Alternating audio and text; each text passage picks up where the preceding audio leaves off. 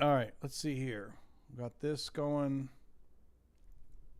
We are figuring things out. Got the mic active. Let me see if I can see myself here.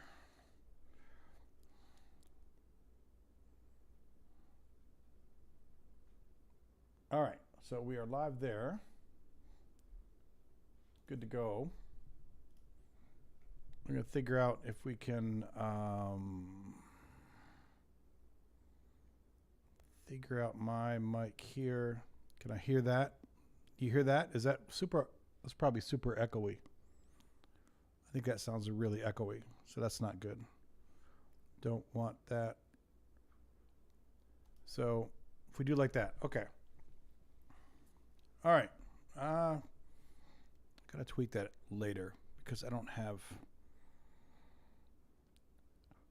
hear myself in there, but that's okay. We'll figure that out another time. Volume is low. All right. So if we do like more like this, testing 1, 2, 3.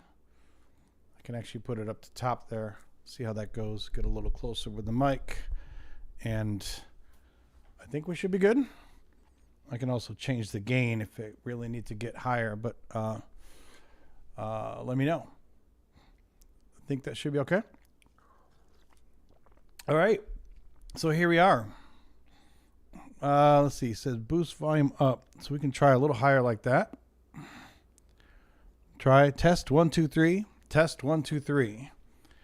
Test 1, 2, 3. All right. I think we are okay. Woo! All right. We're getting there.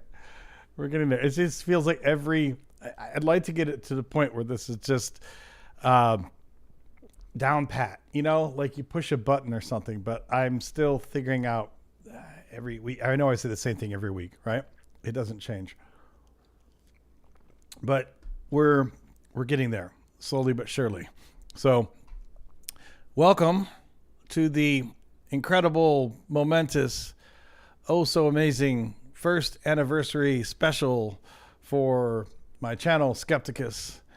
And not that I've been live streaming that long. I have not. But I just realized when I went back to the last live stream and we were looking at, when did the first video come up? And I guess the first video that I posted, I thought it was a little later, but I guess it was May 20th of last year. So as you can see, I didn't post it at midnight last year, but it says no ear pods. I have headphones, but every time I've tried to put those, I don't have a good place I can't put those into the mic. Oh, actually, you know what? Hold on just a second, guys. Hang with me. I might be able to, if I put them into the computer and then if I put them in my laptop or my desktop and then I try to, give me just 1 second, because that might actually help me hear better as well. And then that helps me know better what I'm hearing from everyone or how everyone else is hearing me. Yeah. Jerry says, glasses match the shirt. Cool. Yeah, that's kind of my thing, I guess. I wonder if I do these. If this doesn't work really quickly, we're just going to move on because I don't want to have you guys listen to a long time to this crap. But let me see if this actually works to hear the monitor.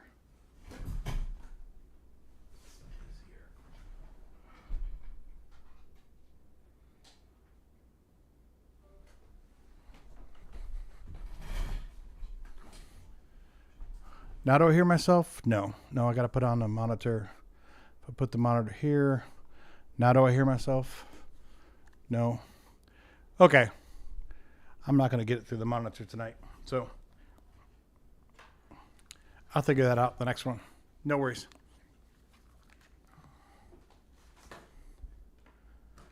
So as you see, because I have the monitor on there. Not sure if that's probably not good. I don't want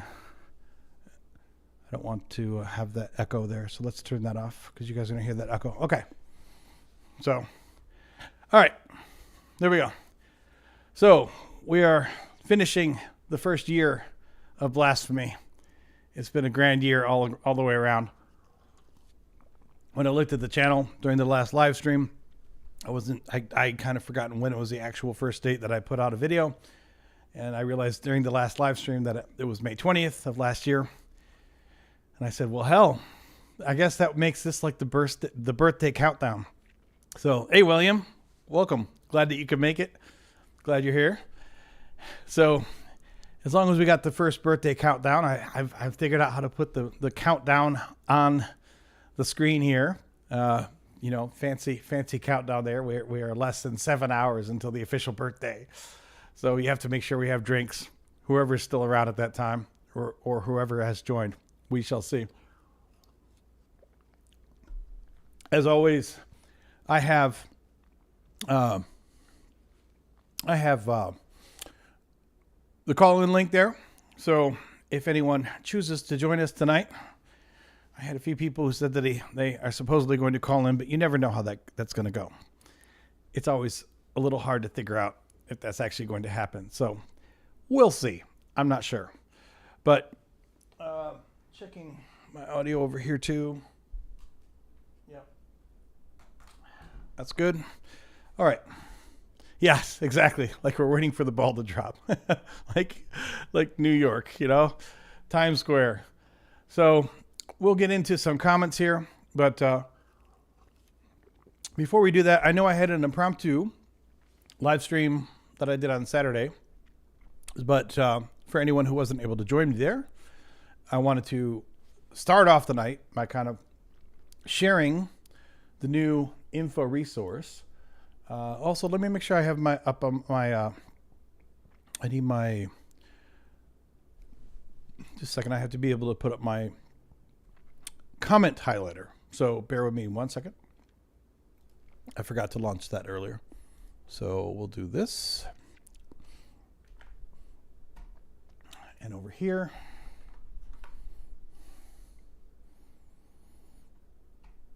And if I launch this here, I should have done this first, but I was like, every time I do this, I get set up and I'm ready to go. And then I end up spending more time than I thought I would getting set up and reconfiguring everything and figuring out how to put a timer on the screen and playing around with the new audio settings and blah, blah, blah, blah, blah. So this isn't exactly the most professional night, but it never is. But that's okay. So let's see this here. So we got that running. And I should start seeing comments coming into there soon. So, all right, we'll get that going. But, also, can you guys tell me this? Do you hear...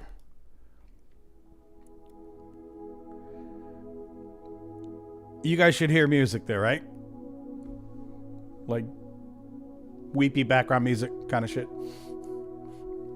I assume that you guys are hearing that on your end because I see it coming through the soundboard audio channel. All right, cool. So I now have, it's cheesy, but I really wanted to have this in place. I now have my soundboard, so we can get applause. We can get sound effects. You know, I have a little setup here of some sound effects. It's not exactly the most advanced, rich set of sound effects, but hey, they're there. Oh, it says they're very soft, so I can. Well, the music would be soft, but like some of these are louder than others. So like when I do this, I can make that still a little louder. I think without blowing everyone's ears. So if I do, that looks better. Looks like I'm hitting the mid level there on my volume. So no! That's the loudest one. No, God!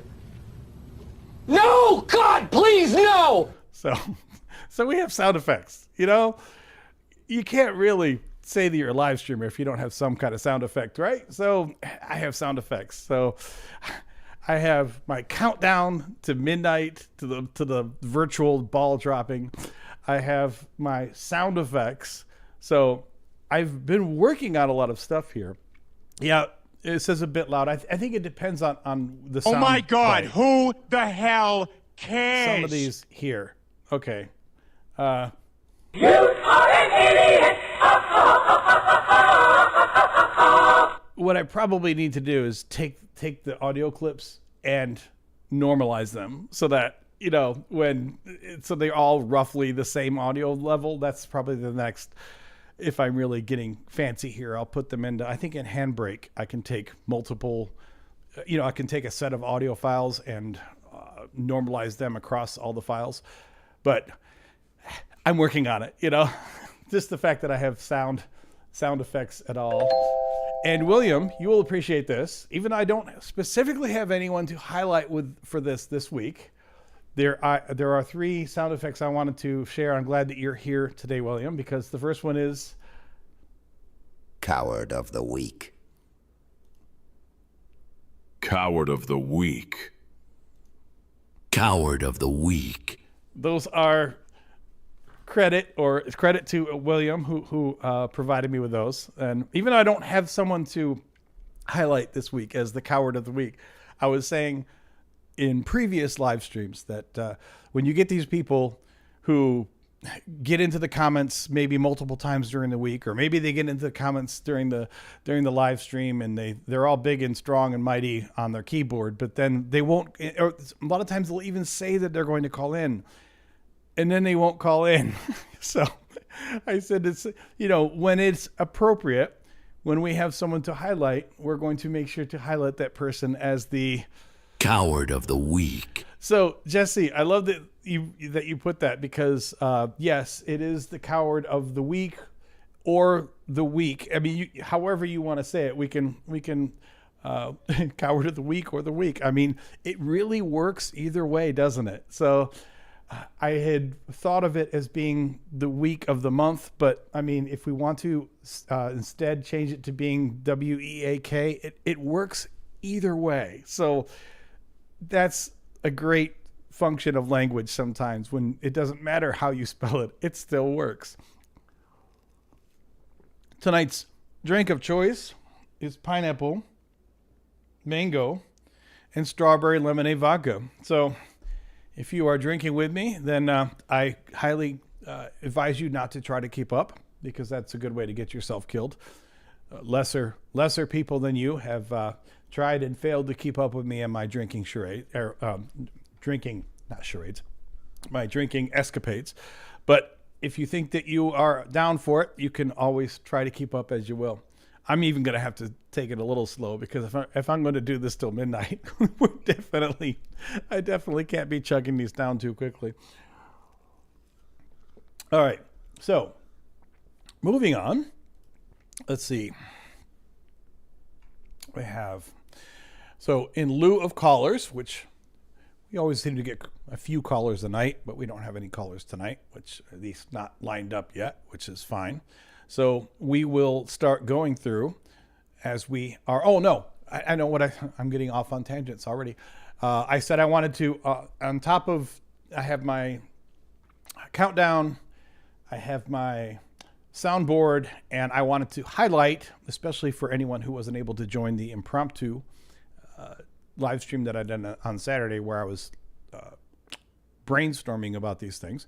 But I now have a new site, and I think this is in the description. Let me make sure I put this in the description really quick. So hold on. Let me make sure it's there so that anyone can get to it if they so choose. I'm almost certain that it's there, but let me see. That I did on Saturday. Yes, I have it in the description. So there is now a new website for Skepticus. It's not necessarily, I guess you can call it like a companion site to, companion site to the channel in a way, because here's the deal.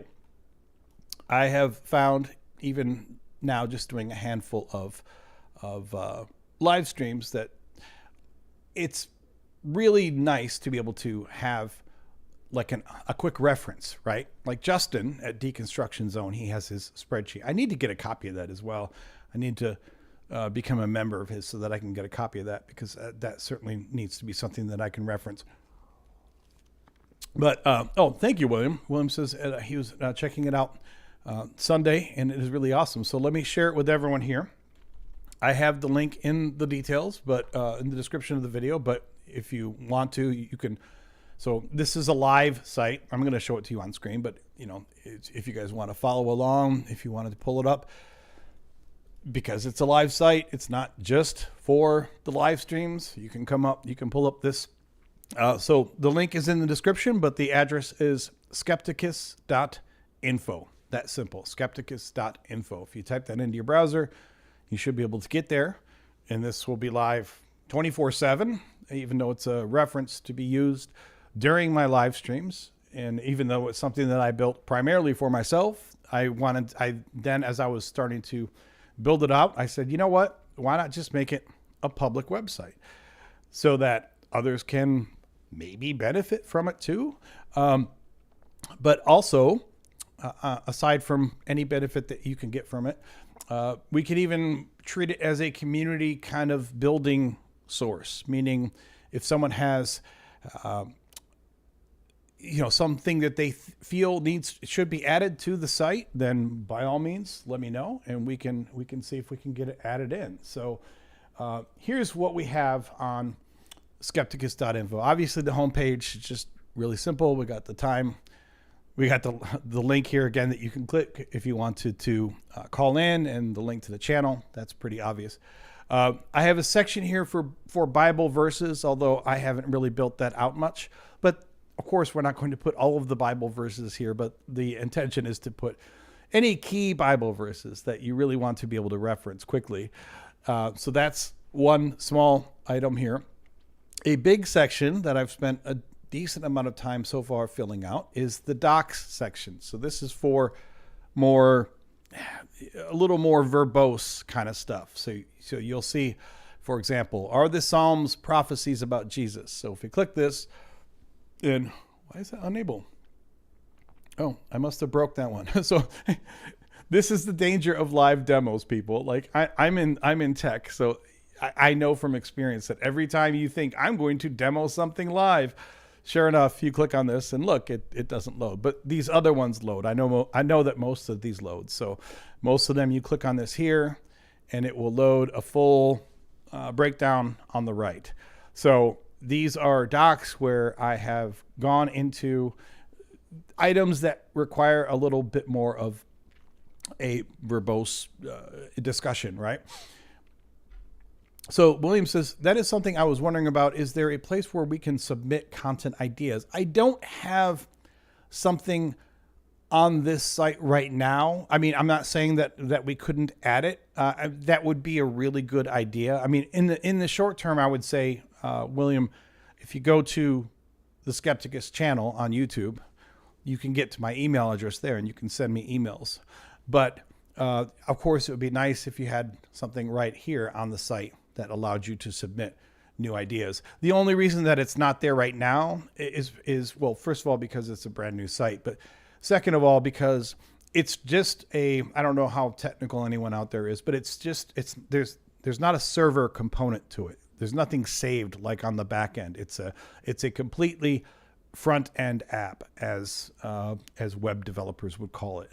So I don't have like a server on the background listening for when you submit a form, take the information that you submitted and then send it to me. Of course, I know how to do that, but I just haven't set that up yet. So, but that's a good point, William. I mean, I would like to eventually make it as easy as possible for anyone to add suggestions to it as to what can be. I don't foresee ever having a time when people can just add to it on the fly, just because, you know, I wouldn't want people defacing it. I would want to be able to at least see what's going into it, to pass my eyes over it. But I certainly would love to have other people submitting and, you know, contributing to it on an ongoing basis even. So the docs are the things that have a little more of a narrative to them. For example, this isn't a very long one here, but I put this in because I was watching some other video where someone was talking about all of the sources that we have for Jesus, which are, of course, sources that usually come decades or in many cases centuries afterwards. But most of these are longer. Like, for example, how many times do we hear from apologists about, you're an atheist. Well, atheists are responsible for the Third Reich. I mean, all the people that were killed by Hitler, and Hitler was an atheist, and blah, blah, blah. Well, of course, that's bullshit. It's not even close to being accurate. So this is, for example, a more detailed breakdown of how much is atheism to blame for the Nazi atrocities. And, I'm not going to sit here tonight and read all these through to you. Although, if I were talking to someone live and they were to bring up these kinds of points, I can absolutely come here and quickly pull up something like this. Most of these talking points I would know anyway, but it's nice to be able to have them quickly at your fingertips and have a more spelled out rationale. Plus, you can even link to them as, if somebody doesn't like them, you can just say, well, here's the full detail right here. Hey, we have a caller here. So, Weirdo Rock Hyrax Evan, how are you? Wait, I have you on mute. So a waiting room rather than get popped right on, but good to be here and wanted Just to say wish I have you to happy. turn you up so I can hear you here. Wanted to wish you happy almost anniversary. Give me a second because I need to talk again. Can you hear me now? Yeah, that's much better. I can hear you. I'm not sure if I think that's. Yeah, I don't have my usual microphone with me right now, but hopefully you can. Hopefully the computer's doing okay. Yes. So what would you like? I didn't hear what you said originally. What would you like to share with us? Well, I was just saying that I wasn't expecting to get popped right on rather than into a waiting room first, but I just wanted to say happy anniversary, and I'm sorry I'm super red. I just turned on for my fan, and it is hotter than Satan's balls here in New York, so... Okay. Yeah, Well, I understand it was 89 down here. Happy almost anniversary. Thank you very much. It's been a hell of a year. I don't know how long you've been able to see any of my content, but... it's been quite a ride. Yeah, it's I've been watching on and off. I kind of stopped early on because I was like, okay, there's a lot of AI. I'm going to kind of peter off, and then I started watching again. And man, you've grown. So heck yeah. Thank you. Yeah. It's been. I know some people watched, like last summer, and then, like you said, came back, and then some people have been watching the whole time, which, that's just the way things go. I mean, YouTube also has funny ways of kind of hiding content when you want to see it, and then other times showing it to you all the time. But I appreciate it's been a fun year. And I mean, there are certainly other channels that have grown faster than mine, but I feel like I'm more successful right now than I thought I would be after 1 year. So yeah, speaking for myself at least, proud of you. You're doing great, and I'm gonna turn on my fan and hope it doesn't make too much noise because I am turning beet red in this heat. So okay. Yeah, but we're like over 90 Fahrenheit here in New York. So, and I'm apartments heat rises. So here we are. But just wanted to. Let me know if my fan is. I don't hear the fan at all. So I'm not. So others can say if they're hearing anything, but so it sounds like. Hopefully, I'll get a little less, beat right here. So I'm going to assume from what you're saying, if you've been watching for a while, you're probably not a Christian yourself or a believer. Oh heck no! Well, no. I just wanted to. I was saying in the chat, I've got a board meeting in about an hour, so I just wanted to make sure to pop in and say hi and happy birthday or anniversary, whatever, before I have to hop off for said board meeting. So okay. Well, thank you very much. I appreciate you, and I appreciate your patronage, your viewership, and it's really cool to have people congratulating and watching and checking out the recorded videos and the live streams, which is something I've been doing new lately. So I appreciate you very much. And you too. And yeah, so atheist Jewish fan here. I know, contradiction in terms, but here we are. No, that's not much of a contradiction at all. I mean, of course, when I was growing up, I always thought like Jewish was just a religion. And then, well, I say of course, because I did not come from a region of the country where there was a large Jewish population. So I thought Judaism is a religion, and you can't be atheist and Jewish. And because I did not come from someplace like Miami or New York, other places that have large Jewish populations, I didn't realize that the term an atheistic Jew is not actually a contradiction in terms. But since then, since I was young, I've of course learned a lot more about the world, and I've had several good Jewish friends, and I think almost all of my Jewish friends have been atheists, which is funny. I have often said that Jews have a long history of saying F you to both each other and our God, so it's no wonder that these days half of us are atheists.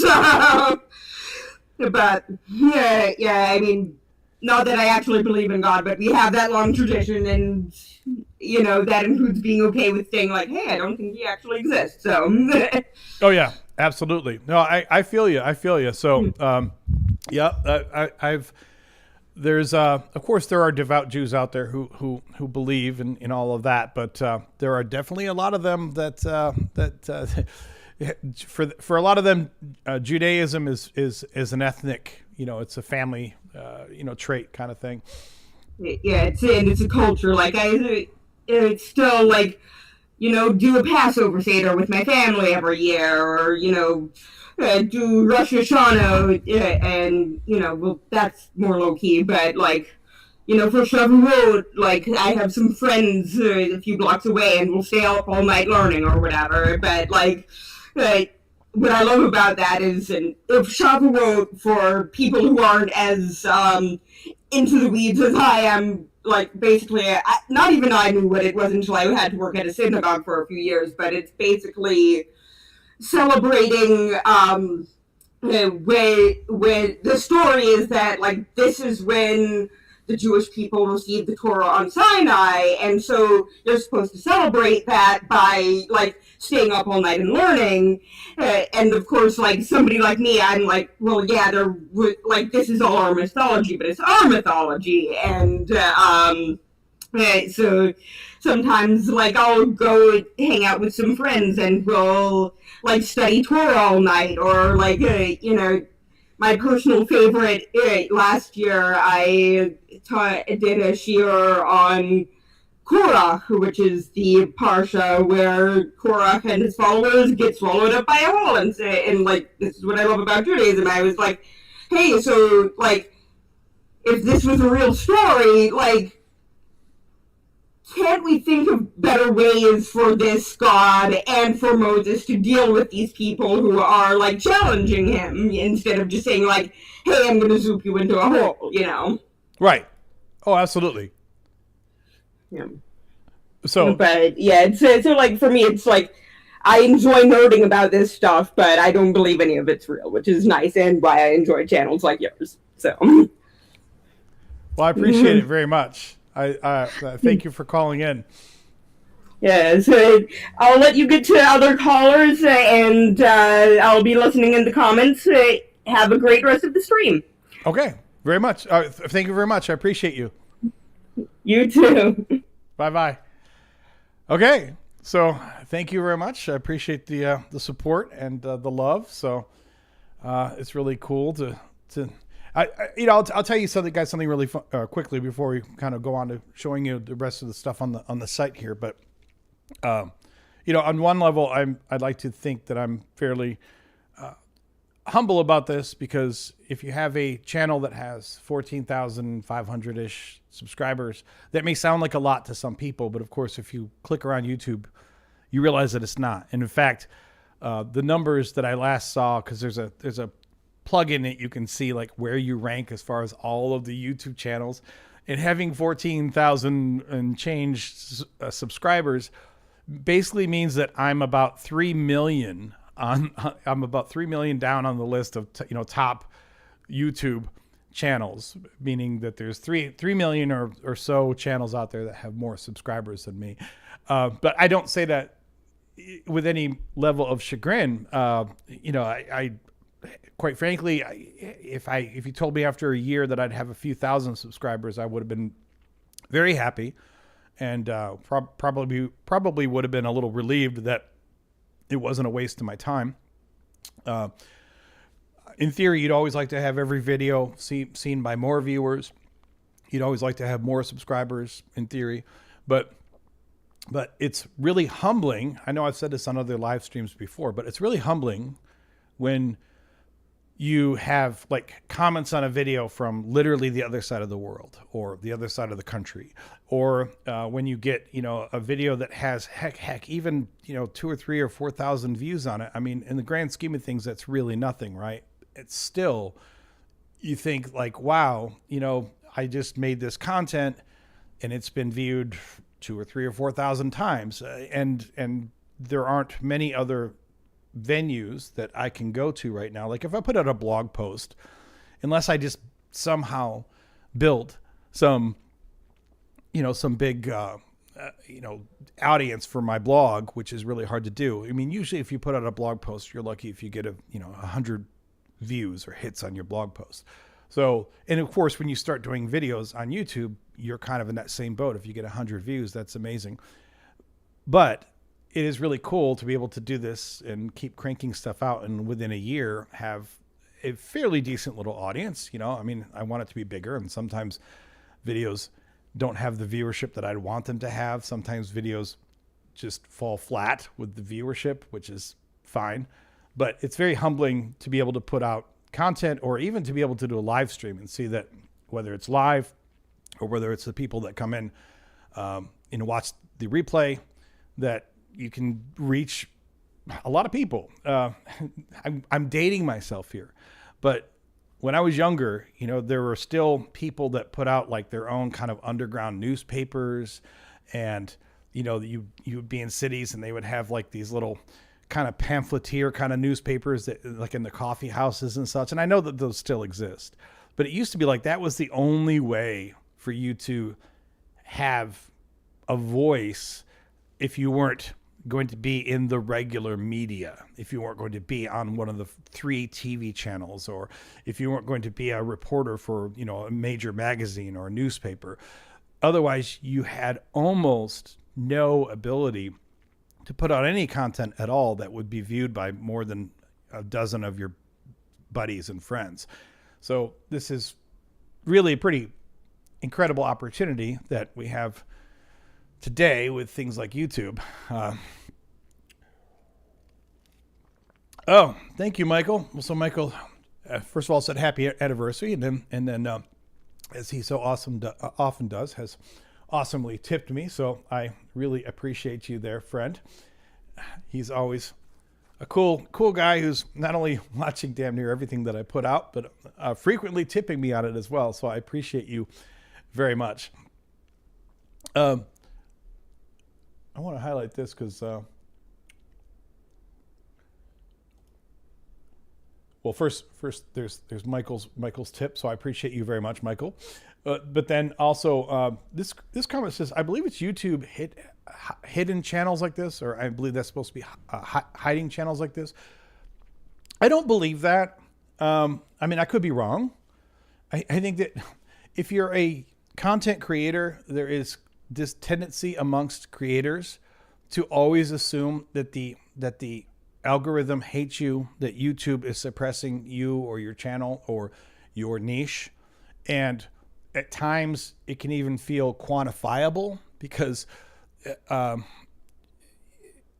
even if you have someone who loves your content, sometimes they'll say to you like, oh, I haven't seen, I didn't know you were still making stuff. Like, I haven't seen any of your videos in 3 months. And it's frustrating because you're thinking, I've been putting out videos 3 times a week, and you haven't been seeing them for months.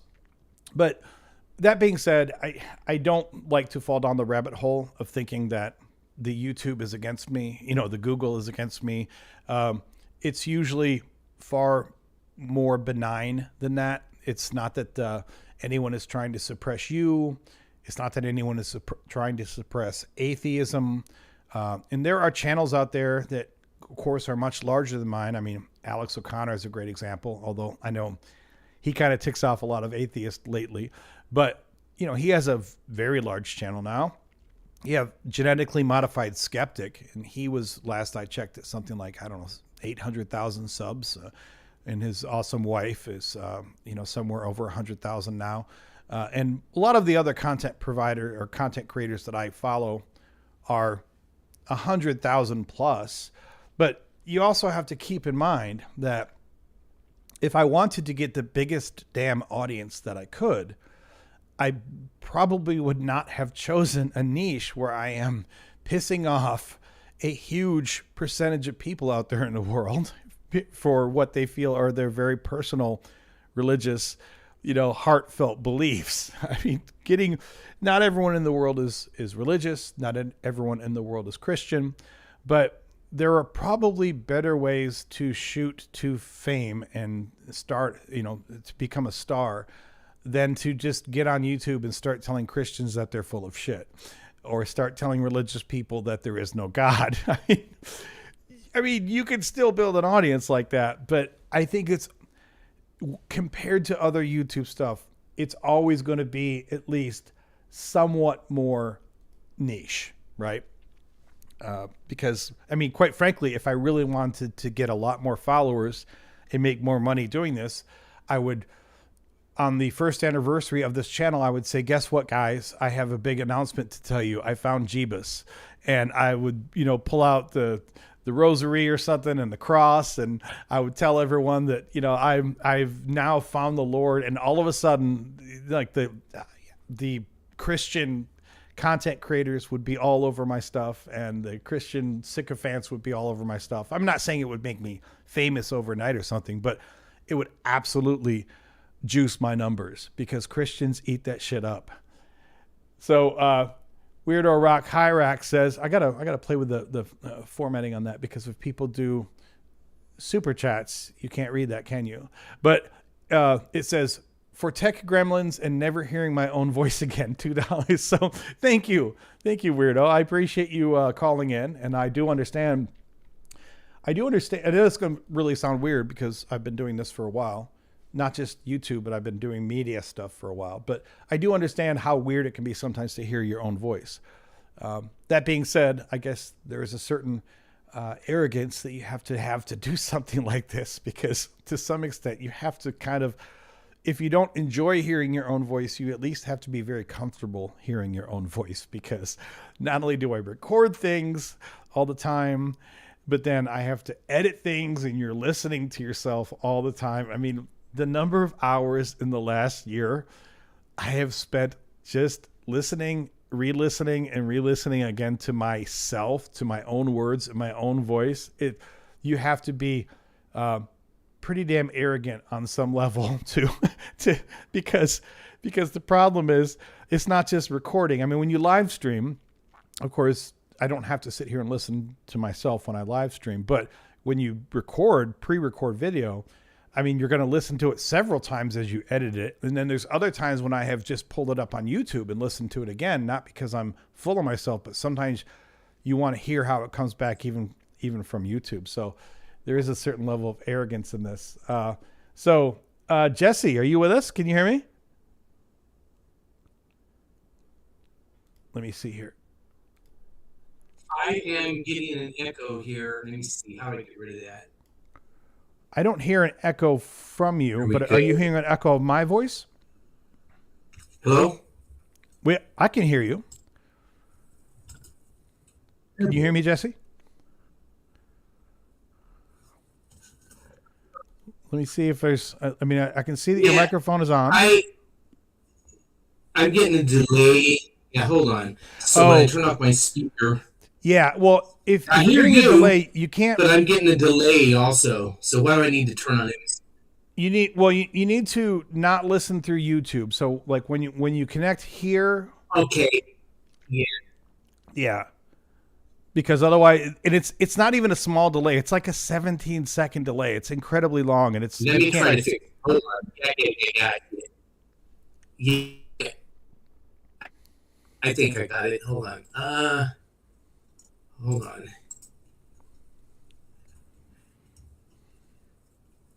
Okay, I'm on the link now. I don't hear you. Can you hear me now? Can you hear me? Okay, I hear you now. Okay, cool. Yeah, I forgot I had the actual other YouTube link on. Yeah, no worries. That's a very common thing.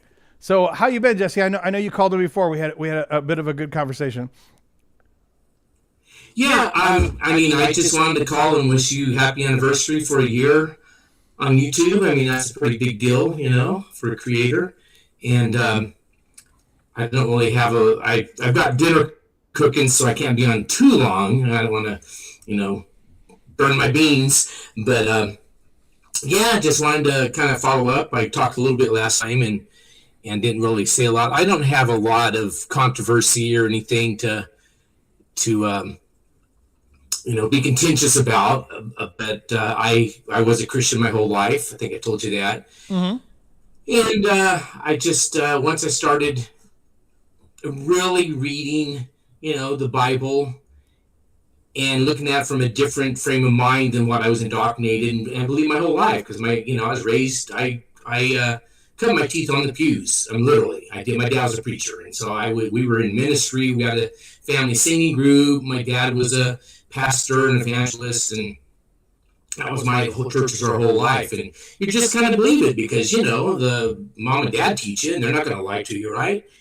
And it took me, let's say, better part of about 60 years, because I'll be 66 this year, and it took me the better part of my life, and it's been a slow burn. I think I told you it's been. I've had doubts for years and years, but it's just like, I don't understand it. God's ways are higher than mine. I got to take it on faith and all that kind of stuff. And at some point, things happen in your life, and you just can't overlook the inconsistencies anymore.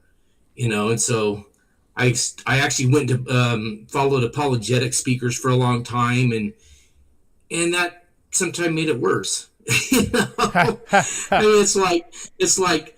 Wait a minute, that may answered one question, but it raised three more questions, and it just didn't, and so I fought it. I said, I don't want to be an unbeliever, I want to keep my faith. I want to believe it. I want it to be real.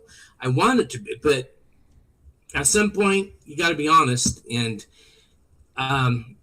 it's hard to come to terms with it sometimes, saying like I believe basically inadvertently, whether it was meant to be or not, I believed a lie. And I don't think my mom and dad, I don't think they intentionally tried to deceive us kids, but we were taught it. My dad believed it. He was a preacher, and it's kind of a sobering thing when you finally come and say, like, I just can't believe it. I can't hang on to it anymore. I just can't. And it's a hard thing to deal with sometimes, because you do lose community. You lose. I haven't come out as a skeptic or someone who doesn't believe, because so your friends and family don't know. I'm sorry. Your friends and family don't know. No. I've already lost some friends of decades for coming out against Donald Trump and questioning policies. And they were like, hey, he's God's chosen man. And he's the man that God put in office for this time. And I'm like, no, this guy, this guy, and that's another thing that was kind of yelling the call for me last 2 or 3 years was, I'm looking at all my friends that are spirit filled. They've got discernment. Some people say God speaks to them personally, and I'm thinking, and they're all they just glommed onto this guy and sucked it all up. And anybody looking like, and they would, they liken him to, King David. He sinned, Look what God did with King David. Yeah, but it's not even the same. At least David, if you believe the story, at least David was contrite.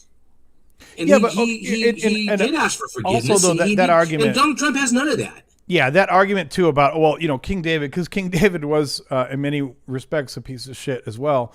But if we're if the argument is, David was problematic and, deeply problematic, and God worked through him. Okay, so basically what you're telling me then, the argument then flows that, hey, it doesn't matter what a person says or does, what their morals are, what their ethics are, because, hey, God can use them too. And to be clear, when I was a Christian, I believed, I did not like Trump at all, but I believed that, yes, God can use good and bad people, and God can, make good things out of, people, even that are lacking moral character.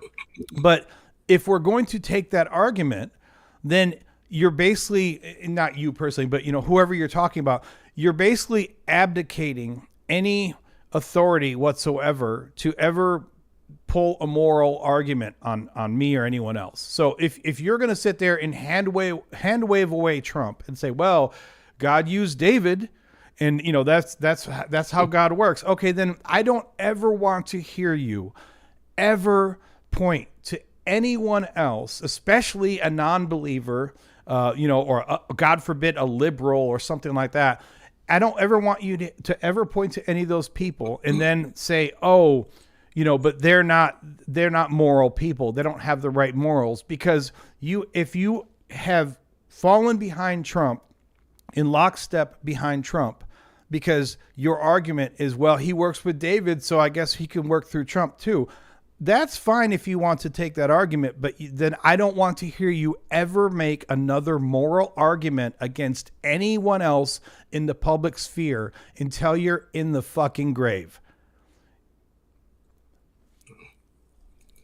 Yeah, no, it's ridiculous, but that's the kind of stuff you hear. And so you asked me, does my family or friends know?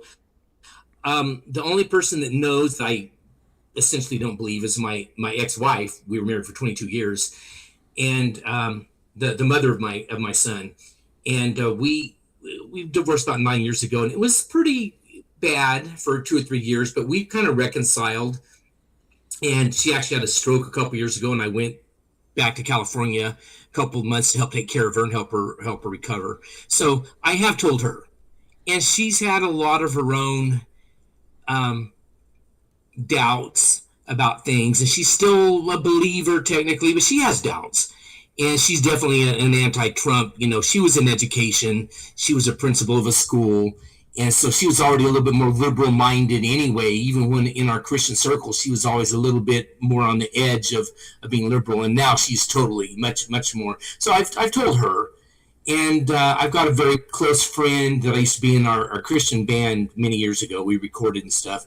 But a good friend, I think he knows. I think things I've told him, I think he kind of suspects that I don't believe, or at least I don't believe what I used to believe. But I've never told him outright. He's never asked me. I think we're good as we are. But I haven't told, because I know that I've got two brothers, and I know one brother and I were very, very close. And since I diverged from Trump and criticized Trump, he rarely calls me anymore. He's pretty much, pulled apart from me. And I know if I ever told him, hey, I just don't believe, I would probably never hear from him again. And the reason I say that is because he disowned his own daughter, his own adopted daughter, because she came out as a lesbian, and he and his wife, my sister-in-law, they disowned her. They want nothing to do with her. And I thought, you can't do that as a Christian, supposed Christian, who is supposed to love. You can say, hey, I disagree with you, but you're still our daughter and you're still welcome here. No. And I thought, if he could do that to his daughter, he'll do that to me, his brother. And I'm at the place in my life, I can't afford to lose the rest of my friends and family. You know what I mean?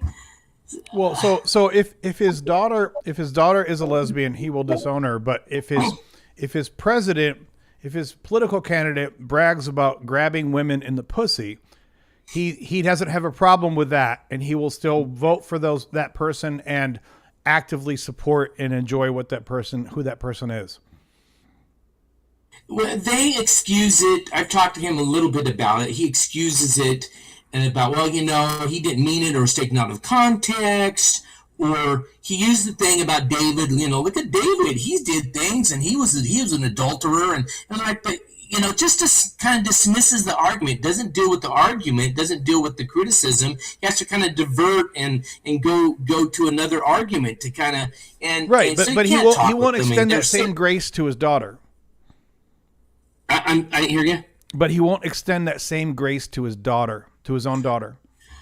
No, and it's just he actually had two daughters. He has 2 boys and 2 daughters, and the one that he basically disowned, she came out, and then they had nothing to do with her. They haven't heard from her in years. And their other daughter, who I kept in close contact with over the years, they've done the same to her. Not because she was a lesbian, because after she left the home, she got kind of promiscuous and had boyfriends and had a drug problem. And so, there's no way that you could support. Back and so they've done the same with her. Well, there's no way that you could support, Trump and also support promiscuity, because we know that Trump would never ever be promiscuous. No, never. No, I mean it doesn't make sense. It's cognitive dissonance, it's like they don't think. They're not thinking logically. They don't like I consider myself, I detoxified from Fox News and I just started getting a lot of independent sources because I saw that they were lying to me. I caught them in lies. And it's like, I have to detox. I don't know what the truth is. I have to find out what the truth is. So I started watching different, hearing different, and like, wow, there's a whole different side to this that I didn't see.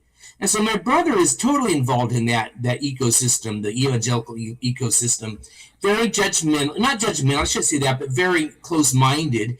And if you don't fit within their paradigm, then they may not say, I'm going to disown you, but they'll basically pull away. And they did that to their other daughter that I was telling you about. She had some problem with drugs and boyfriends and this and that. So she came back a couple times. Okay, I'll do better. And then she kind of dropped off the wagon. So she's been trying the last like 5 years to straighten up. I mean, she's got a job and she, kind of settled down. And I've talked with her. I visited with her a couple times when I was back in California. And she asked me, she said, my mom and dad don't want to talk to me. Do you think you can talk to my dad, which is my brother, my brother? Can you talk to him and see if I can call him? Wow. And so I said, sure. So next time I called him, I talked to my brother. I said, yeah, hey, I talked to Jane. Oh, I won't tell her name, but I talked to, her daughter, the daughter. And she just kind of, if she called, would you talk to her? She kind of wants to talk to you. And he said, no. Oh, gosh. After all that we've been through, no. Oh, gosh. And it's like, oh, my gosh, she's reaching out to them and saying, I want to talk to my mom and dad. And he's saying no. And I was kind of shocked. Like, what kind of Christian love is that? You want to reach out to, what's a 70 times 7? How many times do I forgive my brother? 7 times? Yeah, 7 times 70 is what Jesus said. Well, I don't know how many times it's been, but it hasn't been 490. I'll almost guarantee that.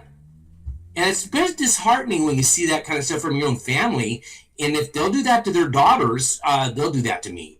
They'll disown me, and they won't say it outright, but they'll just not talk to me or be very cordial. And yeah, but, so I can't say anything. And if Trump came out, and I'm not, I know this isn't all just about Trump, but I love the obvious dichotomy that this creates, because if they literally came out with a video, not emails, but a video that shows Trump with some, underage girl or just any girl who's not his wife at Epstein Island tomorrow, and even if it was everywhere that you could watch it, he would have every excuse in the world for why that's not a problem, or why it's all fake news or whatever. But when it's his own daughter, either of his daughters, like he's just completely shutting off.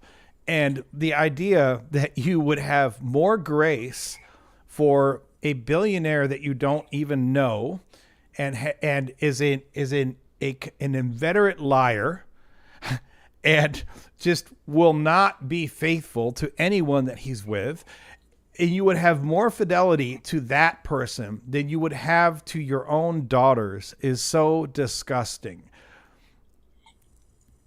It's disgusting dichotomy that you can't even reconcile that.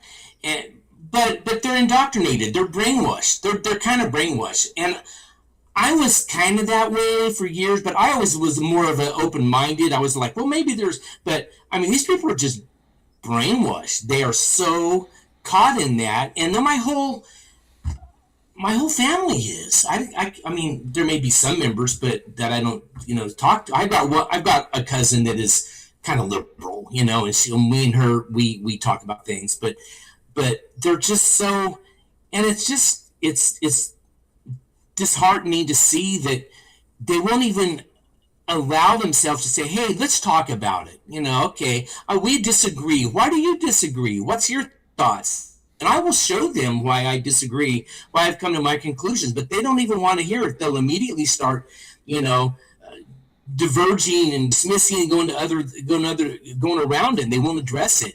And it's just, I don't I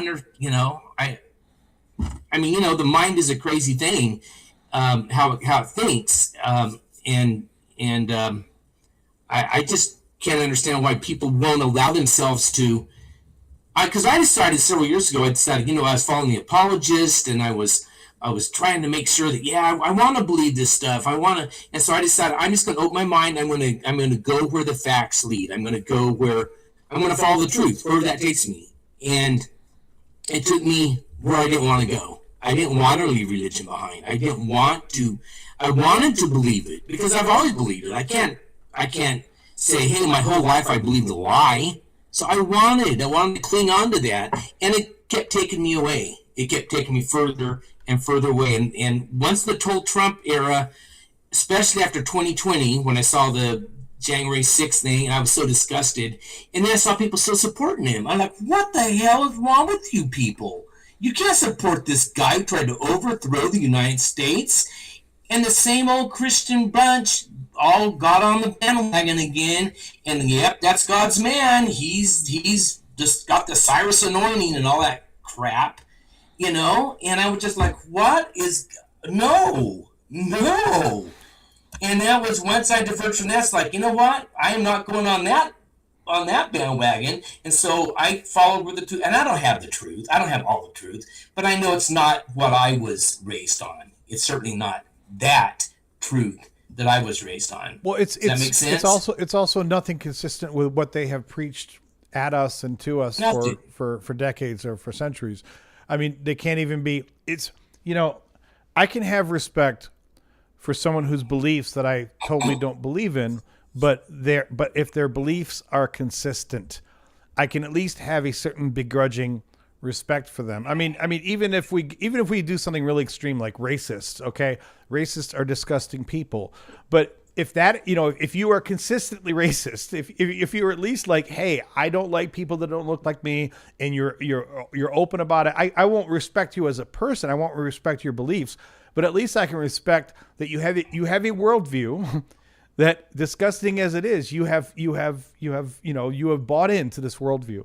But most Christians and most Republicans, and I know those aren't exactly the same thing, but unfortunately too many times they are, pretty close. It's so two-faced because, I just had to look it up because I forget the name, and you'll probably remember this, although I always laugh with my audience that I'm dating myself here, but I'm old enough to remember that in the 80s, there was a Democratic presidential candidate named Gary Hart.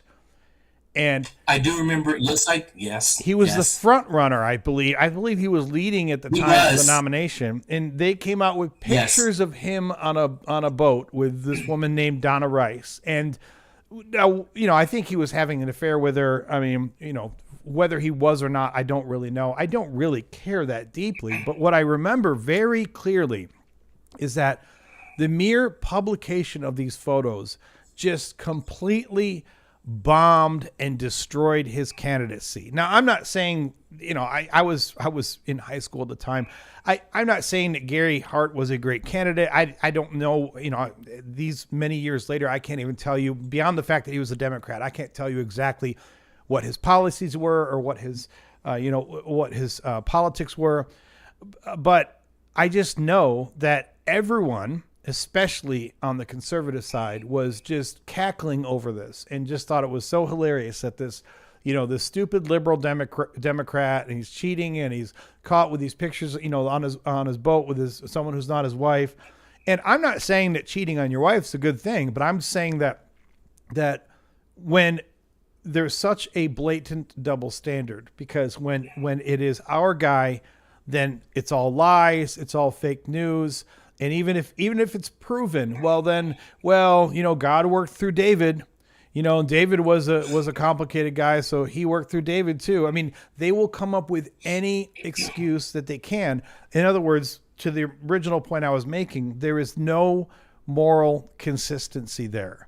They cannot and will, and which is funny because they want to claim, so many Christians want to claim that they have an objective moral standard, and yet, not only do they not have an objective moral standard, but they can't even act objectively when it comes to how they treat one candidate versus another. The objective is, are you Republican or not? And you support the Republicans and you hate everyone else. That's their objective standard. If you want to, that's as far as the objectivity goes. I was a Republican since 1980. My first election I voted in was I voted for Ronald Reagan, good old Ronnie. He's the man. He's gonna make America great again, so to speak. He didn't say that, but that's kind of basically what he was. And so I was very much entrenched in that, and we had the moral high ground. We weren't like them Gary Hart guys that are cheating on their wives. We got the moral high ground, and that's all we heard. We heard about family values. We heard about moral and sexual purity, and we don't cheat on our wives, and we're faithful, and we do all this stuff, and we're the party. We're the and then Donald Trump came around and they moved the goalposts, and then they moved the goalposts, and they moved it again and again, and they kept moving it until now you can't see the goalpost. I mean, seriously, and it's not the same. I look back to the early, 30 years ago, the Republican Party, and it's totally different. I mean, at least they pretended they had some kind of, at least trying to show that they were moral people, and they've gone so far, with following this guy, this Donald Trump of all people in the world, this guy, and they've just obliterated the goalpost, and it's not, and that was, like I said, one thing that I kept looking at, like, what's going on? This guy's an obvious con man. This guy is just such a phony, and he's such an immoral man, and the Christians are all like, yep, that's God's chosen man. He's anointed of God. And that's all I heard from my friends. I'm like, you guys have lost the plot, And so I diverged. I went a different direction. Haven't told anybody except maybe, one person. And I feel alone. I can't even post on Facebook anymore, basically anything other than, things that are not about current events, because I always get attacked. I had a friend of mine, about a year and a half ago, when I was pointing out things Trump was doing, and this is a Christian, a very fine Christian woman here, and she said, "Are you a communist? Are you a Marxist?" And I'm like, "What? You know me? Why did you say?" Because I criticized Donald Trump. All of a sudden, I'm and she's and there's something like, "You a Democrat or liberal Democrat?" It's like, oh my God, what's wrong? Because you don't agree with them, all of a sudden you're some Marxist and you're a communist. And I unfriended her. I don't need friends like that. Someone that should know me a little better than that. He accused me of being a Marxist. Probably doesn't even know what a Marxist is. A Marxist or a communist? What? And this is a very conservative Calvinist Christian that I know, and like, no thanks. I just completely unfollowed her. It's just nuts. So anyway, I'm gonna let you go because I got dinner cooking, but just want to kind of check in and say hi and happy anniversary. Well, I appreciate it. Thank you very much, Jesse. Okay, I'll stay on and still listen to the show as I can, but I gotta. Yeah, by all means, we're gonna keep going. Yeah. But thank you for joining us. I appreciate you. Hey, yeah, thanks for having me on. I appreciate it. Thanks, Adam. See you later. Bye. So I'll get back to some stuff on the site there, but I feel compelled to still add a few additional points there from Jesse's great commentary. And I love here. I also want to highlight, because I was going to basically say the same thing, and then Weirdo Rock Hyrax Evans says, communists and socialists are just code for things right wingers don't like. And this is one of the weirder things to me. When anytime there has become this paradigm now, and I hate to break it down to Christian or not, I hate to break it down to Republican or Democrat, because in theory, these things should be much more nuanced than this. But the sad part is that in terms of the rhetoric that goes on in this country right now, whenever a Christian conservative, which also means basically Republican, hey, Secular Scriptures, and I loved your email. I'm going to bring that up too. So hang out. But I love how everything that they don't like now is labeled not just as liberal, but it's often labeled as socialist. And if they're really feeling salty, it's also labeled as communist, which there are several things about that I find to be sadly hilarious. One is that they can't seem to understand the difference between the terms liberal or socialist or communist in their minds, in their tiny minds. And I mean, anyone who just throws around those words haphazardly has a very tiny mind. So if that sounds dismissive, I don't give a shit. But in their tiny minds, they just don't even understand the distinctions. And everything is just painted with this sad, liberal, social, communist brush. We've seen this with, there's a content creator. I'm not even going to pull him up. I can't remember his name. He's an asshole, but I reacted to 2 of his videos. And he's what is he? Irish guy, I think.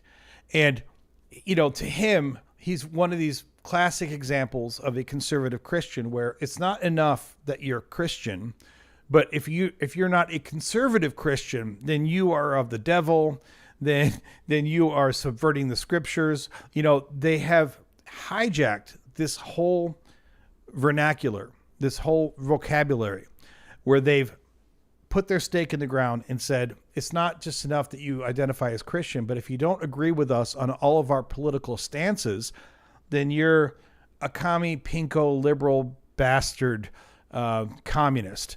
And I know I say socialist. When I was growing up, at least where I grew up, this might have been different in the South, but even though I live in the South now, I grew up in the North. I grew up in a fairly Protestant Northern tradition. And Christianity was not liberal or conservative. Christianity was a religion.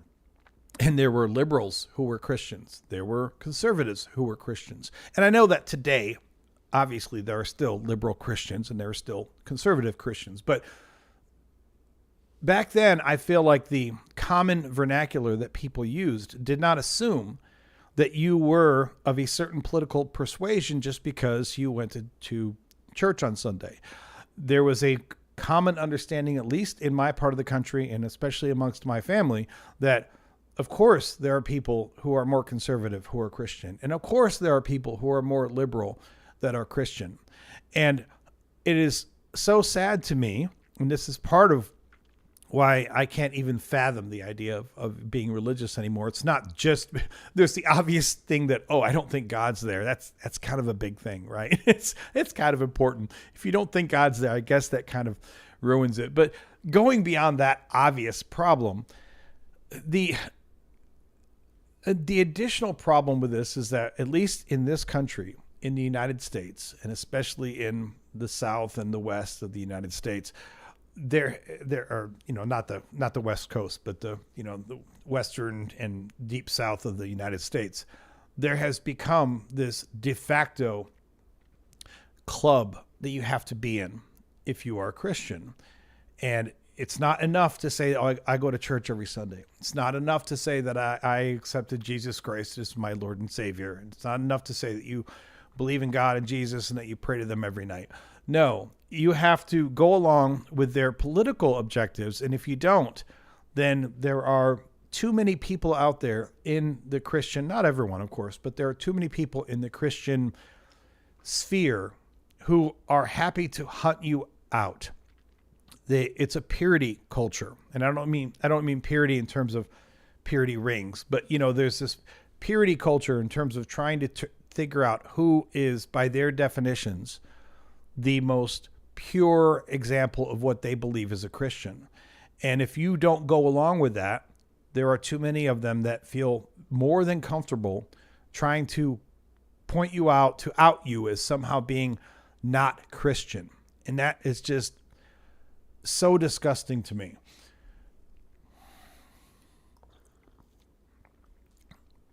Okay, moving on. I want to highlight here, because I saw secular scriptures here in the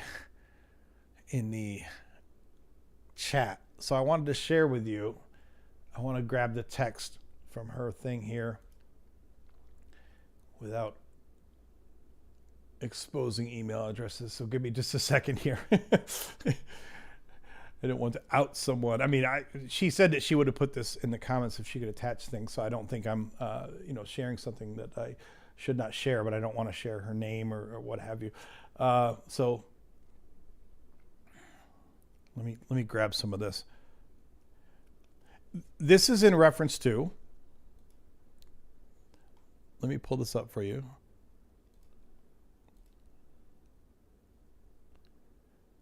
If I can get to it, if I know how to do the clickings. Okay. I'm going to make this bigger and put this on screen. Take this off screen. So many things to click. I know what I'm doing, really. No, I don't. I really don't. I'm definitely not going to share your address. And also you have a name in here too, so I don't want to put your name here either. But first I'm going to show the where is it? So what they sent in this email to me about was about this most recent video that I did. I just wanted to pull up on screen in case you guys hadn't seen it.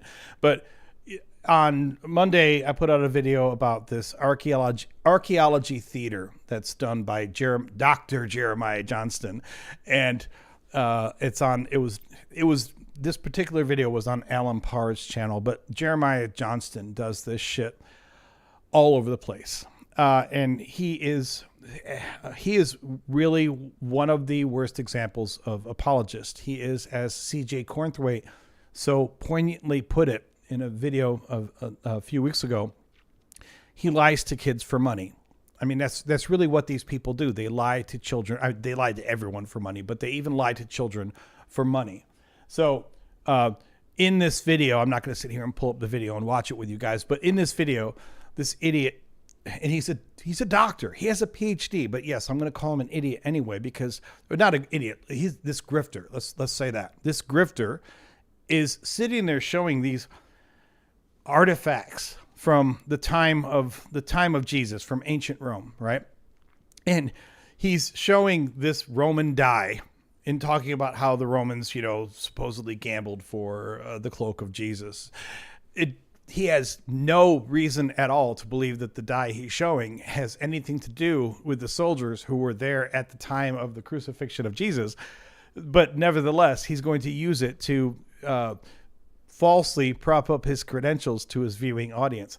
And then he shows a spike, a Roman nail that they would use, of the type that they would use in a crucifixion. Once again, there's no reason at all to believe that it has anything to do with the actual crucifixion of Christ. We don't even know if it's really from that time, because he even admitted in the video that he's buying these things from antiquities dealers in Israel. And if you know anything about, real, I'm not a scientist, but if you know anything about real archaeology and real science, like, there is no such thing as a respected or acceptable find that you can ever get from any antiquities dealer. At the point that it becomes at the point that it comes into the hands of antiquities dealers, it is, from a scientific and scholarly perspective, worthless, because you have no provenance for the item. You have no idea how many hands it's passed through, where it actually came from, what the state of the site was where it came from. So it is ridiculous. But in dementia, a demented engineer says, where did he get his doctorate? Paula Gia pointed out they must give a statement of faith over certain institutions, and that we must vet them for that. For what it's worth, with Dr. Jeremiah Johnston, I looked this up before I did that video, because I was thinking the same thing. Like, maybe his doctor thing is just one of these sadly tilted seminaries where you have to sign these statements of faith. And he does have, like, his bachelor's and his master's from a Bible college, but his PhD is from a school in London, and it's not a religious school. It's a secular school. So I'm not saying that makes him the greatest scholar in the world, but I'm saying that he actually has real credentials. He's not like someone who just went to Pat Robertson University or whatever the name of those places is, and signed a document saying that he's only ever going to agree with what's in the Bible. No, he actually got some of his education, some of his higher education, from real secular institutions. But that being said, one of the things that he pulled up in that video is he pulls up a needle.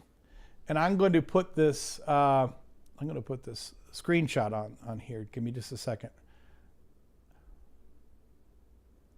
so that you can see what secular scriptures had to say. Give me just a second, because this is pretty hilarious. I love this.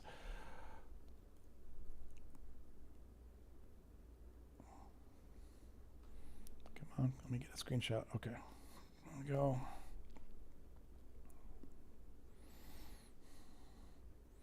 All right, let me put this here. I'm going to make it bigger so that you guys can see it.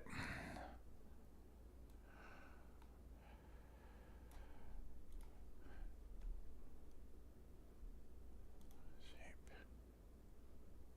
1 second.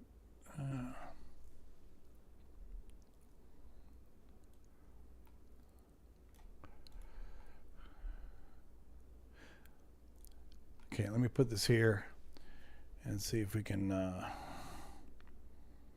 get this a little easier to see.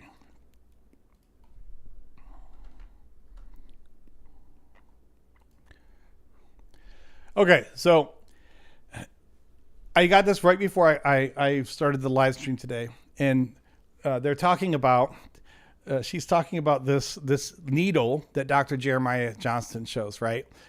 And she says, now the reason it bothered me is because needles don't work that way. It has a knobbly end which would catch on the fabric. The hole is in the center and too wide and would also catch. And there's another catch point right after the point. To me, it looks like a simple fibula or garment pin, which was a big spike worn on the waist, chest, or shoulders to hold garments on. And the holes would be features, not bugs. I'm guessing this was a waistline pin because it's not decorative like shoulder fibula, or maybe it was just working class. A cord would be tied to the hole and passed around the shaft and the fabric, and then back up in a figure 8 holding the garment in place. There might be dangly bits on the cord to help keep it from slipping, and people like baubles. Fancier versions have a C-shaped top and fasten like big decorative safety pins. Unfortunately, figurative art does not exist from the time in the region of Judea due to religious prohibitions about depicting humans and animals. So the exact fashions are a mystery, but fashion seemed to be fairly consistent across the region for a few hundred years. So here's short-haired Jesus raising Lazarus with a magic wand from the 200s. Enjoy. But looking at the website, I'm willing to bet these are forged reproductions, not originals, because this one looks suspiciously like the one in the video. Just saying. So again, it's maybe a little hard to follow without going back and watching the original video. But what they're pointing out here, really, it boils down to this. Dr. Jeremiah Johnston is one of these types of charlatans where he will hold things up that look like they come from the time that he's trying to talk about. They look to an untrained eye like they could be authentic. They look like they may have come from antiquity. And just because they have that sheen of plausibility for those who don't know anything about them, it ends up, sadly, in the eyes of certain ignorant people, giving him a sheen of credibility that he has not earned. A good analogy would be like this. Imagine that I do my live stream today and behind me, I have this incredible setup of things that look like they are from ancient China or ancient Japan, like from the ancient Far East.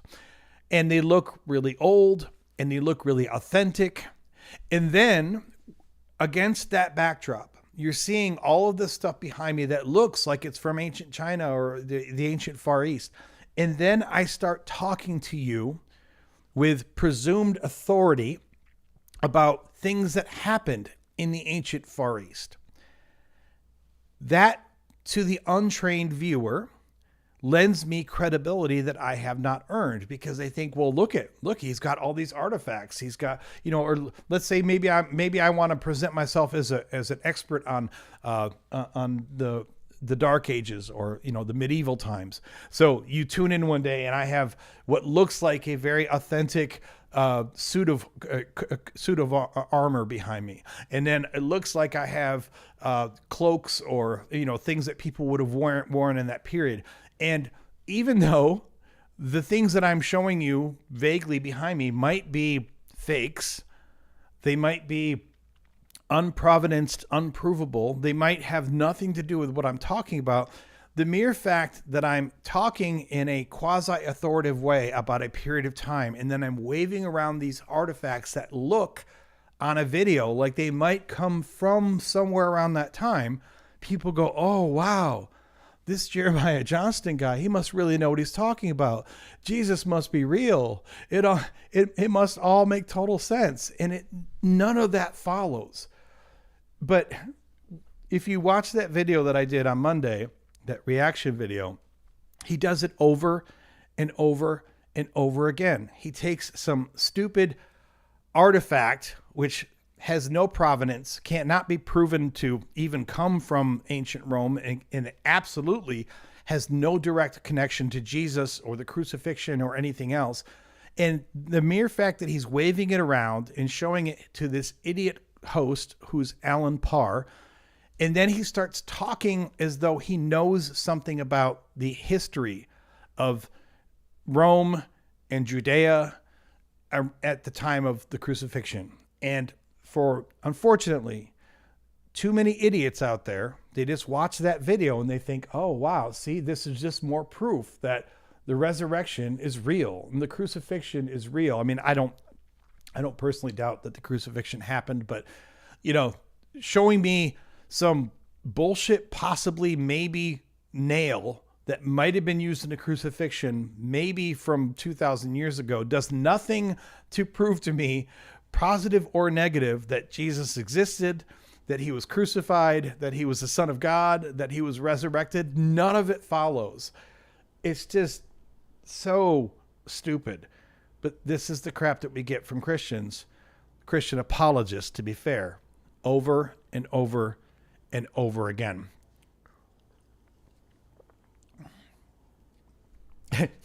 Michael says he is a pinhead selling a book. Yes, that's perfect. On this channel, people have different opinions about how you speak about those on the other side of the fence. And I probably speak too bombastically at times about Christians in general, or even about apologists in general. But when it comes to someone like Alan Parr, or especially Dr. Jeremiah Johnston, I have no problem at all saying that he's a pinhead trying to sell a book, you know? and it's so, what pisses me off about it, it's like going to a bad magic show where all the tricks are obvious, but then there's certain people sitting in the front row who just want to believe the magic so badly that they're clapping and they're throwing this crappy magician dollars, you know, or $100 or whatever. And then they're walking out of the crappy magic show and bragging to all of their friends that, oh my gosh, this guy's for real. Like, you know, this proved everything that I always thought that I knew about magic. It's all real. And you're just sitting there the whole time thinking, oh my gosh, am I the only one in the room who sees the fuckery that is going on right now? That's what it feels like sometimes when I watch some of these apologist videos, because so many times the arguments that they put forth are just logically incoherent and they're just not sound at all. And I know that they're preaching to the choir. I mean, you can argue that I'm preaching to the choir too, right? Because a lot of my viewers are non-believers or agnostics, or however you want to define that. But I would like to think that if I sat here on the live stream and told you guys, well, clearly, you know, if A, then B, then football, then somebody would call me out on it. Somebody would say like, whoa, that doesn't follow. You know, that doesn't make any sense. But for the apologists, they don't ever have to worry about being called out. Weirdo Rock, Hyrax 7, thank you. If you're around later, please join us again. But I realize you have to get to that board meeting, so thank you for calling in. I appreciated getting able to talk to you and meet you. I'm also going to, it's early, but I guess I should have gone earlier. I'm going to run to the restroom really quick. And then what we're going to do, I'm going to show you a few more features on the site, the skepticus.info site, because I wanted to make sure I just kind of shared those with you. And then I'm going to get into some comments and we'll go from there.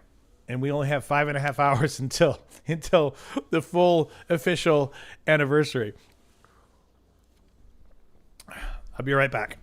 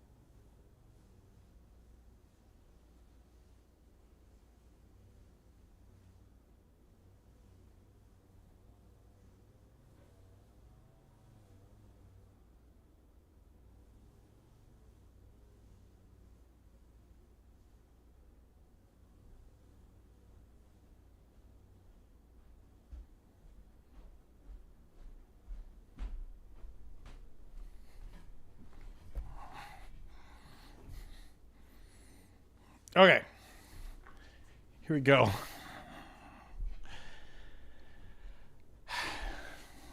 I like it. Captain Homer says, but the historical evidence. Yeah, exactly. But there's so much historical evidence. Oh, how can you possibly ignore all of the historical evidence? That's what that gets. That's where we're giving that. That's. We need that. We get 2 of those for Dr. Jeremiah Johnston. Yep. There we go. That's perfect. Okay. So, moving on.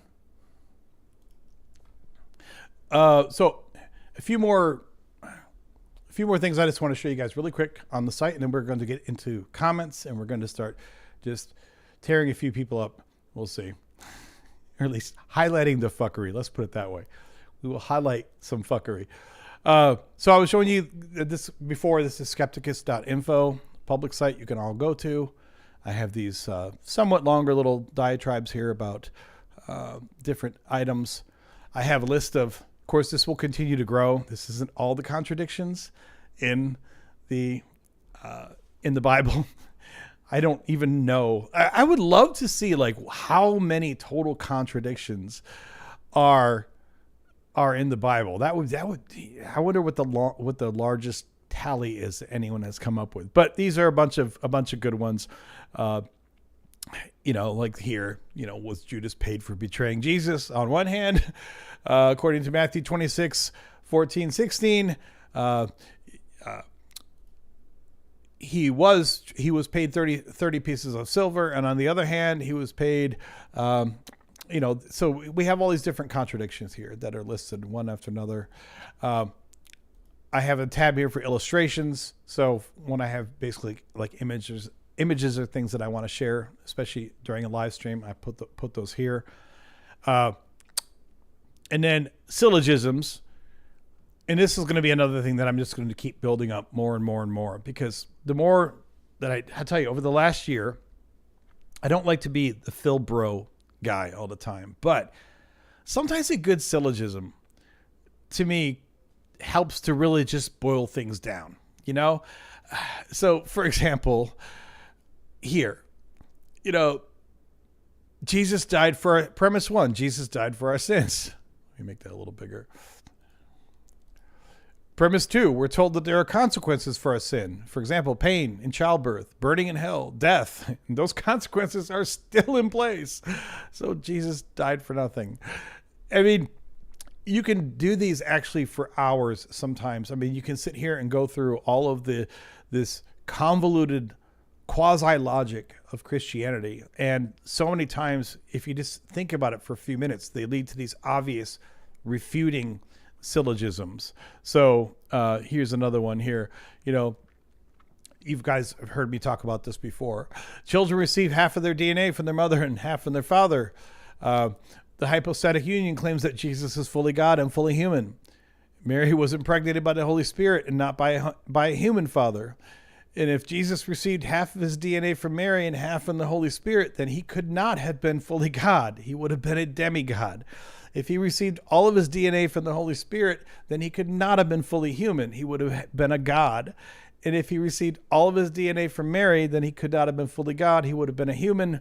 Conclusion, the hypostatic union is impossible. And, I'm going to keep piling these up here.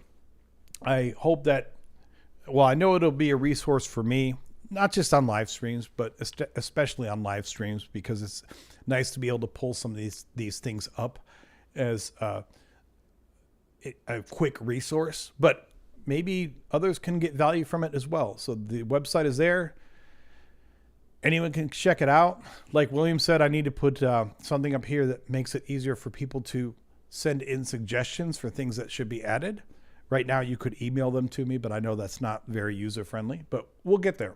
This will be an ongoing resource for my live streams, for the channel, etc. So, hey, let's all congratulate me.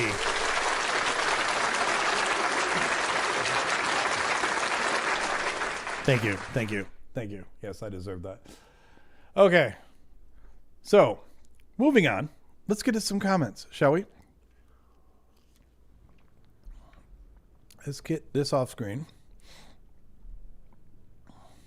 Let's get here.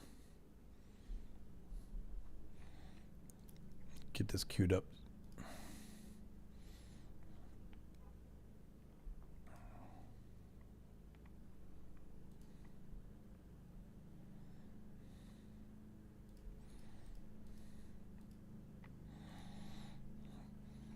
I know that's still pretty small on screen for some people, especially if you're watching on mobile or something, but it still helps to kind of put them on screen. So let's get to comments. Make sure that I have this clicked because I always do that. There we go. And let's go here.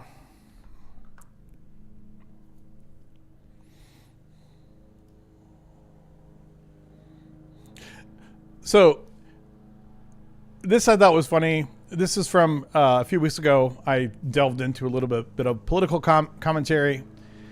And I know that not everyone likes the political commentary. But I thought that you guys would appreciate this. Because it says test out more sound bits. We can do that. We have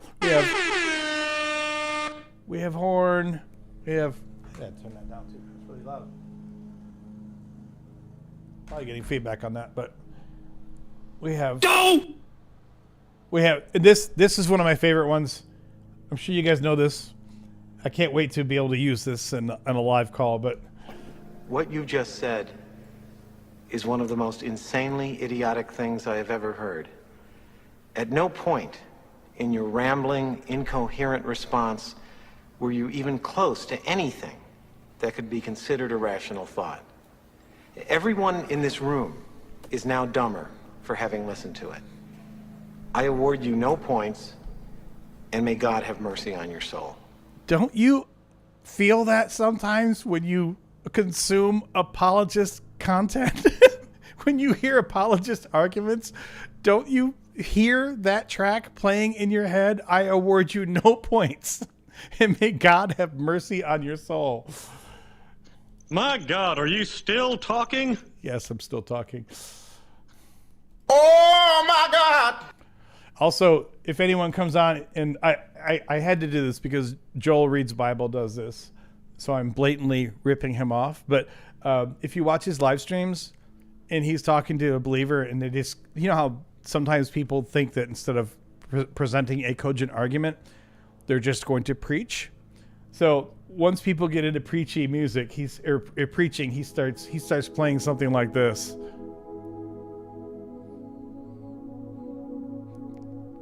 This will actually go on for many minutes, so I'm not going to play the whole thing, but I can just put this on and just let it play while they're preaching away, you know?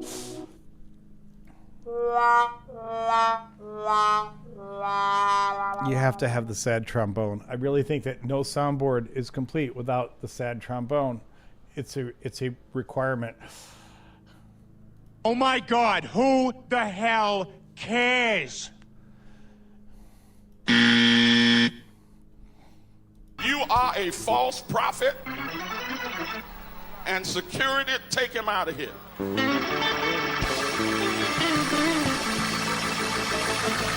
That's me, false prophet, right there.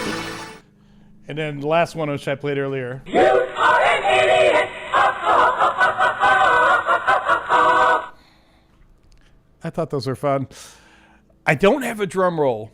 I mean, I literally just went through a sound clip site and grabbed, some cool ones. And this is definitely something that's going to have to be built over time. So I don't have a drum roll right now, but we will have to add a drum roll at some point in the near future. But of course, the most important sound of all is, that's, you can't really get better than that. I am 5 years old. So, okay. Moving into the content again. So this person, I thought this was funny because even though this isn't religious related, this is very much similar to the diatribes that I see sometimes the religious people going off, where it's fine if you don't agree with my opinion, but they kind of go off into the weeds. It says, the greatest thing you can do if you do study and try to base things on facts and see that this war in Ukraine was started by Obama and Biden in 2014 when they overthrow Ukraine. Also, there's almost 100,000 U.S. troops in Europe pulling 5,000 and not going to do crap. You obviously support the U.S. being the policeman of the world, overthrow governments all over the world, supported the Vietnam War, the Korean War, and a supporter of the U.S. empire. So because I believe that there are potentially downsides to U.S. strategy of removing troops, that also means, according to this person, that I support the U.S. being the policeman of the world. I support the overthrow of governments all over the world. I supported Vietnam, even though I wasn't born then. And I supported the Korean War, even though I wasn't born then. And I'm a supporter of the U.S. empire. This has nothing to do with religion, but this is the same kind of bullshit non sequiturs that religious people pull. I mean, it's so hilarious. Like, how did you go for me arguing against the strategic value of pulling these 5,000 troops out of Europe to, I'm a supporter of the overthrow of governments all over the world. I supported Vietnam. I supported the war on the Korean War, and I'm a supporter of the U.S. empire. And then it even gets better. Also, my oldest boy was in the military for 20 years, did 5 tours in Afghanistan and Iraq, and I'm tired of hearing people like you who want to support our truth get your ass in there and fight with them. Well, Grandpa, and this person's username is literally Grandpa of 10, I guess. Well, Grandpa, I was in the military, okay? Now, no, I did not fight in Afghanistan or Iraq because whether you fight and which arenas you fight in are largely a matter of luck, depending upon when you are in. So I got in 92. I only did 1 tour. I got out in 98, and that was relatively peaceful. But the idea that, like, well, your grandson, your oldest boy did this. So, if only I got in there and fought. Well, my entire family, a large portion of my family was Army. My grandfather was a command sergeant major in the Army in Korea and Vietnam. My other grandfather was in World War II. I have an uncle who graduated from West Point. I have another uncle who another uncle who flew choppers in Nam. I have a cousin who has severe PTSD after what he experienced in Iraq. And I was in the military myself. No, I did not go to any combat. I mean, of course, if we had been in a combat situation during the time that I was in, I would have gone. But, the people are just because you had something to say politically, their whole response is, well, I'm tired of you not supporting and you should get your ass in there and fight with them. Like, okay, buddy. A Demented Engineer says, no Gulf War, Adam, no Kuwait. I joined essentially right after the first Gulf War. And, I joined like a year after the actual fighting had ended in the first Gulf War. And I joined months after it was officially not on the books as being a conflict as far as the military was concerned. And then by the time the second Gulf War rolled around, I was already well out of the service. But you can just see this mindset of people, and they continue to go on here. You say you study history, but you always put America first. No, I don't. Like this. And then the last thing I'll highlight from this person is says, also, just realized you're probably a Zionist supporter of Netanyahu and baby killing. Because I tried to make a thoughtful commentary about whether or not it was strategically wise to withdraw 5,000 troops from Europe based upon the whims of the petulant little orange bitch boy named Trump. Because I did that, now you have concluded that I'm probably a Zionist supporter of Netanyahu and a supporter of baby killing. So I'm sure that Grandpa of 10 is not watching tonight. But in case they watch on the replay, and in case any of you were wondering, I know this is going to be a huge disappointment for you, but there will be no baby killing on the live stream tonight. Maybe in future live streams, I'm not going to take it off the table, but I can guarantee you that tonight at least there will be no baby killing on this live stream. And I'm pretty certain that there will be no baby killing on any future live stream of mine or any future video that I pull up. But Grandpa of 10 probably thinks that at some point tonight, I'm going to pull out an infant and go full Molech on him.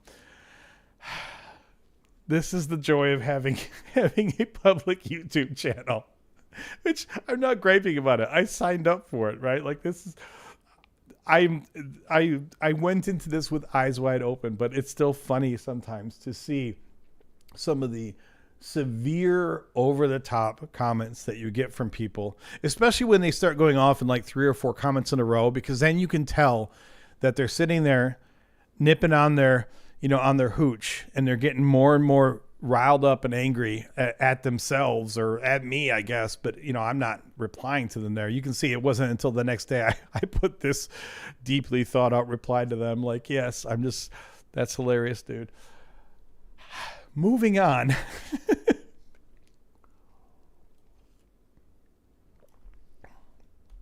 This was a short comment, but I didn't know how to take this. It just felt strangely stupid. I put this video up about, another one of these prophecies of Jesus that it's not a prophecy at all. And Patricia Allen says, "Whose religion are you listening to?"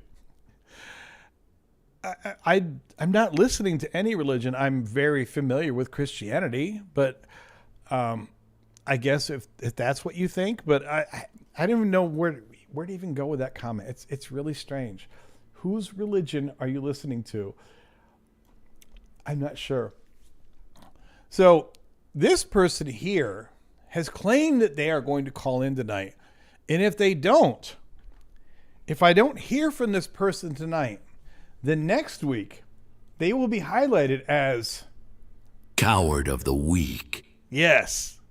So we will see whether or not Salmon Eat It is Coward of the Week next week. So let's look at this. Now, Salmon Eat It has changed their username before. I have highlighted them before. They used to be Salmon Mail. I don't know why it's Salmon Eat It now, whatever. I don't care. I guess you can change your username whenever you want. And they always jump into the comments and they preach. They're totally preaching. They usually provide no input whatsoever on the actual content of the videos. They usually don't actually engage with it on any level whatsoever. They usually just get in no matter what the subject of the video was. Now, in this particular case, they're replying to a live stream that I did. But whether it's a live stream or whether it's a pre-recorded video, usually they just get in and just, it could be,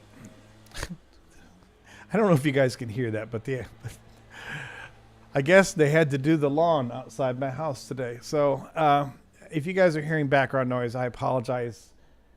I can only do so much to control that. It won't last forever.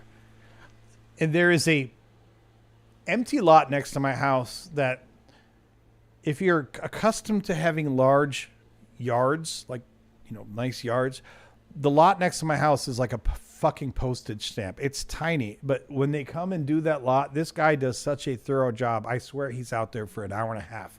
I don't know how you can spend that much time doing the lawn, but somehow he does. There's been other times when I've been sitting down to record, do a pre-recorded video, and then this starts, and I'm just like, God damn it. So again, I don't know if you guys can hear that or not. I know this mic is pretty decent at trying to filter out background noise, but that's a lot of noise. Anyway, Salmon Eat It always gets in and starts preaching. And normally I just ignore them or I just give them the laughing emojis or something because usually it's not worth my time. But this I felt like I had to highlight. They say prayers are answered by God. God is clear of what is good or bad and more. This is just wrong. I'm just wrong. I'm so wrong. If you have any problems, you can say. I mean, we're going to go through a few more of these responses, but I want to be as nice as I can be. Maybe. But I also have to say that comments like these are just, they're not just out of touch. They're actually to the point of like almost being confrontational in how out of touch that they are. Because it's one thing if you want to tell me that you think that God has answered your prayers. If you think that God is there, okay, you think God exists. I can't prove you wrong. But to put a comment like this, God is clear of what is good or bad. Let me say that again. God is clear of what is good or bad and more. So if you've ever watched even one episode of God-Free Bible Study, you know that there's nothing clear about Yahweh and what is good or bad at all. Everything that we are to take from the text that is supposedly good or supposedly bad has to be extracted from the text through your own personal lens.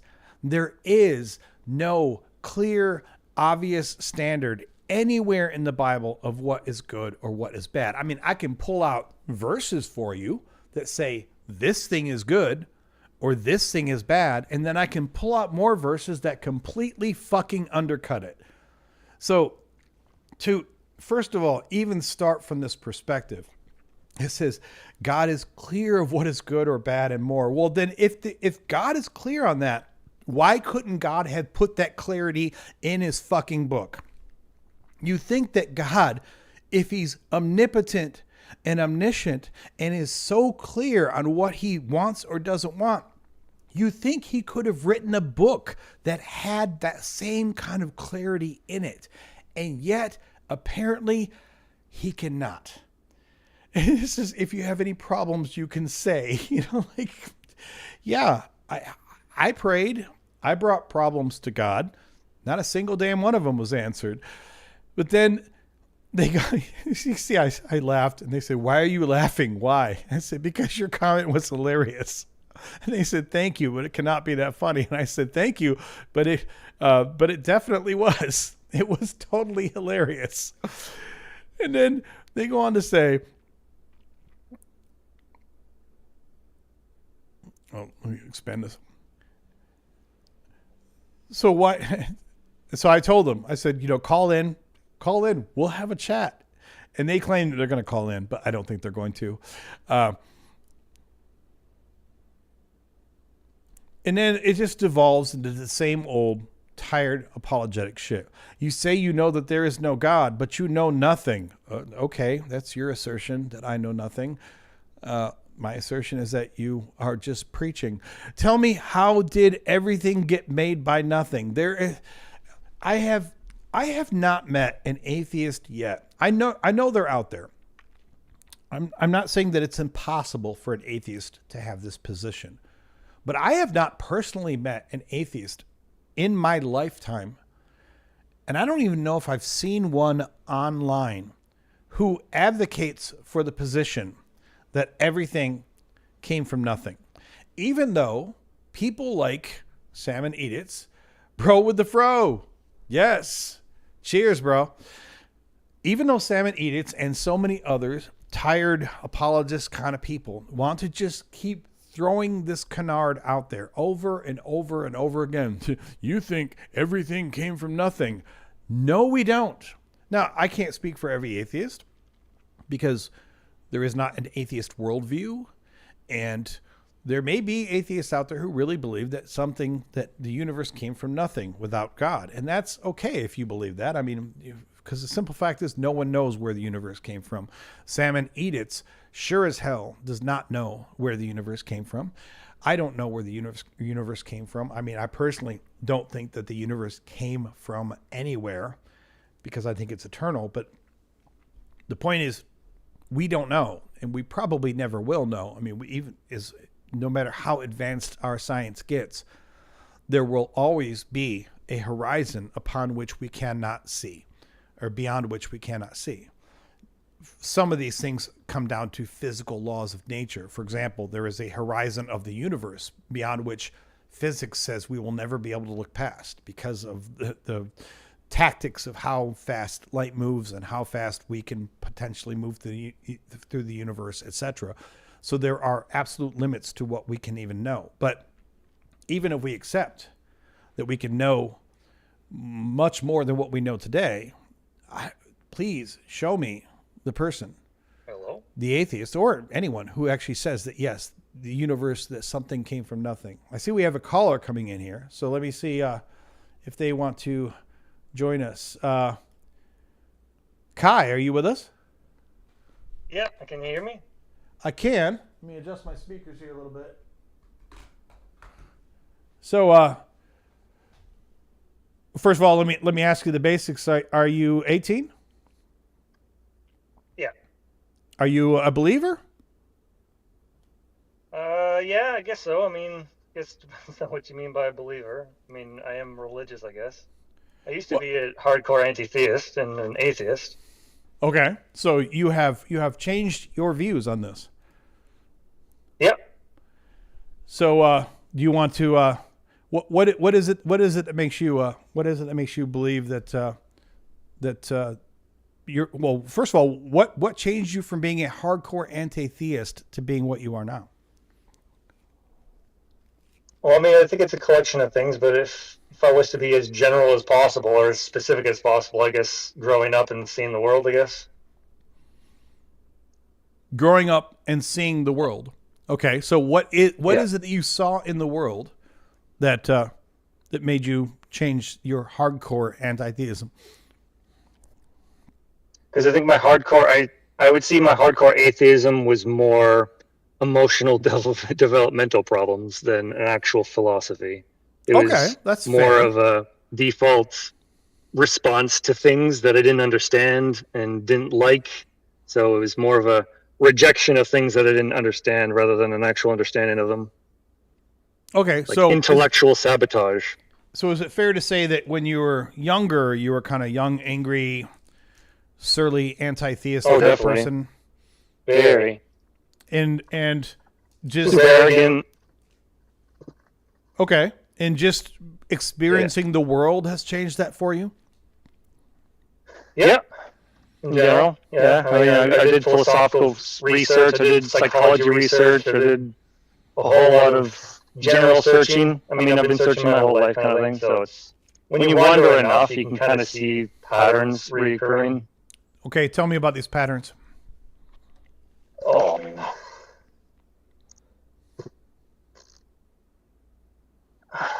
see, this is what I mean. It's hard to find a sort of starting point to a conversation that's that large.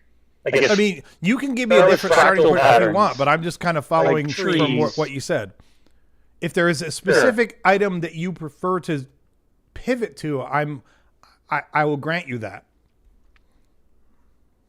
No, I mean, I don't really have any specific starting point. That's the problem. It's like, I'm not really here to convince you.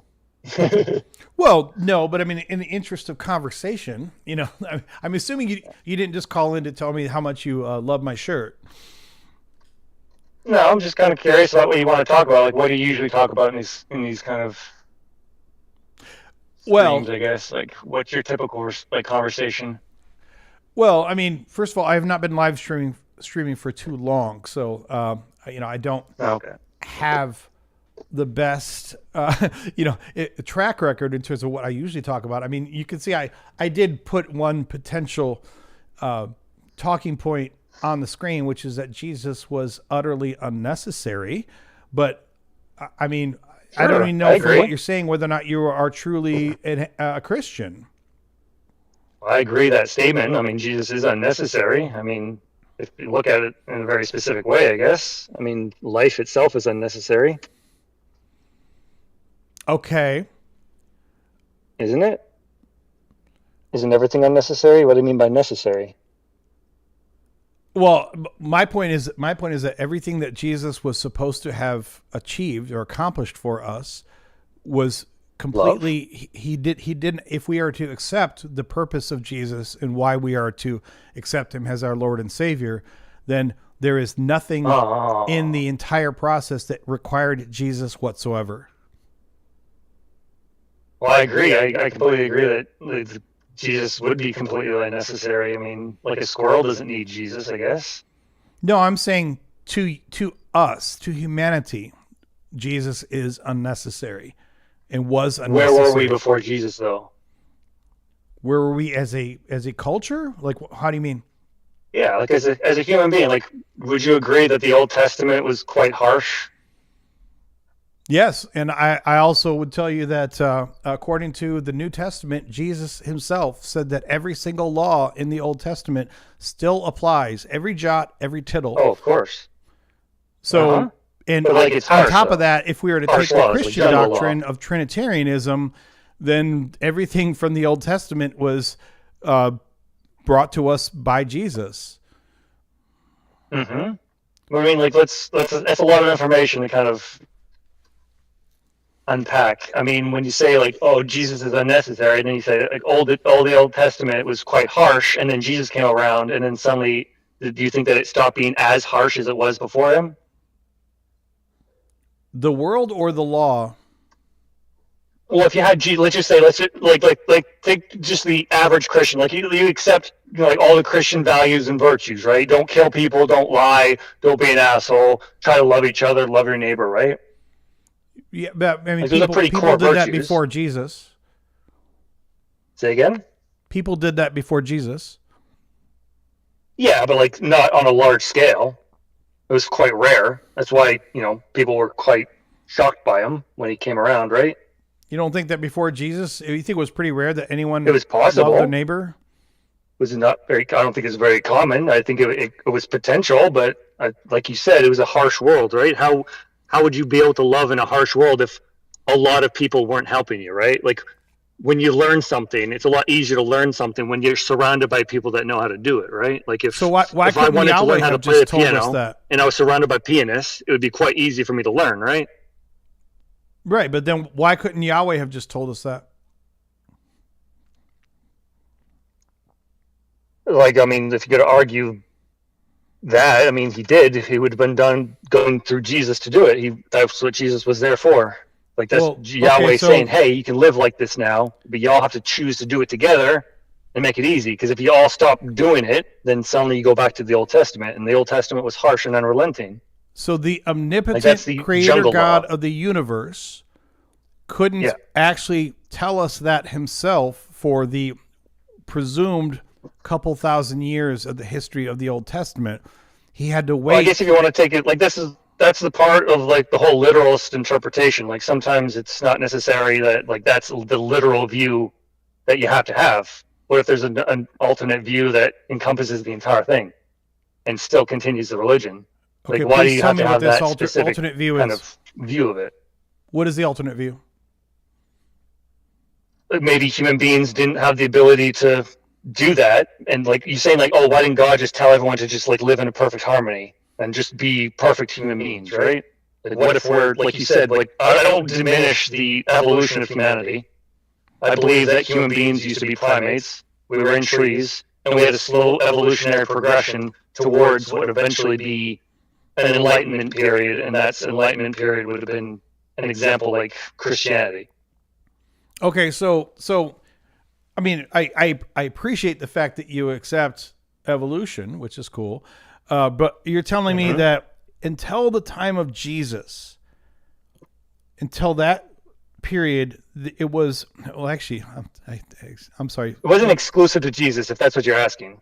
Well, I just realized I have to, I'm sorry for not making a cogent point, because I realized like this doesn't even work with Jesus. So through the entire time of before Jesus and even through the time of Jesus, we were such base, lowly creatures Animals. that nobody with the omnipotent power of the universe could have said, dude, don't own slaves. Slaves are bad. Slavery is bad. Because even Jesus didn't say that. There were people that would have most likely not, there wasn't just like every single person. Like when you're around now, right, there are things that you probably disagree with that might be normal, right? I have views that are, I have certain feelings right now over things that are quite normal that I consider to be immoral. But me personally, I don't act those out because I personally don't believe in them. Just like back in the day, there were most likely people that didn't believe in slavery as well. It just wasn't societally, socially. So society didn't adopt those belief structures yet because it's a slow, gradual accumulation, just like evolution is. I don't understand what society's belief structures have to do with morality. If you have a God, They're the ones that enforce it. But regardless of what people wanted to do, how they wanted to act or enforce, don't you think that a moral God could have at least said, hey, this thing's bad. You shouldn't do that anymore. And if people kept doing it, that's what happened. then, but no, he didn't. Yahweh never, ever, ever says that slavery is bad. Jesus never, ever says that slavery is bad. But we're saying it's bad now, right? Yes. Why isn't that equally relevant? Like, how do you know that that's like, when you say like, oh, because Yahweh didn't say, because it's not in the Bible, is what you're saying. Like, why is the Bible, like you're saying that the Bible is the exclusive word of God, but it's also like 2,000 years old. Are you saying that Yahweh hasn't been talking to people in the meantime? I'm sure. I'm sure if we, I'm not sure of this because I don't believe that Yahweh exists, but I'm sure that if we're going to indulge in internal critique, which is what I'm trying to do here, okay, I'm saying, okay, yes, I'm sure that Yahweh has been talking under the Christian worldview. Yahweh has been talking to people throughout time, and according to the Bible, Yahweh has been talking to people as far back as Adam and Eve, and yet through that entire time, there was not a single time when Yahweh could be bothered to say, don't own other people. Okay. But he eventually said it. Like, what do you mean? It's like when you say like, oh, these, like, you're acting like God is a static figure, like objective morality kind of thing. Are you saying that God is objective morality? I'm saying that is, well, first of all, I do not believe in such a thing as objective morality, but I'm saying okay, neither do I. Okay, but if you want to, even though it's one thing to say you don't believe in objective morality, which is great if you don't believe in because I agree with you, but I mean, because I don't believe in objective morality doesn't mean that I think that the creator of the universe shouldn't at least be a consistent voice of what's good or what's bad if we were to assume that the creator of the universe actually exists. I think he is consistently good. He's just not consistently perfect in the minds of human beings. Like, human beings themselves are not perfect enough. It's like, no, once again, that slow transition. Wait, if he's consistently good, then how is it that he explicitly endorses slavery? He eventually didn't, though. Like, so I'm saying, we're at a position right now where slavery doesn't exist. So no, I said when I say he's consistently good, I would say that he's continuing to act through human beings to get us to this point right now where we no longer have slaves. But if he's consistently good, then it shouldn't be that he gives us horrific instructions 3,000 years ago, and then he gives us better instructions 2,000 years ago, and then maybe when he's talking to people live today, he gives them even better instructions. That's not consistently good. That's what I think. Yeah, I think that's the axiom that we're kind of falling apart in, because when you say consistently good, you're talking about like 100% always right 100% of the time? I'm saying moral. Like I'm talking consistently in terms of transformation. Like if say, like, it's hard to give an example on the spot, but it's like, if human beings were like, let's just say for the sake of argument, 50% good 5,000 years ago, like based on our current morality, like human beings 5,000 years ago had 50% of our current modern day morality. Let's say they're 50% good, using the exact same God model of trying to pursue a better way of living. Like, let's say that's Yahweh. That then puts them from 50% to maybe just 55% in a span of like 200 years. And then in the next 100 years, it's suddenly up to 60% and so on until we get to the point where we're at now. And like even today, for example, we have things that are immoral that we continue to do that are going to be immoral in the future, so long as we're in pursuit of, a higher goal. And that's what people usually consider to be God. What does that have to do with what is supposedly the highest moral teacher, at least in the faith? It's a pursuit of better. With what he tells you. Like, so better than what we have.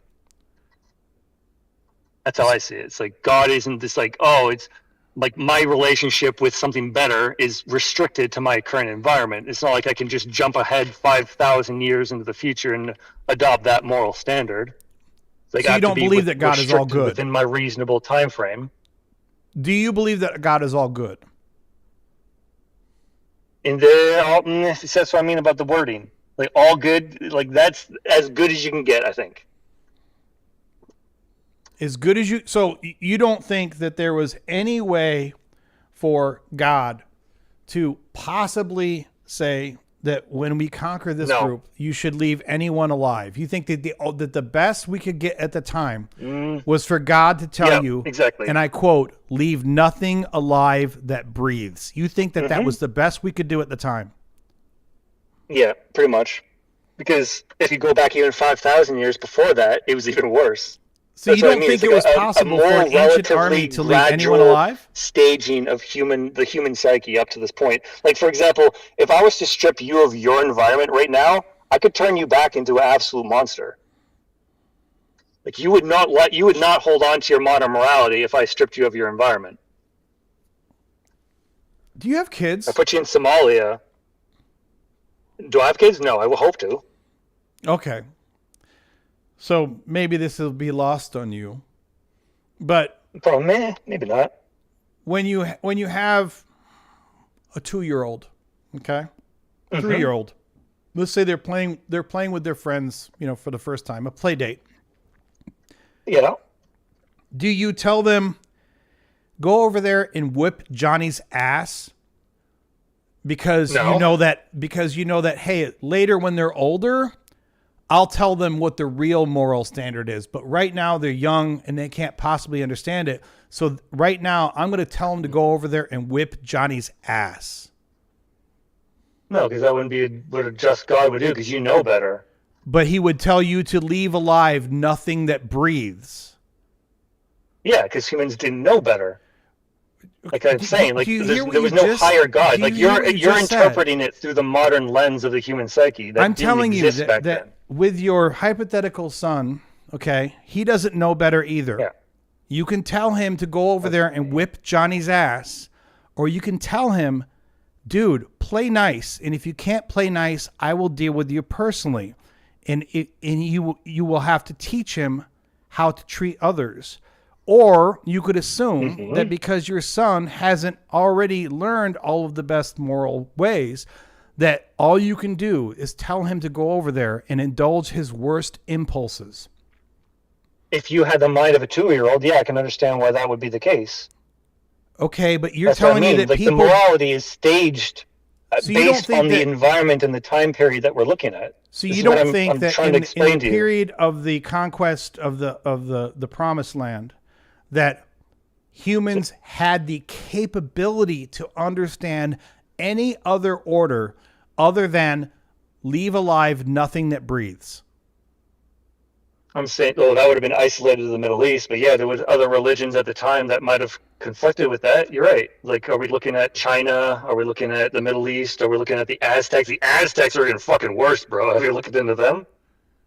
What did the Aztecs have to do with this? I'm giving you an example of the different ways in which the human psyche formed morality in separate environments. It's relevant, the environment and the time period that we're looking at, because we're looking at it through the lens of a modern mind. We don't have the same environment that shaped our minds. I'm You have to looking look at it through the lens of the person that was around at that time. I'm looking at it through the lens of what is supposedly an omnibenevolent, omnipotent, omniscient God who should know better than his malformed, half-evolved people as to what is right or what is wrong. And if he wants to actually bring us to a better place, if he wants to foster us to be better than what we are now, I would think that such an omnibenevolent being would not simply indulge our worst instincts under the assumption that we can't accept any other command. Yeah, that's why I don't personally believe in that model of what you're seeing as God. Okay, I think that's an so you do not anachronism. believe in the Neoplatonic ideals of God. No. So you don't believe that God is like the omnipotent? model that they used at the time to justify all their behaviors. It's like, oh, this is the creator of the entire universe talking through us. We can do whatever we want. It's sort of like a toddler being, like you said, emboldened by somebody with the mind of a toddler. It's like, okay, we've established this morality. This is the supreme morality. Let's just continue acting like that. And then that's when it required Jesus to come in and like transform it and go, actually, no, you're not doing it as well as you could be. So we're gonna keep the bedrock of the rules, and we're gonna advance it even further up the pyramid. But you don't think that there's any way that any God maybe not an omnipotent God if that's not what you believe in, but you don't think that you think that the only way for this to happen was to allow let me rephrase that, not allow, was to command humanity to commit genocide and slavery and misogyny and racism. And he had to command them to do those things only so that by the time that we rolled around to 2,000 years ago, then he could bring Jesus on the scene and correct everything that he had commanded them to do for the last several thousand years. Yeah, see, that's why I think you're getting a little lost in it, because you're seeing like God as like the way that you're seeing God is basically like a toddler having endless access to the cookie jar, and the human beings are just kind of enjoying it and they can do whatever they want. And I'm saying that the slow, gradual progression of morality is based no different from evolutionary biology. It's like I'm saying, why is a God limited by the slow progression of of humanity? Say again? Why is a God limited by the slow progression of humanity? Because God is in the psyche, the mind of the human being. It's like a reflection. It's hard. I could explain it probably a little better. It gets a little more abstract than that. But to simplify it, God exists in the psyche of the mind, not necessarily. It's also a reflection of the outside. This is what I mean. It gets a little abstract. It would take me a while to actually explain it better. So you're definitely not Christian, which is fine if you're not. But you're definitely not Christian. Mm-hmm. I think I'm Christian. You can't be Christian if you don't believe that Yahweh even exists. Like a polytheist, like a deist. Yeah, I'm more like Taoist Christian, like deist. Yeah, I go to Christian church. Fine, okay, but I mean, which is okay. I mean, I don't care what flavor you are, but I'm saying as far as if you want to even, and you were very. I don't mean this in a derogatory way. You were very evasive to start off as with regard to what your beliefs are. And now I kind of see why, because it sounds like your concept of God is not just a little different than the Christian concept of God or the Abrahamic concept of God, but it sounds like your concept of God is almost more like a spiritual panpsychic kind of, like he's within all of our minds, and we're all kind of God ourselves, and therefore whatever we want to attribute to God is limited by whatever the limits of humanity are. Okay, yeah, I mean it's close enough, but I mean those are also the same elements that exist in modern Christianity. Like I sit down in modern Christianity. But so then my next question is, if we're going to take that position, and I know I tried to synopsize it, and if I wasn't entirely accurate, there's only so much I can do. But if that's what we're going to do, if God is, if you looked at through my lens, actually, by the way, if God is basically in our minds and it's us, then what's the point of the God construct in the first place? Like I said, it's always a pursuit of better. Like right now, things could be better. Wouldn't you agree? Yeah, but better doesn't need God. I mean, now you're going down the Jordan Peterson rabbit hole.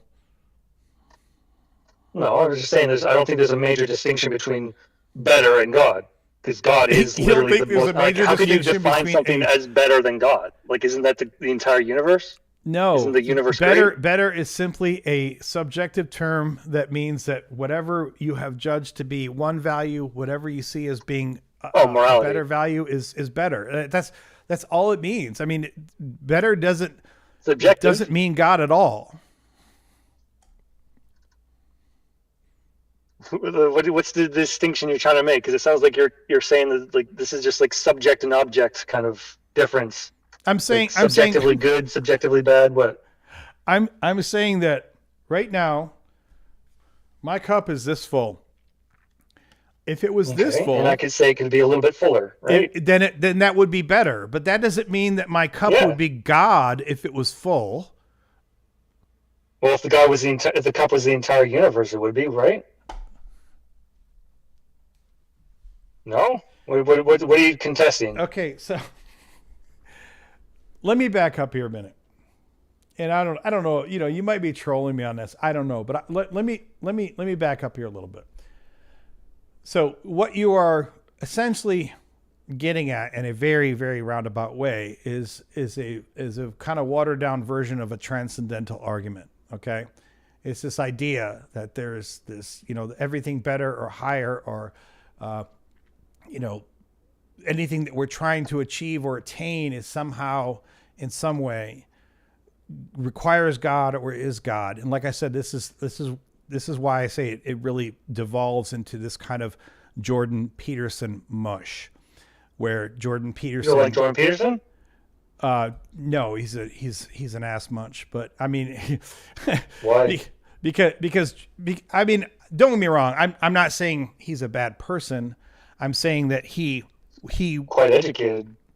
Well, so is Dr. Jeremiah Johnston, and he's a fucking idiot too. But my point, I mean, I do generally have a respect for education and for educated people, and I'm not saying that Jordan Peterson is by any means an unintelligent person. I'm saying that he was essentially exposed about a year ago because he does this whole semantic game where he's not really a Christian, which is fine. I don't care if he's a Christian or not, but he basically panders to Christians by saying, essentially trying to paint God into everything. And then when you pin him down on it, he's almost impossible to pin down, but when you try to pin him down on it, you realize all he's doing is he's substituting the word better or good or higher with God. Yeah, synonyms. Yeah, synonyms. What do you mean? That's completely illogical. So what do you mean by pin him down, by the way? What's that? What do you mean by pin him down? When they say like pin him down, that's like when I say pin him down, what I mean is that I that see that people like try to do that in a conversation, like putting walls around somebody's argument. No, when you watch he's infamous for this. When you watch his online content, when you watch his debates, or even if they're not debates, just trying to get him to answer a straight question is like. Basically what he does, he does the same thing that Bill Clinton did in the 90s when they tried to interrogate him for his fuckery in the White House. He said, well, what is your definition of is? Like he literally just wanted to play these word games about, every time you're trying to make, not that you're trying to beat him, but you're just trying to have a reasonable conversation with him. He will not even agree on any basic terms. Trying to get Jordan Peterson to even give you a rough definition of what he thinks God is damn near impossible. Which is, I'm not saying that he has to have a concrete idea of God, but the point is, if you're going to have these kind of discussions, then the discussion becomes tiring and borderline pointless. Because if we can't even talk about basic concepts of what we're discussing about divinity or morals or society, then it just becomes a game of him, me saying something and you, I'm not saying you personally, but cat and mouse, like me saying, like if I was talking to Jordan Peterson right now, me saying something and him, like there are famous quotes, famous clips from him where somebody will say something like, I can't remember the exact quote, but they'll say something like, well, do you think that Jesus was the Son of God? And he will reply, well, that depends on what you mean by God. That depends on what you mean by Jesus. That depends on what you mean by Son, which means he doesn't want to answer the damn question. He's going to play these constant word games. And I don't care if you don't have I don't care if you don't have this rock solid idea, like a Neoplatonic idea of God or an old Judaic idea of God. That's fine. But I am saying that if we're taking God and saying, well, God is basically the mores and the society and the concepts of men that do change over time, well, then why do we need God in the equation at all? Why can't we just talk about how humanity has evolved and struggled over time? Why do we need God in the picture? Because once again, it seems like an arbitrary distinction. Like there already is humanitarian groups that do exactly that. They don't need necessarily God to further the human endeavor. I agree. But but the same religious person will see the humanitarian and see that no different than what they're doing with God. They would include humanitarianism through God, even if it's unconsciously. It's like you don't have to be consciously good to be a good person. You have like you can be an unconsciously good person as well, right? Like usually when people happen to be really good people, they act without even thinking to be good at all, right? Right. Like what's the major distinction? Like why do we have to have an objective criteria for what God is and isn't? Like there's subjective interpretations and then there's you don't have to have an objective criteria for God, but why even invoke the name? Why even invoke the idea of God then? If all you're doing is substituting everything, every time you think of good or better, you just instead inject God. What does that accomplish for you from a rhetorical perspective? I mean, I think you can use it either. I don't think you have to necessarily say God. I mean, you can use any word you want. The humanitarians, like I said, do it. I can be better without even needing a God concept in my life. I can have better things in my life. I can treat people better. I can have better experiences. I can have better everything without ever having to invoke the concept of God. So if that's the case, if every time you use I'm not saying that you're doing this, but if every time you use the word better or good, I'm sorry, let me rephrase it. If every time you use this idea of God, what you're really saying is just that we're doing better or we're doing good, then why do you even need the God concept there in the first place?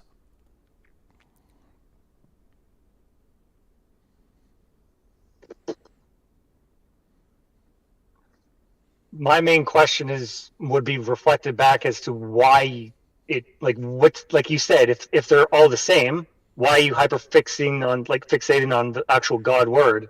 Like if I was to use the word goodness instead of God, what's the actual difference if we're all agreeing that they're all the same? Like the thing that you're struggling with is that you're truncating God and religiosity through a very specific lens. Like you're putting a box around what like the old traditional pre-rationalist mind did with religion, where it's like, oh, all reality is interpreted through a singular lens of God, and that's objective morality, and that's objective reality through the lens of religion.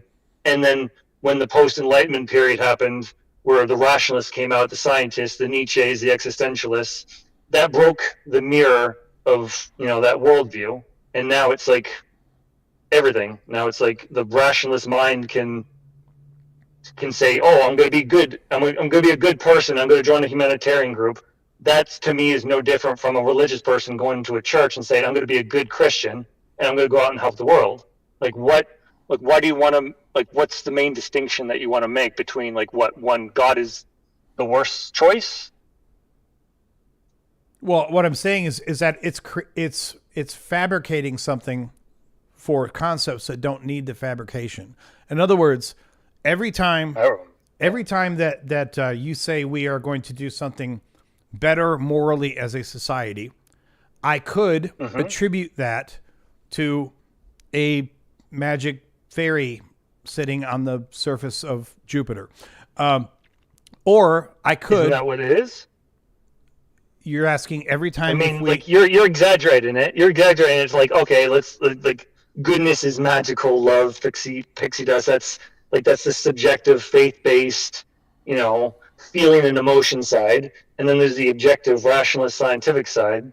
That's basically the same thing. Like magic used to be science. So alchemy used to be the magic of chemistry, and now it's just chemistry. Like the magic was split apart from it, but it doesn't. Like if you ever spoke to a chemist, it would show you the magical world of chemistry. It's absolutely mind blowing, and that's why the more scientific minds kind of progress towards their field, the closer they get to an understanding and appreciation, I think, of religion and God, because it's this really large concept that's it's actually not very well understood. The more advanced people get, at least in the hard sciences and philosophy, their religiosity plummets.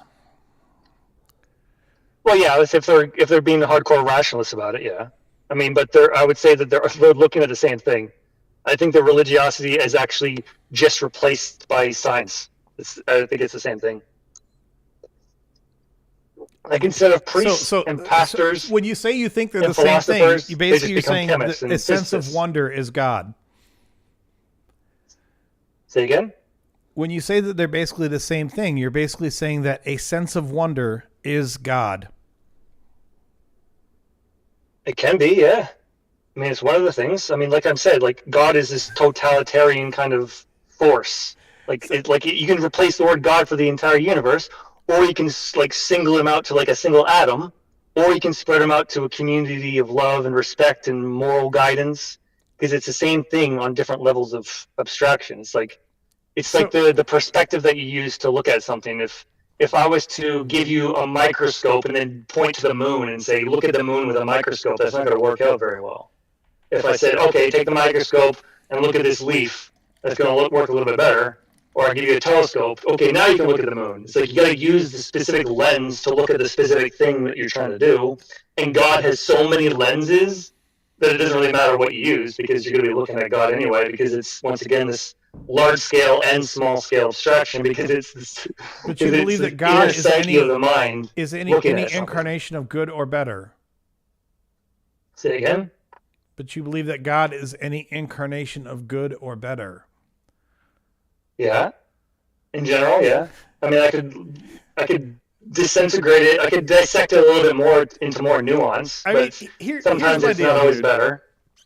I do understand that like some people many people who are not hardcore traditional Christians, which is, I'm glad that you're not, but many people who are not hardcore traditional Christians often will spend a lot of time and energy attributing a lot of things to God, the supernatural, to spirituality, to the magic of the universe, whatever foo-foo name you want to put on it. And I'm not trying to be a rules lawyer and get mad at you for using one term or not another. You can call this hairbrush God if that makes you feel good. Like if it makes you feel good to look at this hairbrush and think that it's God, then fine. Think that that's God. But I'm telling you that from a normal perspective of how we how we improve ourselves and move through the universe, it's normally not helpful to take things that are tactile, empirical, understood sociological and psychological aspects, and then just then attribute them all to this nebulous idea of God. I'm not going to say it's going to hurt you, but it's not productive. It's not productive to say, look, I just filled my drink, therefore that's God.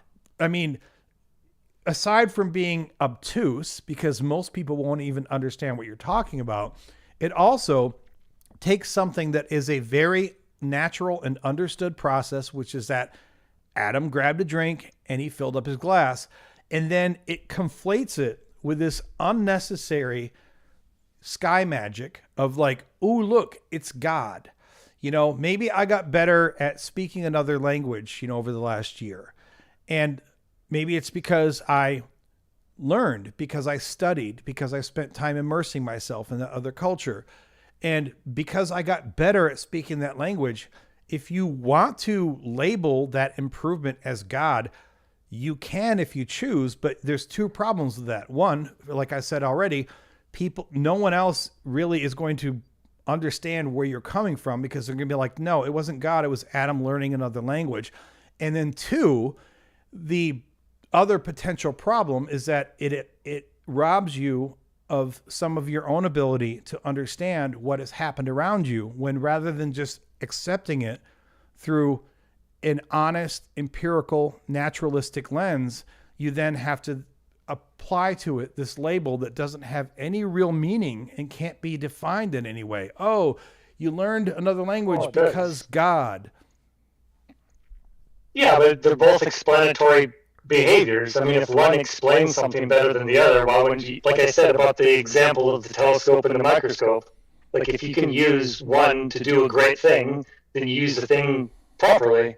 And if somebody can use it, take a microscope, for example, to that hairbrush and show you what God actually looks like through that hairbrush, that would be quite an interesting thing. Sure, you might argue that, it might not have a crazy amount of utility, but if people didn't do that, we wouldn't have chemistry and we wouldn't have astronomy. So what is one example where your concept of God provides a better explanatory capability other than just saying that it was better without invoking the name of God? What is one area, an example where your vernacular actually provides more value to the discussion? I kind of just tried to explain to you about the differences of the sciences and those different ways of looking at something. Like, you can call it whatever you want. Like it's like, you never heard the Shakespeare saying the rose by another name would smell sweet, right? It's like, if I were to call something chemistry, and I dedicated 40 years of, like, my entire life was dedicated to chemistry because I saw how amazing chemistry was, that somebody might come up to me and say, that's so stupid. How could you possibly spend your entire life looking at atoms and looking into a microscope, and, like, they might diminish what I did my entire life because they can't see what I was seeing through that microscope. They can't see my entire life's work. It would be my duty to show them what God I was looking at through the microscope. Just like it's a humanitarian's responsibility to teach me what they see when they help people. It's like, if they want my help, or if they want my perspective, if they want to learn something from me, they're going to have to show me, like, I can show you God. It might take a little bit of time. It might not even be worth your time, right? Like, you got to decide for yourself, like, hey, maybe this isn't worth my time. But it's up to you as an individual to decide. It's like, hey, if you can dedicate your life, like your entire life, to a profession of science, psychology, chemistry, whatever, I think that's no different from somebody dedicating their entire life to religion. It's like, they're doing the same thing. They're pursuing a better way of being. They're pursuing something so much bigger than themselves that they dedicate their entire life to it. But in the model that you've given me for God, it is nothing more than an obfuscation layer. What do you mean by that? An obfuscation layer basically meaning a layer that obfuscates or hides what would normally be considered the plain and obvious observation. So Plain and obvious. if, again, using the example, like, okay, I've learned a new language in the last year, okay? Yeah. I can tell people that's God, and no one really knows, even religious people don't know exactly what that means when I say that's God, because it's a nebulous concept. Or I can say, you know what? No, I got into this app every day and I learned vocabulary, and then I went to this other country so that I could immerse myself, and I studied the language and I did all these things. Like that is a vernacular that most common people understand. Utilitarian, you mean? Well, yeah. So I talk about like utilitarian, but yeah, okay. But like, who's the one to determine if something's utilitarian or not? Like, you say it's obfuscates. Everyone that you communicate it sounds like with. It's more utilitarian. It's like, what utility is this word? Everyone that you communicate, and this is why I went back to the Jordan Peterson example, because if you watch a lot of Jordan Peterson's, discussions, especially over the last several years, honest interlocutors half the time don't know what the fuck he's talking about, because you can't even agree on basic terms with him. Now, I will be the first one to tell you that all language is subjective. I understand that. There's no such thing as a term, a word, ever that has an absolute meaning amongst all people for all time. But I will tell you that just because it's subjective doesn't mean that we don't have a basic understanding generally of words. So when if every time you want to take something that's good or better or transcendent and you want to say, oh, that is God, then that requires a translation layer every time someone else hears that to figure out what do you actually mean by that, because just slapping a label on God I agree. It's doesn't like explain I think anything. you're getting at the heart of the abstraction, though. How It's so? an abstraction. Because the word God means a lot of things, just like the word good does. So Like, there's my no real point is, distinction why between God and invoke good the because they're both abstractions. They Abstractions mean a lot of are things. invoked ideally when they serve a purpose for us. In other words, Well, they do. when I have a flag that is an abstract symbol that is supposed to refer to a country or a group or whatever I'm trying to represent with the flag. So in that case, the abstraction serves a purpose for us, because we can't wave the country around over our head, but we wave the flag around as a way of saying, look at me, I like this country or this group or whatever it is I'm Yeah, it representing. communicates an action or a feeling, right? What about feelings? Same thing. Exactly. Like, so it's like objective and subjective abstractions, and So you why put do them we need together, God in that? and then they're just the same abstraction. So what purpose is God serving this? Of the abstraction? Is like I said, it's just another abstraction. It's like it serves a purpose based on the individual that's using the term. And that's where my we point, get though. context An abstraction to words. for an abstraction's sake is just obfuscation. Yeah. At that Sure. point, you're just language has obfuscating a lot of away from whatever the original point obfuscations. was. There's also axioms that you can't remove without destroying all language. Is that like even science has axioms that if you remove them, the entire foundation of science no longer exists. What Because what we do use your language religious to beliefs communicate do for science. you now? Say no? What do they do for you now? What? You said that you now believe, you have religious beliefs of some nebulous sort. What do they do for you? It gave me perspective, like I said with the analogy of the telescope and the microscope. It gave me an option of ways of looking at the world that I didn't see them before. Like you said, with the rationalist view that I think you're trying to see the world in, and why that's why I think that they're putting a box around religion so firmly that nothing else can fit inside of it, and then broaden it to see the different lenses in which you could be using that could actually give you the full picture of it. It's like staring at it into a telescope the entire time and never moving the telescope around or getting a wide scale view of it. The more you do that, the more you truncate it into this is all that I can see is the entire universe. Okay, so, so I'm telling you, if you interpret God properly, you can look at through all these other ways. What would I gain then from not using my view rigid of the entire universe. utilitarian view? Say again? What would I gain then by not using my rigid utilitarian view? Not using it, you would not only keep your, you can call it rigid, but it is kind of rigid, but you can keep it. And it's basically like saying to a carpenter, I'm only going to give you this one hammer, and this is all you can use. Good luck.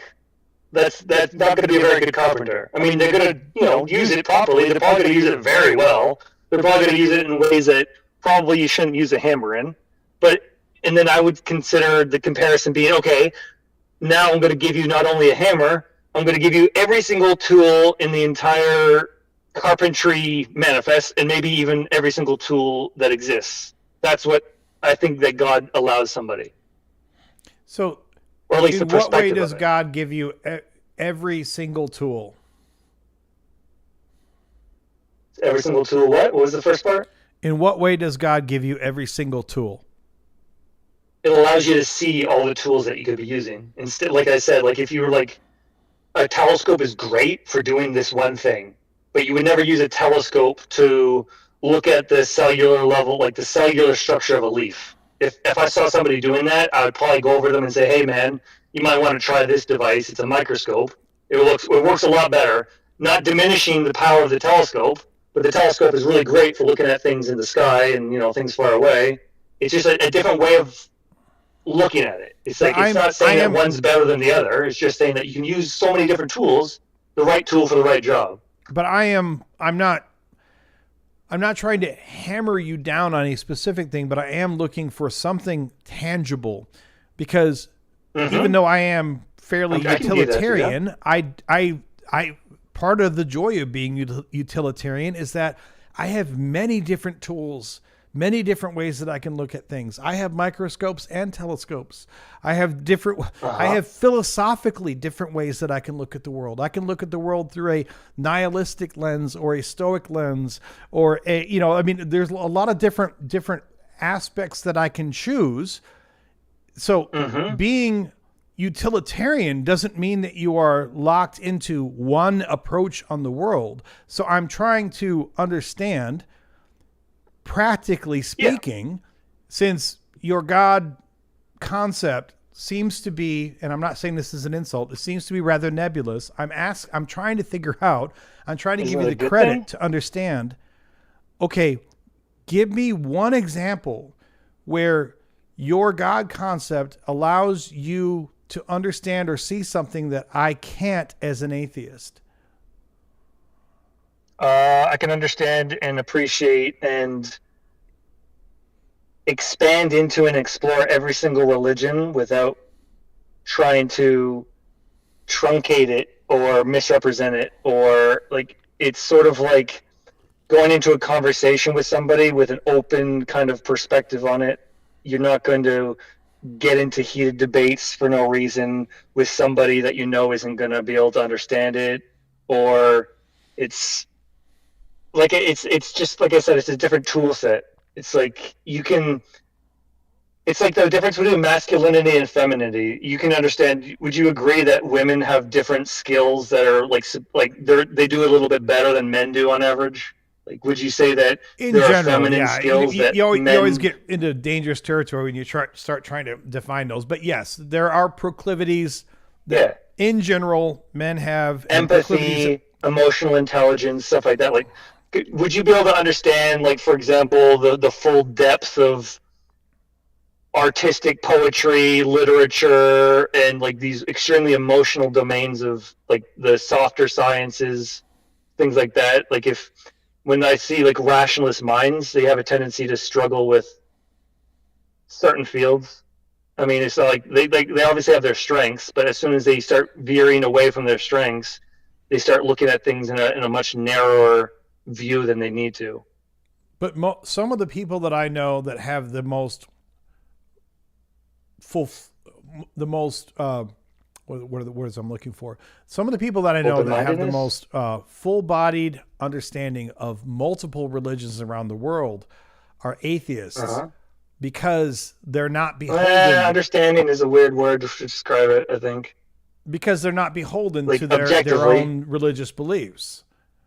Yeah, that's what I'm saying. They're seeing it from the outside in. They're not seeing it from the inside out. That's what I mean. Like, the perspective would be different.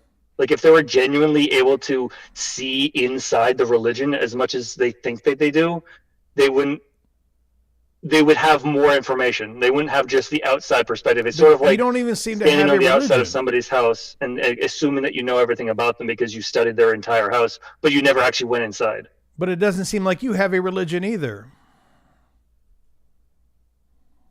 Why do you think that? I told you my religion. Like Which I said, is I could walk into any church. That's not a I would religion. love to learn about every single religion. Yeah, so Well, can an that's what God atheist. is, There's actually a guy who has a whole channel. He's an atheist. His whole channel is based on, at least the core of his channel is he goes to all these different churches and he talks about them and the experiences. And he's actually a very open-minded and spiritual guy. But the point is that he is not religious at all. Mm-hmm. But it doesn't sound like, from everything that you've told me, just saying that you can go into any church doesn't make you religious. Say again? Just saying I can go into any church doesn't make you remotely religious. You're right. You have to actually engage in it honestly and authentically and with a certain perspective that going into it saying I'm an atheist might stop you from being able to do. But I'm saying, like, you don't have to be religious. Like, you don't. Like, why you do you didn't really listen to what I was saying there, but what? That. Why does somebody need to be religious? Right. Which is why Exactly. the atheist guy I'm talking about, like, how is his perspective any less meaningful than someone who takes a label of religiosity, but it's not. It's equal. but doesn't feel compelled. Let me say it this way. But compared to someone who doesn't feel compelled to actually align with any particular religion. I mean, it's like asking a writer why they're not a chemist, like, and then trying to argue which one's better for the world, a writer or a chemist. No, that has nothing Why to do do you have to choose? What I'm talking about is the fact that the less bought in you are to this general idea of God, the more you can honestly assess many different religions. Why would you need to do that? Why? Who said you like, need like to do I'm, it? I'm like just saying I mean. you could like more the chemist, honestly assess. It's not about need. I mean, you're the one. Well, I'm going down this path because you're the one who told me I can walk into Isn't any that church. all about need? What's that? I thought you said you're a utilitarian. Now it's not about need. What do you mean need? Isn't the need the individual is based on the individual, like what the individual needs? You're just talking in circles, man. Jesus fucking Well, I mean, Christ. words are slippery, man. Can you go into any church or not? Was that not your premise that you brought up to me, that you can go into any church at all? Yeah. And you That's one of presented that the as some benefits. sort of I can also write an entire universe. yes, and you 'Cause presented that that's as one some of my trades. sort of theological advantage, like that somehow gives you. But I'm telling you that as an Certainly atheist, one of them. you can absolutely go into any church and you can get a fabulous perspective on that church and the religion without being a part of the course. religion. So I don't know how that makes you and me any different. Of course. I mean, you could have a different perspective because you could go into it an atheistic perspective. Well, yes, we No all different have from our the own chemist going perspectives. into church, That's or called the being writer human. going into church, or the musician. They're going to see things differently. Yeah, that you No- don't no need one God to see perspective is things better. differently. Every human sees things differently. Without God, you see things differently. Yeah. Okay, that's Exactly. my What? point. Is what I'm still trying to figure out. What does your God concept actually? You have so far not been able to outline even one example of what your God concept somehow does for you that I couldn't do without having the same God, generic fuzzy God concept.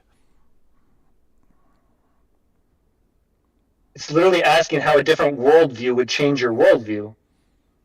But you haven't told me anything about how your worldview is, other than saying that you think that all good things I keep and giving better you the things are examples God. of the telescope and the microscope, your and you're saying, worldview? how would that change your worldview? It's like you would be looking at it differently. What is your worldview? Depends on what I'm looking at. So, in other words, yeah. This is what I depends on mean. Like, you you're seem to be looking at. getting tripped Which- up on which the different means you're layers of human. abstraction that you can use with the term God. It's like you can Every see it from the human- large scale, you can see it from the small scale. It's like you're Every asking human's worldview depends what on you what can they're use it looking on. at.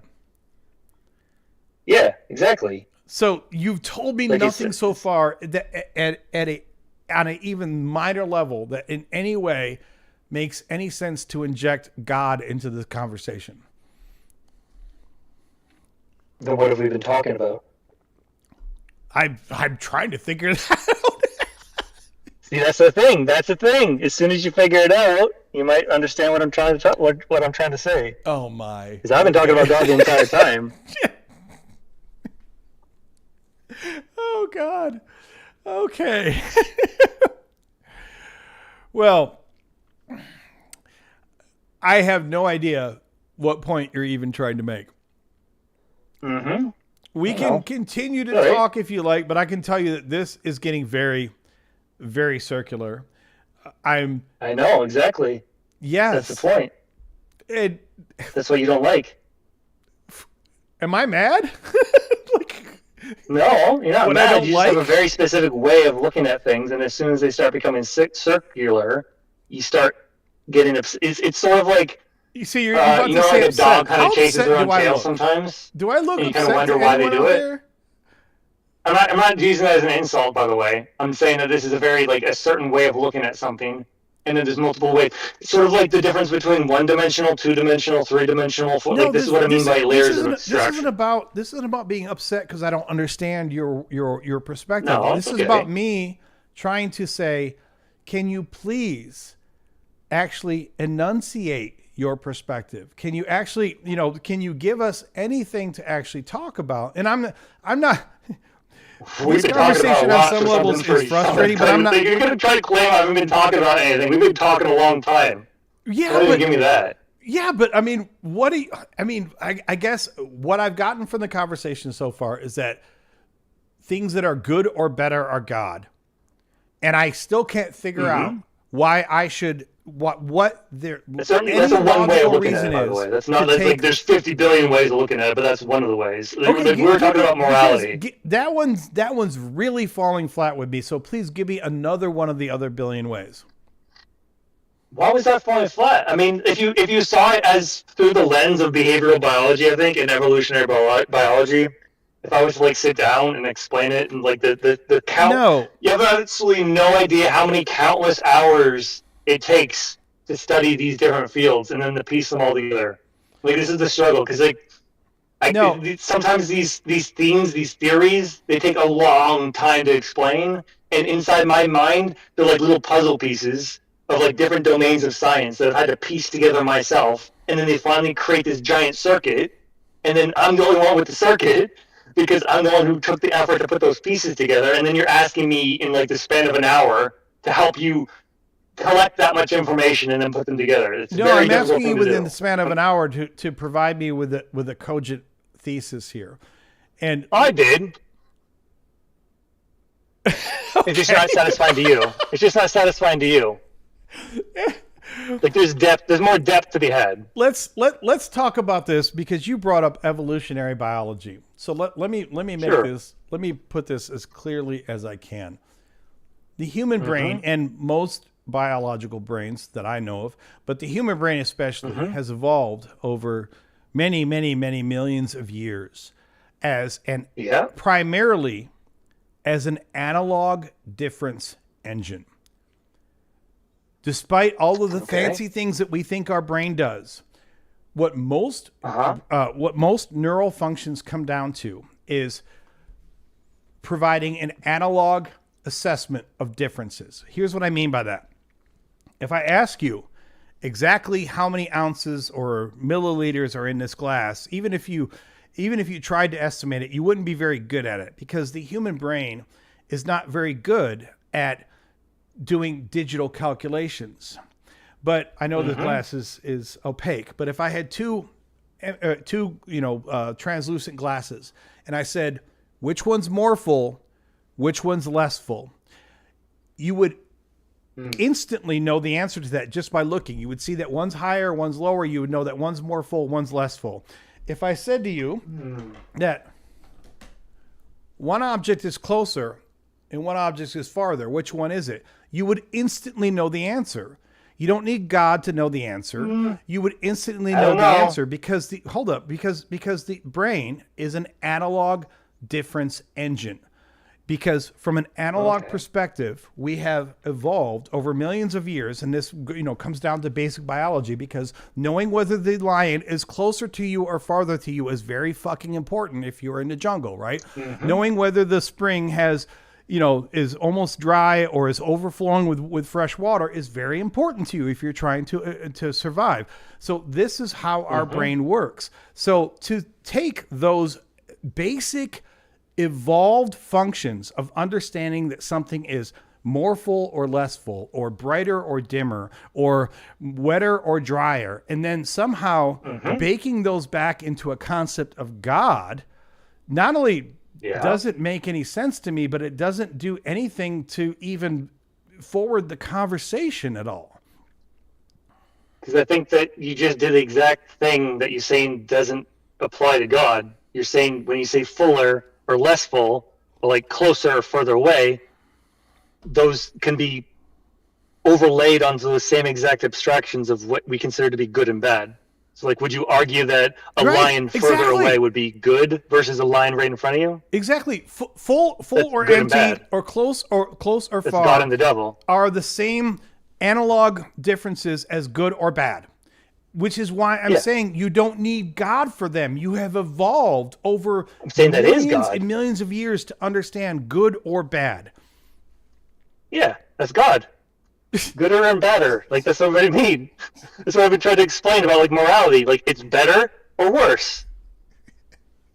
And that's God. Yes. What's so wrong about that? Didn't you already agree that that's something that's the axiom of the psyche? That's the axiom of life? We have to understand these differences, right? Those differences are what make up modern morality. We just have a complicated overlay of those extremely basic things. It's like large language models. Do you know large language models, AI? I literally did a video on a few weeks ago. I'm a software engineer. I have trained large language models. I know them very well. Okay, it's like they work on similar axioms of those. No, like if they you get do rid not. of those axioms, they stop functioning. No, they do not. Ones and zeros. So not ones and zeros. Well, I mean, ultimately, every computer works off of ones and zeros. But to say that the large language model, in fact, the large language models specifically work probabilistically.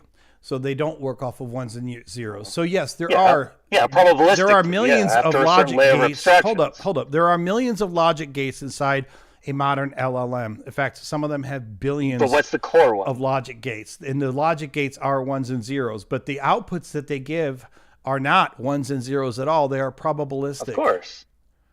Yeah, you're right, because they're layers of ones and zeros. They're exponentially growing. They're what I would consider to be fractals.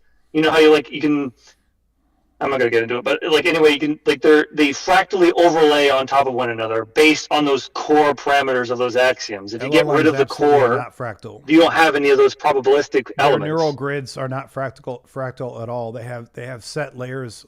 They have defined layers. They cannot fractalize their layers. So what are the layers then? What are you talking about? What's the distinction you're trying to make? So an LLM it works on essentially neurons, which are they're digital neurons, but logic gates are neurons, and you can so you have a set number of layers. So it's like when you train an LLM, you actually can decide. Now, using machine learning, sometimes you can use the machine learning to actually dictate how many layers that you have. But the point is this: if I have a single layer, right, then that's only going to output a 1 or a 0, right? That would be the most basic LLM, which would be of no value. But LLMs actually have billions of logic gates in them, but they are designed in layers. So in other words, you'll have abstractions. Well, so you can think of the layers like this, like decision levels. Okay. So decision levels might be like the first layer might be what language is the person using, and then it will come back. It will use a bunch of neurons, but it will be one level of the decision tree, and it will come back with a probability. It won't come back with a 1 or a 0. It will come back with a probability that says, I'm 99% certain that this person right now is speaking English. Okay, so now we pass that first level. Then it goes to the next level where it decides something else, and it decides something else. Those levels are not fractal at all. Fractal is absolutely totally inaccurate and wrong word to use for that, because fractal implies that these can keep going deeper and deeper at the same pattern as deeply as they want to, and that's absolutely not how LLMs work at all. Well, you just described different types of fractals. I'm not saying that there's one specific type. There's I did not describe fractals there at all. There's incursive fractals. They go. I did not say recursive. I did not say recursive at all. So like there is nothing recursive about an LLM. And recursion itself is not fractal. Well, I know it can go up or down the layer of abstractions is what I mean. It's not just one directional. You go up. I mean, we can move past. I'm not trying to nail you on this, but you said fractal, and that word is absolutely incorrect when it comes to LLMs. It's not accurate whatsoever. Okay, well, I'm using it as an explanatory factor then. Like, you can use different words. It's fine. Well, words. The pattern is what I'm talking about. The pattern.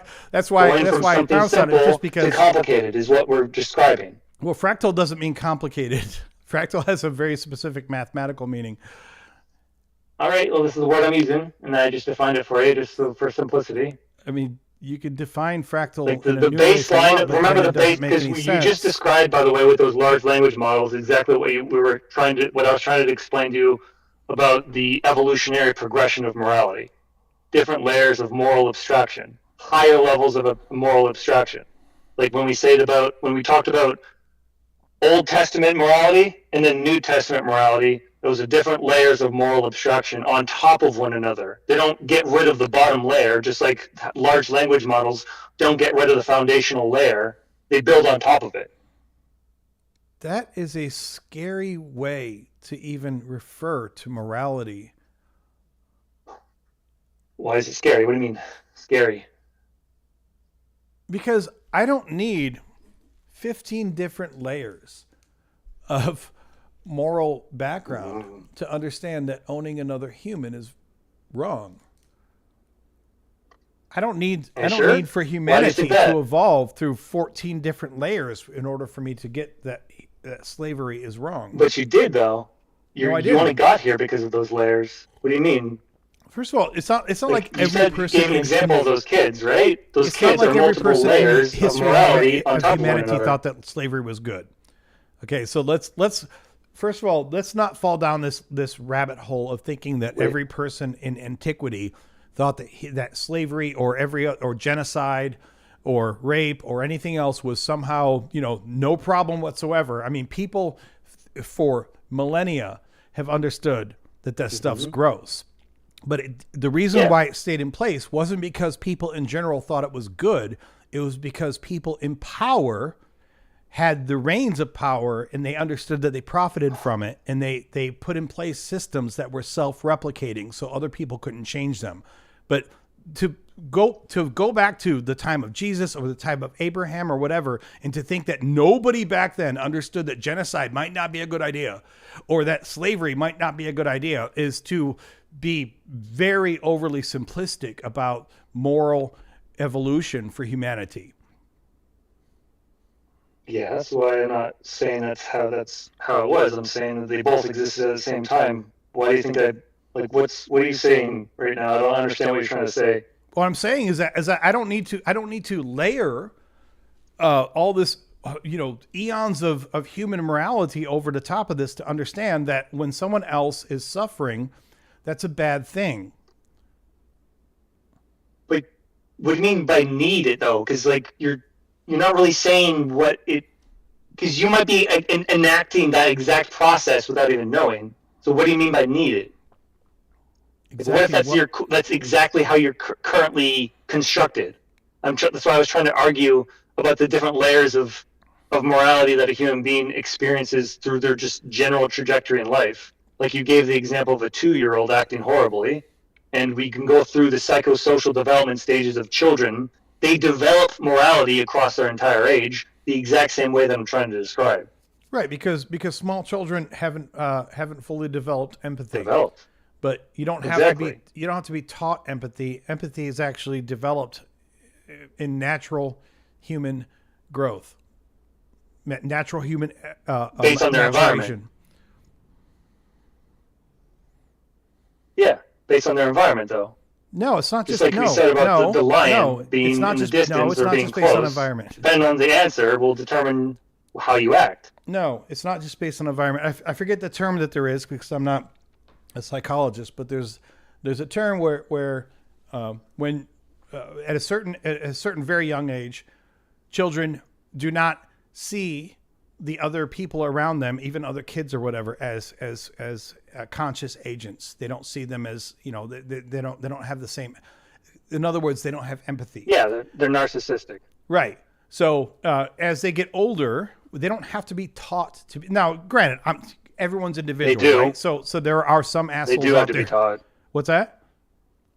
They do have to be taught. They don't. They will never escape that narcissistic framework unless they're taught another framework. That's patently false. They'll default to the comfortable one. That's patently false. That's why, like, narcissistic-minded people, if their parents happen to be narcissistic as well, they will stay narcissistic. Yes, they're being encouraged to do that. Because the narcissistic tendencies will be reinforced with them, even as biologically they are naturally developing empathetic tendencies. So all you're stating there is that if you have shitty influences over you, they can absolutely override the natural good things that would happen to you as you grow up and learn that, there's other people out there and you shouldn't hurt them because I don't want to be hurt myself. That's just a natural part of growing up. That's what Jesus was doing, though. He was setting that example of like, hey, this is the life you could be living. I'm going to set the example for the children around me. Why couldn't Yahweh and then the children can learn from me. Why and that's exactly what he did. do that? Say again? Why couldn't Yahweh do that? He did. I'm just saying that you're literally cutting hairs between Yahweh and Jesus at this point. How did Yahweh do that? Why does it have to be Yahweh? How did Yahweh do that? Through Jesus. Oh, so he needed to wait thousands of years before he could actually help us at all. See, this is why we're getting back to the axiom of you're truncating it to the specific way of seeing the Christian story. First through of all, this rationalist I kind get of it. box that you put it under. I get it. You're not It's Christian. an anachronism. But so even as someone who's not and you're Christian, saying I'm you not should Christian, be able to understand what I'm you saying. can't decide what somebody is. Why does so you're clearly not Christian, and that's fine. I don't care. I'm not convenient for your version of Christianity. I'll agree on that. You won't even admit that Yahweh Like I said, you exists. put it into a box, and I don't fit that box, so you're struggling to understand what I'm trying to explain to you. You pick whatever box you want. So is that so? You're telling me you're Christian? Is that it now? Yes. Oh, so you are Christian. Would that simplify the conversation? Mm-hmm. I mean, if it satisfies you, go ahead I and don't call me care, Christian. dude. I don't care if you're Buddhist. I don't care if you're atheist. I couldn't care less. I mean, why? What do you mean? I thought the entire conversation you can't even was seem to you define caring about anything. it. Like you don't seem to have any belief in the Christian God as it's defined in the Christian scriptures. As defined by you. No, Yes. Yeah, exactly. as Continue. defined by the Christian scriptures, not defined by me. I didn't write the damn Bible. Well, it's being interpreted through you. You're not exactly. You didn't write the Bible. Yeah, it's being interpreted through me because yes, it's language. So, like, please tell me where my my ideas. So of the you might Christian be like that's what I've been trying to explain to you. Like you said, the whole thing with language and translation. If somebody is trying to communicate something and they don't do they might not do a perfect job. Like so, maybe somebody just learned a language and they're not extremely fluent in it. If somebody who's been studying the language for 50 years, not only just speaking it but studying it, they're going to have some extremely nuanced perspectives for everybody to understand. That's what I mean about religion requiring all these different lenses. Your lens might not necessarily be wide enough to understand what you're trying to explain. So what am I trying to explain? Religion and God, and especially the Christian God. I'm saying if your lens was wider, you would be understanding it. So in other words, I have to are. believe in God in order to have a lens wide enough to understand God. What I'm trying to understand is like there's this. Where did you learn? Like where did you learn about Christianity from? From 40 years of being a Christian. So you're still a Christian? No, from 40 years of being a Christian. 40 years. I appreciate the compliment, but I'm older than 40. Not be Christian. Huh? What happened at 40 years? I realized that I had been building sandcastles, trying to make excuses for all of the myriad ways that none of them made sense, and I had built this elaborate maze in my mind that somehow got me to still, in some ethereal way, being able to say that any of this is true. And finally, I realized, this is what I've been basically talking to you about the whole time, that Occam's razor essentially tells me if I have to put all of these strange definitions that no one else seems to agree with, and I have to build all of these other constructs around it in order to make it make sense, then maybe, just possibly, it's just not there. Mm-hmm. I have to appease someone in the comments. This isn't to you personally, but there you go. Demented engineer said, farts, please. So I just had to, one more time, I'm going to appease him. There we go. Okay, so sorry. That being said, sometimes I just have to be silly. But Occam's razor is really, ultimately, the biggest reason why I became an atheist. Because for 40 years, I was thankfully never raised as a fundamentalist. I never believed that, that the world was 6,000 years old. I never believed that the whole world was covered in a flood. I mean, that's fucking stupid. But I still tried very, very, very hard to make as much sense as I could about all of the rest of the scriptures. I read the Bible 3 times before I ever became an atheist and started this channel. I read it front to back, which is more than I can say for most Christians, because most Christians haven't read it once, at least not front to back. And I had this elaborate constructor set in my head about all the ways that this sounded gross, but if you look at it this way, and this doesn't make sense, but if you look at it through this lens, and I had all of these different sandcastles built up about this is how you somehow make sense of all of it. And then finally, when I was 40, I said, you know, the clearly more logical answer, if you had to come up with this incredibly convoluted story for why this all could maybe sort of possibly, if you squint hard enough, make sense. Maybe the actual answer is that it's not there.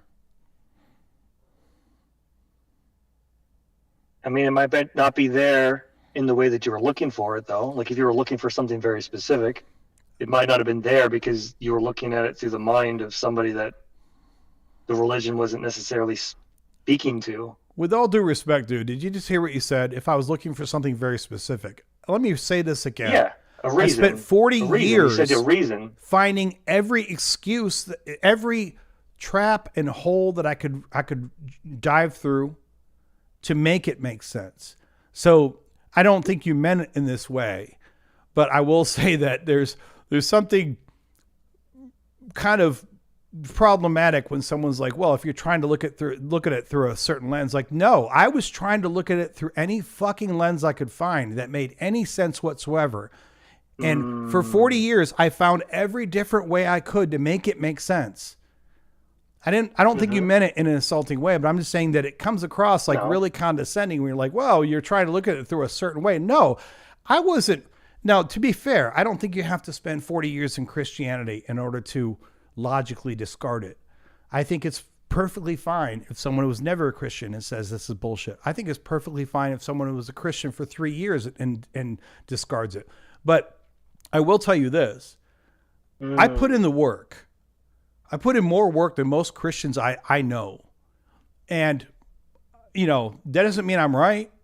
That doesn't mean that I have all the wisdom, but I'm saying that I put in the work and I feel very confident that I wasn't trying to look at it through one specific way at all. I was trying to go any way, damn way I could. I studied Buddhism. I, tried to think about other ways to integrate other cultures and religions in the world.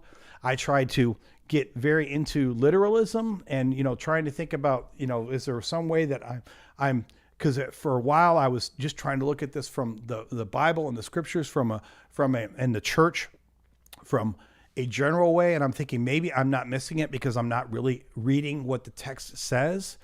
I looked at it a number of different ways. And finally, after 40 years, I said, I've tried enough. And maybe I'm wrong. Maybe God's there.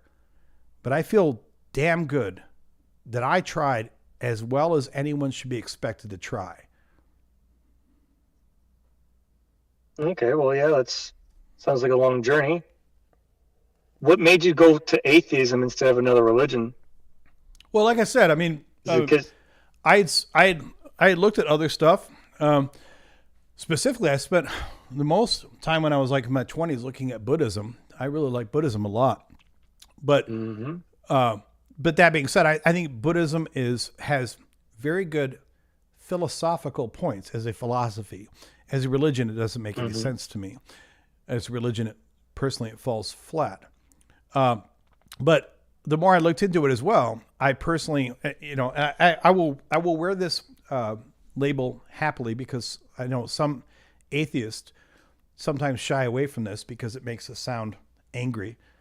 But I am an anti-theist, not because I hate theists, not because I hate people who have a theist religion, but the only religions that I can even respect, I don't follow them, but I can respect them, are non-theistic religions. Every single time I've run into a theistic religion, and I would love to be proven wrong on this, but so far, every time I've run into a theistic religion, it has, in my humble opinion, been couched much more than any non-theistic religion in bigotry, in exclusionary tactics, in indoctrination, like overt indoctrination. And I find it to be repulsive. Like I said, I mean, even though I'm not a Buddhist, for example, I can't sit here and rail against the horrible influences of Buddhism. I can't rail against the horrible influences of Taoism or Shintoism or Wiccanism. And I don't know if that's the right Wiccanism or Wicca. I guess I can't rail against the horrible influences of Wicca, paganism.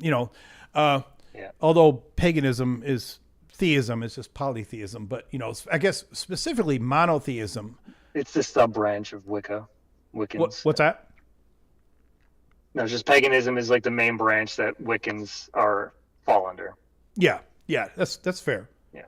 Although I've known some Wiccans that really weren't theists at all, but that's an esoteric argument. Spiritual hippies kind of thing. Yeah, and I'm not trying to split hairs. Or they're like into tarot cards and astrology and stuff. Yeah. It's just like a new wave of religion. It's like trying to grasp for orientation, I think. Because like the main thing that I would ask to you is like, it sounds like you were searching for orientation. It's like, I need to like figure out, because like people will give you the book and say like, this is all the orientation you need.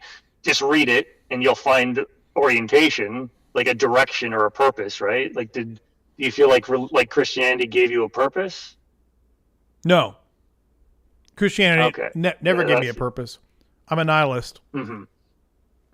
Oh, that's anti-purpose.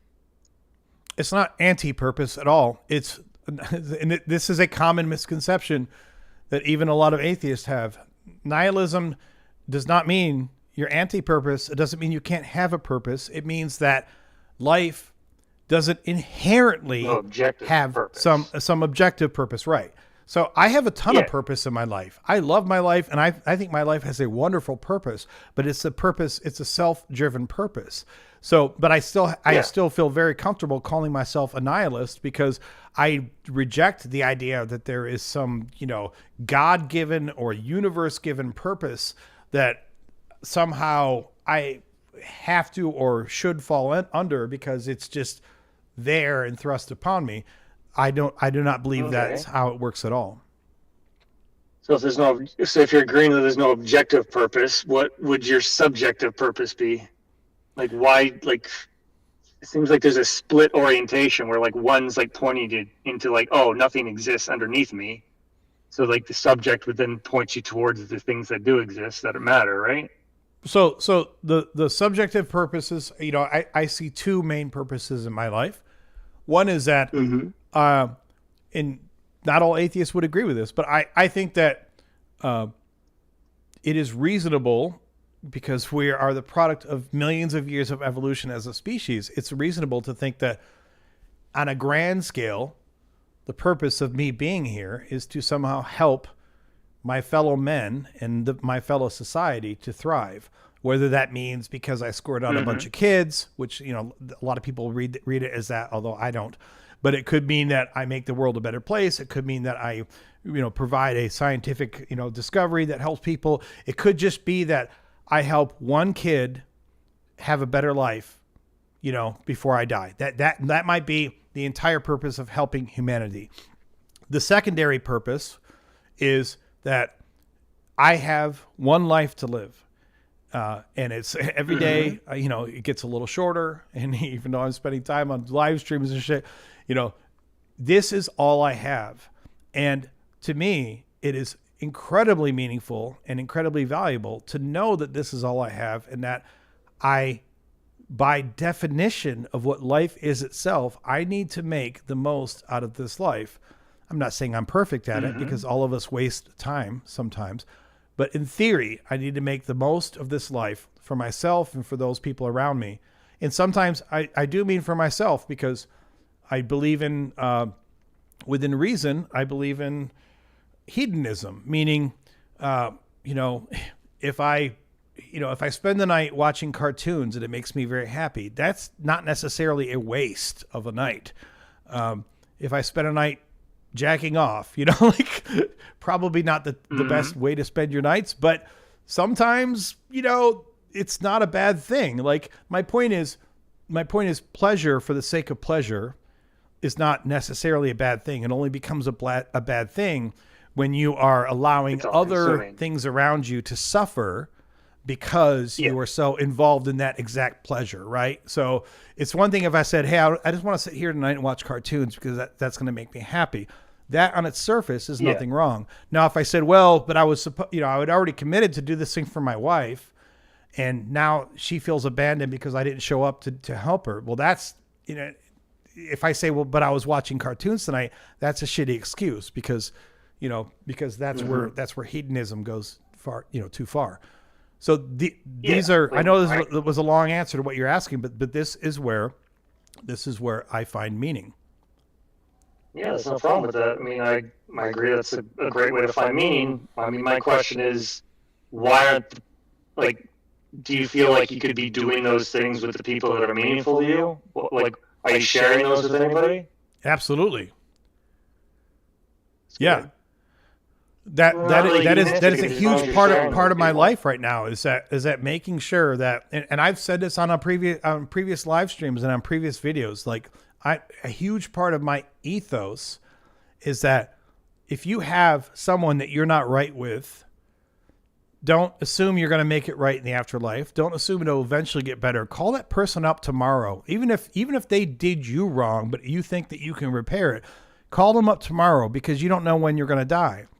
Even if it's not something you've done, even if it's not something that you're wrong with, maybe it's just someone that you haven't talked to in a while. Why haven't you talked to them? If you think you have a good relationship with them, call them up tomorrow and schedule lunch. Call them up tomorrow and say, hey, you want to go have a beer? Or we haven't talked in a while. Whatever. To me, exactly, that is a huge part of what makes life meaningful and purposeful. But that is, of course, not a purpose that I believe is given to me by an angry storm god. It's a purpose that I derive from life.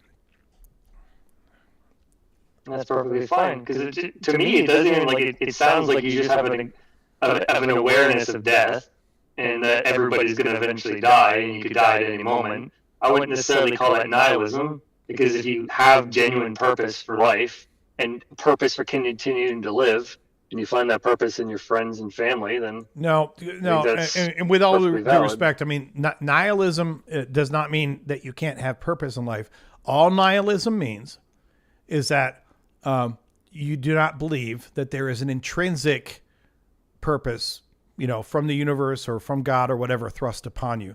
So, and this gets confused a lot by people because, I see this on apologist sites all the time where Christian apologists will try to say it like, oh, if you don't have God, you'll have no purpose in life. You'll be nihilistic. It's like, you can be nihilistic and still have plenty of purpose in life, but a nihilist, and to be fair, there are some very depressed, bad-minded nihilist people that have allowed themselves to go down a rabbit hole of thinking, oh, if God doesn't give me purpose, then there is no purpose in life. And they get, nihilism can be a very, very bad thing for some people. But nihilism does not mean you can't have tons of purpose in your life. It just means that the purpose that you see in life is not intrinsic or thrust upon you by forces outside of you. So my question on that would be, why would you feel bad about not being able to be there for your wife if you were just enjoying life, watching cartoons and doing whatever you want? Like you said, you have hedonistic tendencies. Because I have empathy. So because her enjoyment is my enjoyment. Why wouldn't hedonism be your default? Because I have empathy and her enjoyment is my enjoyment. And also also, to be frank, there's a selfish aspect to it too, right? Which is that if I said, my wife needs me tonight, but I'm going to sit here and watch cartoons because that's what I feel like doing. Of course, on a very simple level, that might work for tonight. But guess what?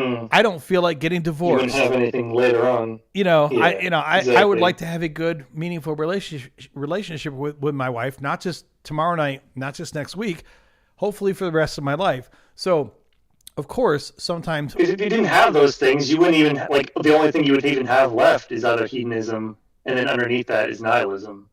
Well, I mean, if you had... Nihilism... If you had no... Default. So, if I was on a desert island, no, literally by myself, then yes, the only thing I would have is hedonism because if I could have no other relationships with other people, if I was in a prison cell or on a desert island or stranded on an alien moon or whatever, then yes, hedonism really would be essentially the purpose of life. Yeah, because like to me, like when I ask somebody like what the purpose of life is, like the answer is usually, how many things can I take away from your life until you don't want to live anymore? And that's the purpose of life for them. I have It's like, because at the end of the day, like I'm trying to see the axiom of what I think people understand as nihilism is just the inevitability of death being the objective reality. It's like the objective reality is every single person is going to die. If you get rid of every other belief structure, every other value, every other purpose, the only thing you're left is with death. And the only thing that makes life worth living is the things that allow you to progress away from just but staring again, at death. nihilism and doing has nothing to do with death. No? Is that No. not the objective universal reality? No. Doesn't everything die? Yes, everything does die. That doesn't mean it has anything to do with nihilisms. This could be trite to do this, but I'm going to do it anyway. So, we're going to pull up definitions because I want you to understand this because it has nothing to do with death. So, nihilism is a philosophical belief that life is without objective meaning, purpose, or intrinsic value. Mm-hmm. That's it. That's what I mean by, is that like what I mean, like what does my statement about death conflict with that definition? It's immaterial to nihilism. Nihilism is just a question about, do you think that your life has intrinsic meaning? Things, not the lower things. Like the things that make life worth living is what it's like. He seems to me defining. It's like the absence of the things worth living for. And when you get rid of those things, what's the only thing left? Well, I don't know if this is what you're trying to say. If your point is that dying lends meaning to life, I would totally agree with you. I think that the fact that we are not just mortal, but that our life is short, lends a tremendous amount of meaning to our life. And I also think that is one of the... Gives you motivation. Huh? Yeah. Yeah, I think it gives you the motivation to like pursue the things that are meaningful. Yeah, because you know you're not going to be here forever. Bingo. Like that's why you pursue all these things. Because like exactly that's what I mean. Is like if you got rid of those things, what would be left? Nothing but staring at death, waiting to die. Like you ever see Peter Pan? Remember Captain Hook's?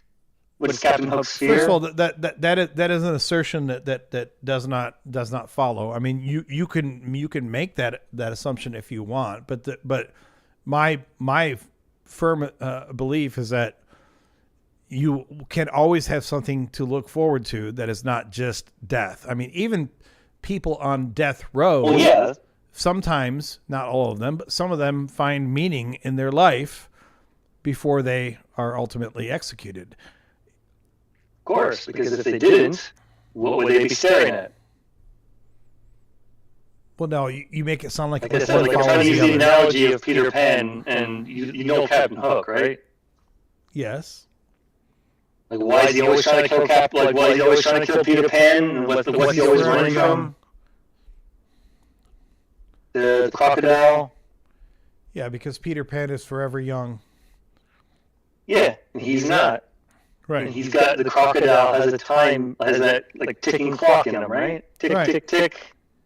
If it wasn't for the constant angry pursuit of Peter Pan, what would he be searching for? Like, what would he be staring at? Well, that's fair. So now you're making the Boston Red Sox argument for meaning of life. I don't know if you're a sports fan, but not familiar. Oh, so it was like for 93 years or something, the Boston Red Sox did not win a World Series. And of course, they've won the World Series now several times. But when I was growing up, a lot of baseball fans would tell you that they don't think that Boston Red Sox Boston Red Sox fans in their heart of hearts really wanted to win the World Series, because if they won it, then like all of their angst and their reason for being would go away. Like, we've won the World Series. Now what do we do? So I'm sorry, that was going off on a tangent. All right. I need to hit the restroom. I know some of our viewers are probably getting kind of bored, but I'm not trying to hang up on you. I mean, if someone else wants to call in, they can. If you want to keep talking, Kai, I'm not against it, although I would like to take the conversation in some different way. Yep. You know, I'm just gonna. It's getting late here anyway. I'm probably gonna head out, so I might call you in on a later date, or either way, it was a nice conversation. Cool. Appreciate it, man. Thank you. You have a good day. Cheers. Thanks. All right, I'm going to hit the head again, and no one can leave the live stream while I'm hitting the head. If any of you leave, I have your names and your numbers and your home addresses, and I will hunt you down. I will hunt you down like the dogs that you know that you are. So you all have to be here in a few minutes when I get back. I'm watching you. I know where you're at. So don't leave.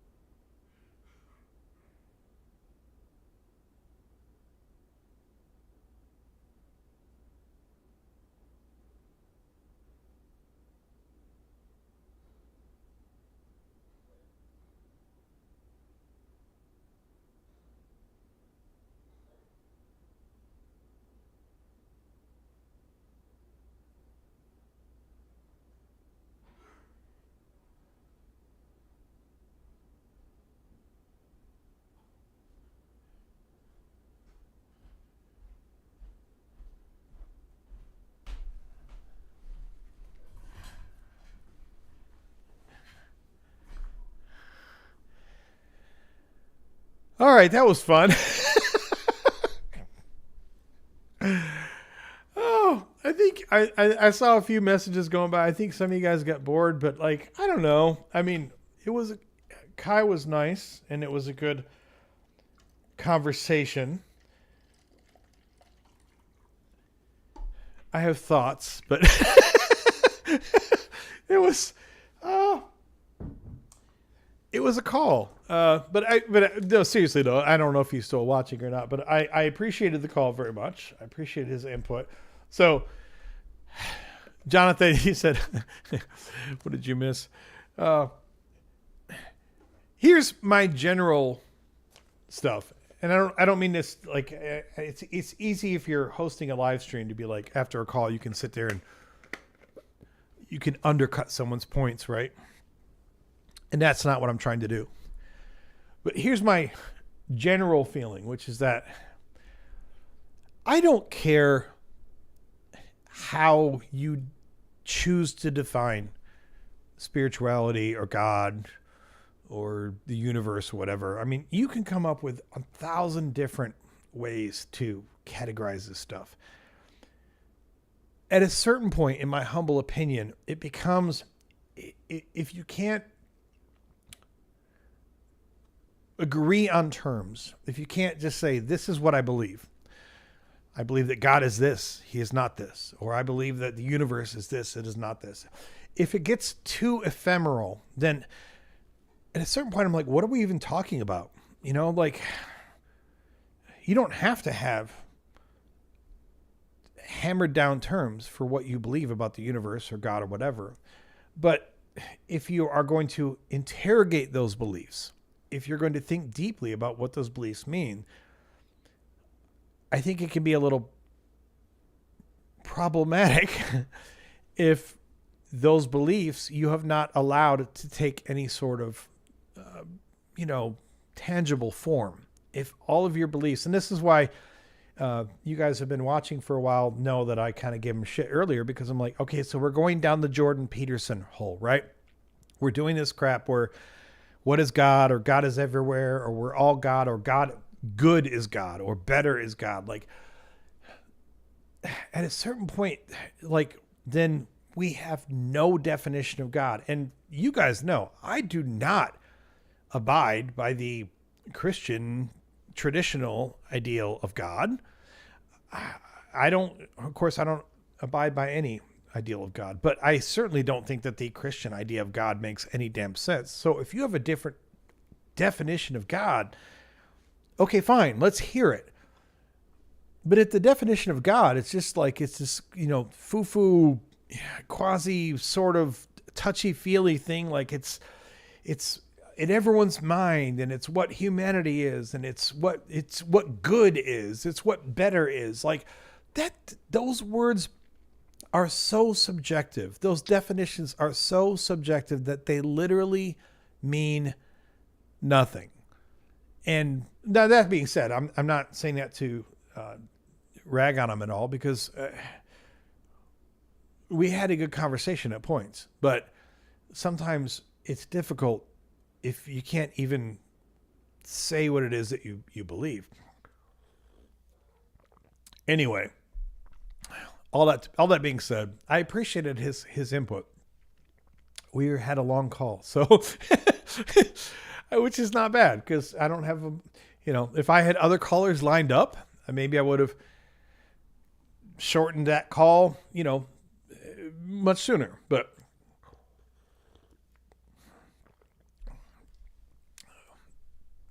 I think I don't mind when people are nice, they're polite, even if I think that maybe their ideas are weird or, undefinable or bullshit or whatever. Like, I mean, we can have a good conversation, and, people can have the same feeling about me. They can think that I'm weird or undefinable or bullshit. But this is why I said when I first started, some of you guys who have been with me for a while will remember this, because I only started doing live streams, what was it, like 6 weeks ago or 8 weeks ago, something like that. I don't even know. I'd have to look it up. And at the time I was like, I don't even know what I'm doing. I don't know if I want to do this. I don't know if I want this to be a regular thing. I was just kind of trying it, because I don't want to have, I love Justin and I love some of these other shows, but I actually don't want to have a show where it's like I get ornery asshole Christians on, and then I yell at them and tell them I'm going to beat their ass, and and we yell about scripture, and like, to me that gets really old really fast. It's much more meaningful to me to have a real conversation with someone. Sometimes maybe the conversation gets too long. Sometimes maybe it gets a little boring for people. I don't know. But I would rather have a conversation. I think you guys know from listening to like the conversation I just had with Kai that it's not that I won't challenge people. I'm not going to just let someone talk for ages and ages and without challenging them, but I don't feel like being a dick about it. It doesn't serve any purpose to me. Yeah. Secular scriptures. I appreciate that comment. She says, I like the more polite conversations. The arguments stress me out. I feel that way too. Secular scriptures. I will say that, like, I enjoy sometimes watching, some of the debate shows, right? But if they get too contentious, I find myself actually feeling that, like my heartbeat is racing, my blood pressure is rising. Like, just listening to people argue, to me, is very stressful. And that's why, like, at one point there when Kai was talking to me, I feel like he was maybe starting to go down this road of saying like I was getting upset or something. And I'm like, dude, Do I look upset? Like I'm pretty happy right now. Like I'm in a pretty good state. But I don't ever want to be that guy who's like yelling at someone online, or I'm not saying it'll never happen, because sometimes you just get these fuckboys that call in and want to troll you or whatever, you know, want to talk about patently unmoral shit, but I'm not trying to be that guy. Yeah, Jonathan says, let's leave that to Justin. No, that's fair. And Justin's actually, I think he's usually pretty nice myself. I know some people would disagree with this, but I think when people call into Justin's show and they are polite, he's incredibly patient and polite with them. Of course, he gets a lot of other people calling in because he's built up an audience and he has a certain brand, right? And he gets a lot of people calling in who are there just to troll him or to try to bait him and to try to say a bunch of angry shit. And so I think he has more natural opportunities to devolve into, I don't mean it as an insult to Justin, but to devolve into true argumentation. And thankfully, at least at this point, I'm not at that point, right?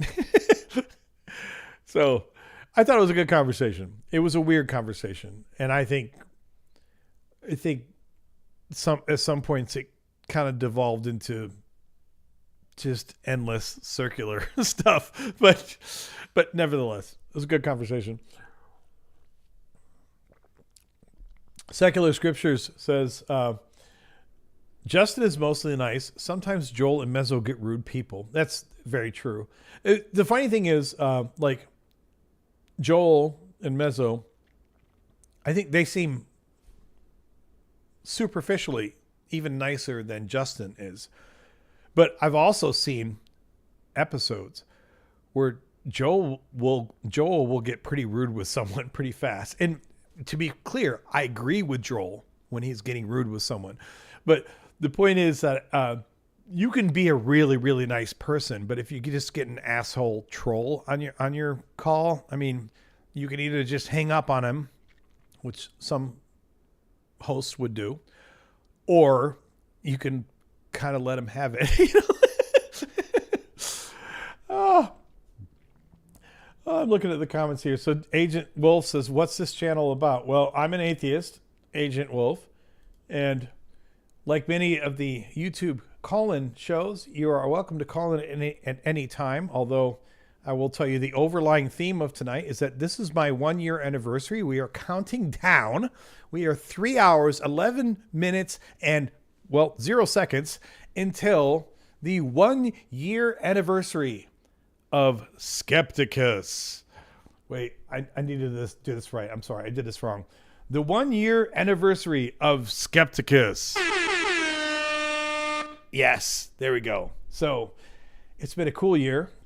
It's been a long year, and I mean it in a good way. There's been a lot of content, a lot of hours spent recording shit. So, excuse me. As always, the lines are open, and you guys can watch me get drunk as I keep drinking throughout the night. I'm pacing myself tonight more than I have other nights. Some of you guys who watch every drink that I pour may not think that's true, but I have Celtic genes, so I have a tolerance that could kill most mortal men.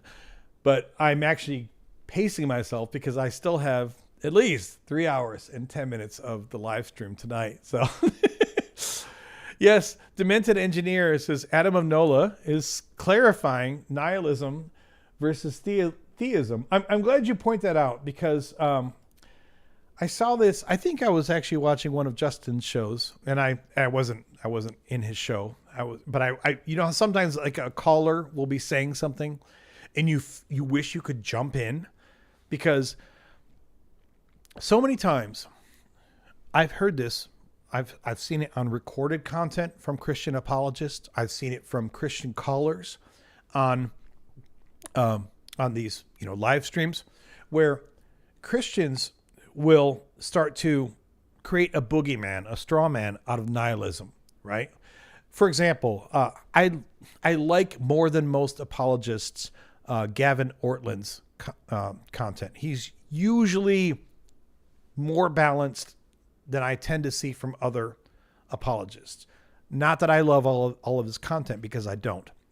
But one of the videos that I reacted to from him like 6 months ago was where he was comparing atheism to nihilism. And I have seen this time and time and again, where theists, believers, will pull out this nihilist card, like, oh, you don't want to be an atheist because then you'll become dun dun dun a nihilist. And they treat it like this, horrible, like, no, not a nihilist. And I will admit that there are people who, especially people who deconstruct, who kind of slide into nihilism. And for some people, in some scenarios of life, nihilism can be a deep, dark, depressing hole. I'll give you an example of this. What was it? Britt Hartley, I think. I saw a video from her where she talked about how when she deconverted from Mormonism, she became a nihilist, and it was a very dark, depressing time for her. And that makes sense, because for certain people who have been theists their whole lives, they've learned that the only real meaning of life that you could possibly have is from God. And then if you go down this path of thinking, well, God doesn't exist, then for some people it can lead to a very depressing conclusion that life is meaningless, that there's no point for me being here. Why even get out of bed in the morning? Why was I even born? It can get really, really dark. And I don't want to downplay that, because I think that for people who are in that mental state, it is a very serious problem. And I don't want to make light of it. But as I was pointing out to Kai on the call, nihilism doesn't mean depression. When I was growing up, I thought nihilism was the philosophical term for depression. I thought clinically you might be depressed, but philosophically you're nihilistic. I literally held them to be almost equivalent. In fact, on some level, I thought that nihilism was worse than depression, because depression is like, well, maybe I'm in a bad headspace today. Maybe tomorrow I'll feel better. Whereas nihilism was just this pit of despair that you never came out of, right? And to be fair, I think for some people in history, that has been what nihilism is or was. But that's not what nihilism means. Nihilism only means that you don't believe that there is an intrinsic meaning to life. You don't believe that you were born with some meaning given to you by God or by the universe, whatever. It just means that there is not an intrinsic meaning to life. Now, you can take that idea that there's no intrinsic meaning, and then you can go down a rabbit hole and think, well, shit, then maybe there's no meaning to life. Maybe I shouldn't even be alive. Maybe this life is pointless. Like, you can go way down that rabbit hole. It's possible. But that's not what nihilism means. Nihilism does not mean utter, horrible depression leading to suicide. That's not what nihilism means. Nihilism just means I don't think that there was an inherent meaning for life given to me. Hey, Weirdo Rock Hyrax Evan is back. So you missed it might be good that you missed it, because I think some people found the conversation boring, but I had a very long conversation with someone about nihilism amongst other things. It wasn't just about nihilism. But some people would say it was probably a bit long, but again, I thought we had a good, polite conversation, and I did not mind the conversation at all. It just, at a certain point, I felt like we're talking in circles, So, moving on. We are getting close to 3 hours left till the ultimate first anniversary birthday dance. Yes, I'm probably going to dance at some point. All right. So let's, of course, the phone lines are open, as always, if anyone wants to call. I have to tell you guys too, I am still a little chagrined.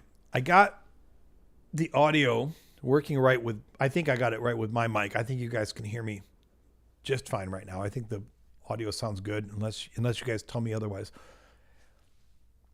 But since I got this mic hooked up, there's something weird about my connections with the callers. Like now I can hear them, and I know you guys can hear them, but it's not as good as it used to be. And that's actually kind of annoying the crap out of me. But I'm going to have to sit down probably with my wife over the next week and say, okay, you go in the other room and call, and I'm going to have to sit down and just make a point of figuring out the audio when someone calls in. Because I'm very certain right now that we got the audio working well for me talking.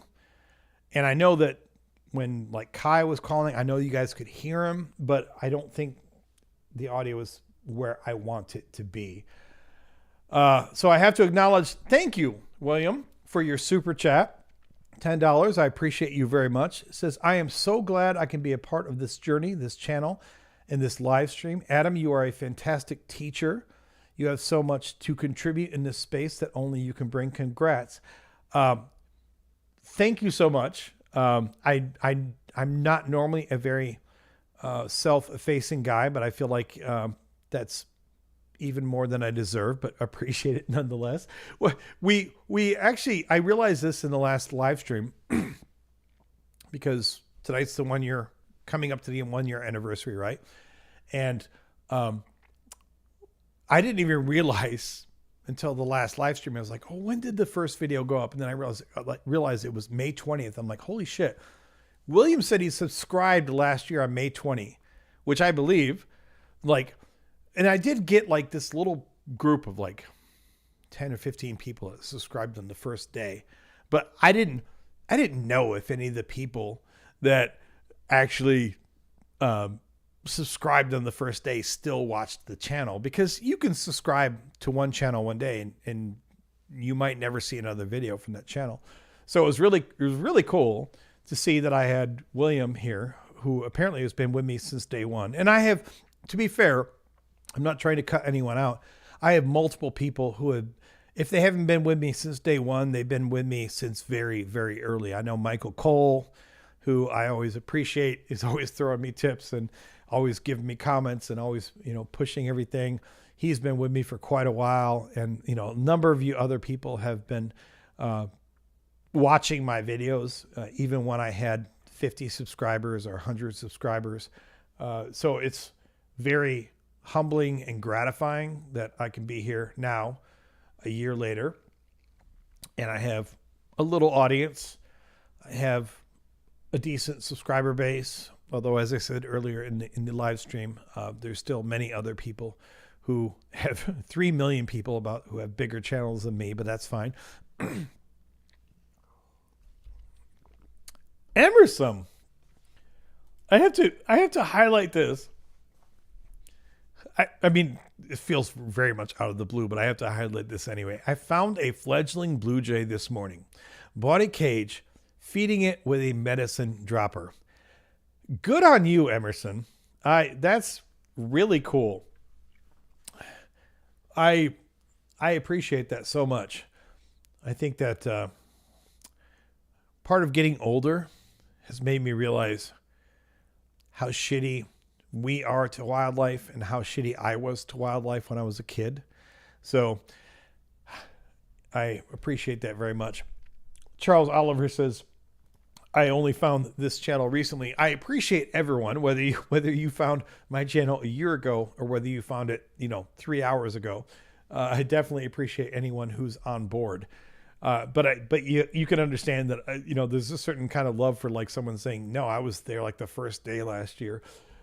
Also, there's a bit of like weird humility to it, because I don't think that the videos I put out in May or June of last year are bad. Like, I'm not embarrassed by them. But there's always this little bit of a progression that you go through as a content creator, right? You learn how to edit better. You learn how to do lighting better.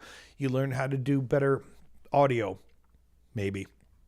So if you go back and look at like my intro video from May 20th, there's a certain part of that video that I'm like, man, that was embarrassing. Like, you know, like I really didn't know what I was doing. And I know that next year when I look at my videos from now, I will say, ooh, yeah, I really wasn't very polished, because it's an evolution. It's a progression. So you're always hopefully getting better in YouTube and in life, right? Okay, so let's get to some more comments. Thank you, Michael. I love you. He says they are all worth watching.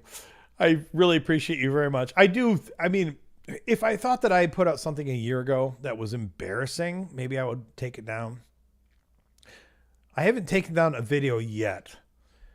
There could be, you know, at some point, the way this game works is at some point, if you do these videos for long enough, at some point I will do a video that I'm not embarrassed about, but maybe a video that I feel like, ooh, I hit the wrong note. Like maybe I said something I shouldn't have. Maybe I misrepresented something.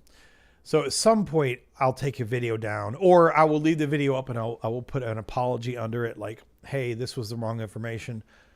Thankfully, so far, knock on wood, I haven't had to do that. But I also know that to some extent, that's just kind of the nature of the beast. If you put out enough content, how many videos have I put out this last year?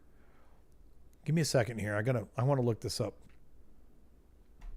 because someone was asking this the other day, and it's kind of hard to figure out because they count sometimes like the shorts, but all of my shorts are they're just little snippets from the major long form videos, right? So the shorts is not a good way to figure out how many videos I put out in the last year, because those are just kind of repurposed content.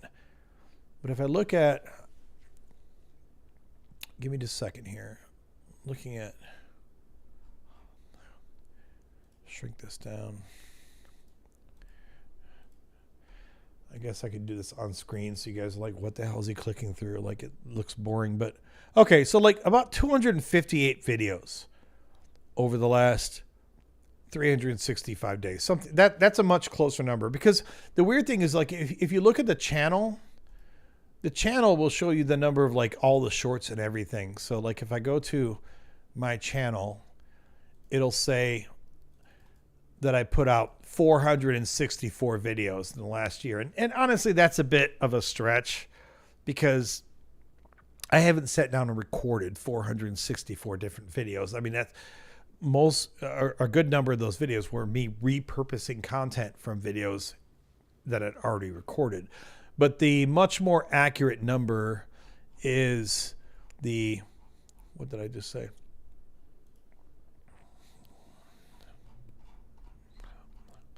$258. So 258, that's a pretty strong number there for what I've done in the last year. And Jesse, you're saying you're matching Will's.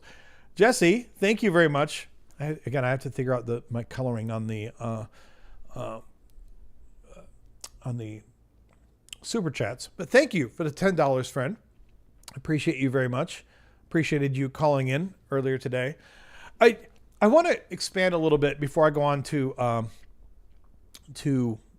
the next comments here, because Jesse mentioned something in the first time that he called a few weeks ago, and he mentioned something again that he called today. And maybe I sound like a broken record on this, but I realized that I was an atheist before Trump ever ran for president. But for most of my life, I've actually been registered as a Republican, because I wanted lower taxes and I wanted smaller government. Now, I could sit here and argue with you now, like, that doesn't have a lot to do with Republicans, but nevertheless, like, that was the company line, right? Now, my whole life, I always voted for Democrats sometimes and Republicans other. But after I realized I was an atheist, and then several years later, the whole Trump train started. And I know that some viewers might get exasperated because they don't want political content, or they're tired of hearing about political content. And there are atheists out there who are Trump supporters, so maybe this turns you off. But I got to tell you that while I was already an atheist before Trump ran for president, Trump, in the whole aura of Trump, the whole phenomenon which has been Trump, really hammered it home. Now, no matter how bad Trump is, I think it would be a ridiculous rhetorical position to say I became an atheist because of Trump. I mean, I did not. And if you did become an atheist because of Trump, I would say that's the wrong reason. That's stupid.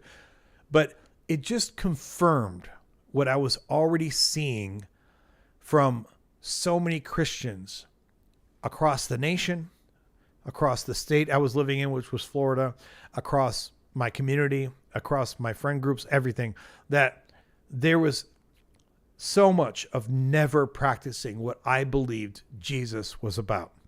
And this may sound funny coming from a guy who's an atheist, because you can be like, well, what do you care about Jesus? But even as an atheist, now I can tell you a lot of problematic things about what Jesus taught. But I can also tell you that compared to Yahweh, Jesus is so much better. Compared to a lot of other historical religious figures, Jesus is pretty cool. He has problems. Sometimes he has big problems if you read the text carefully enough. But the idea of Jesus, the idea of what he taught, is, in my humble opinion, the antithesis of everything that I see from Trump and the Republican Party. And it made me very, very liberal, not because I believe in everything that the Democratic Party is doing, but just because I got very alarmed by everything that I'm seeing by the Republican Party. I could go on with that for hours, of course, and I could bore the shit out of people, but I have another super chat. So thank you for the super chat, friend. Black Hole Sun asked me your thoughts on God's testing of Job. That is a very, very, and I know I need to tweak these CSS overlays here so you can see those words better. But the question from Black Hole Sun is your thoughts on God's testing of Job. That is very, very interesting. A couple ideas there. First of all, I will tell you that when I first started this channel, I said some things about Job in some of my early videos, and I was pretty surprised at the response that I got back from Christians. It was a small handful of Christians, but still Christians. One of whom was one of my best friends. Another person was just this person who was in my comments all the time back then. I haven't seen him in a while, but adamantly defending the book of Job. And I'm going to be honest with you. I don't even know how to put this in very sensitive terms. I don't have any fucking idea how you can read the book of Job and not be absolutely disgusted by Judaism, by Yahweh, by Christianity. Now, I know you can say, well, it's one book in the Bible, right? Just because Job is disgusting doesn't mean you have to hate the whole religion. So, okay, that's fine. But, of course, because it's in the Bible, because it's part of the canon, so many Christians feel the need to defend Job. And that fucking blows my mind. I can't tell you a single word of Job that I find to be morally defensible on any level. Now, I know I have learned what most of the apologetics are around this, right? The major apologetic that comes about is that it's a rumination on why bad things happen to good people, right? I mean, that's one of the most central problematic issues that I think most religious people have is you've lived a good life, you prayed to God, you've gone to church, you've tithed, you've done all the things you're supposed to do, and then something horrible happens to you. And how do you deal with that? And from what I understand, I believe that the Christians who have made their peace with this book have made their peace because they have taken it as a explanation, as some sort of cosmic reading on how to deal with the fact that bad things happen to good people. But for the life of me, I find that approach to be morally and intellectually bankrupt. If the story of Job was just that here was this person who really loved God. He was a righteous man. He did everything God wanted him to do. And yet, randomly, all the bad things happened to him. And after all the random bad things happened to him, then, after questioning God, Job finally relented and said, no, but you are the one true God, and I still have to follow you. I could sort of get behind that story because I could understand if they were saying, look, no matter how much you think you love God, no matter how much you think he controls the universe, bad things are still going to happen to you. I could get behind that. The problem is, that's not what the book says. The book opens very clearly as a bet. It's a bet between Yahweh and the Satan.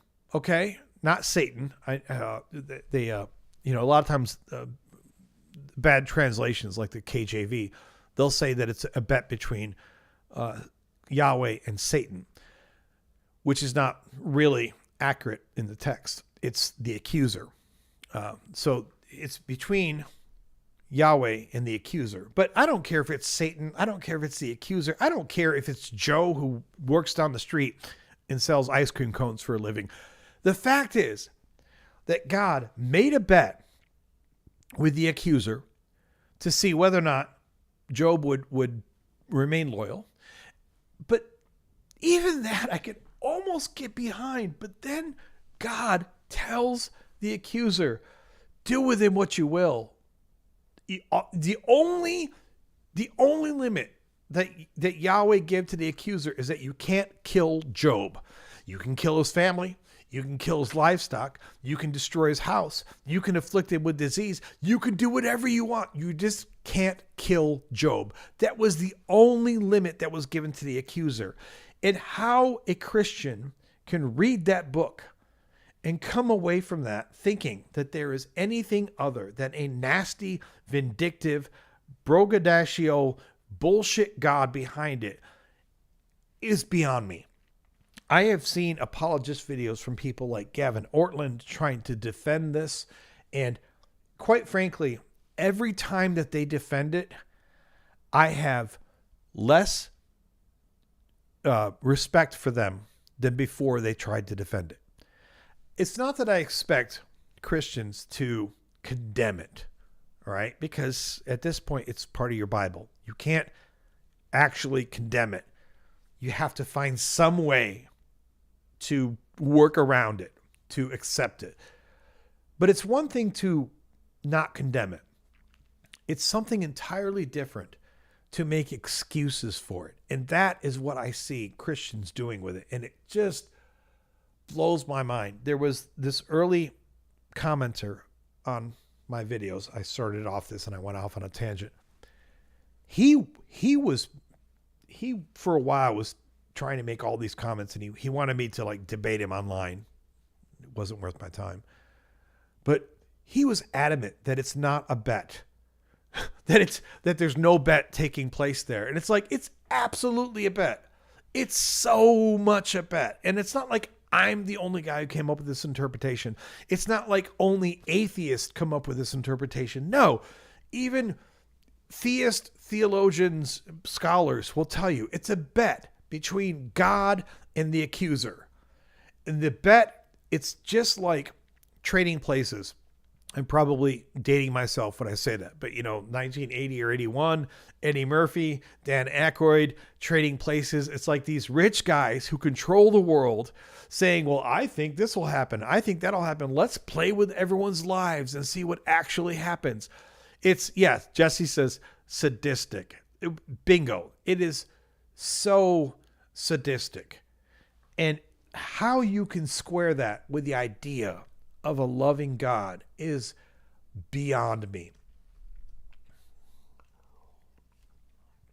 There's also, I'll say one more thing before we move on from that. There is a really disgusting apologetic around this, which is that when Job gets restored, okay, when the bet's over, God has won the bet. Job gets all of his stuff restored, right? He gets his land back. He gets his house back. He gets everything back. He even gets his children back. But of course, they're not the same children. He gets new children to replace the old children, which I think in old, ancient Hebrew terms felt like, oh, he had everything restored. Of course, there's two more problems with this, which are disgusting. Both of them are disgusting. The first problem is, if I've done nothing wrong to you at all, I'm a perfectly righteous Adam of NOLA. I've done everything I could to help you and be the best helper that I could possibly be. And then to satisfy a bet, you make me horribly miserable for, let's say, a year. All right. And then at the end of the time, when you win the bet, you restore everything back to me. We're not even. That's not even. Like telling me like, well, I restored everything that you lost. Yeah, you restored everything that I lost after you tortured me. For how long? Like, you tortured me for this incredibly long period of time. So no, just putting everything back to the way that it was originally is not squaring the ledger. It's not making everything even. If I came to your house and said, dude, you've done nothing wrong to me at all, but I'm just going to torture you for a year. And then at the end of the year, I'm going to make sure that your life, your job, your kids, your family, everything is restored to the exact same place that it was before I started torturing you for a year. Would you call that justice?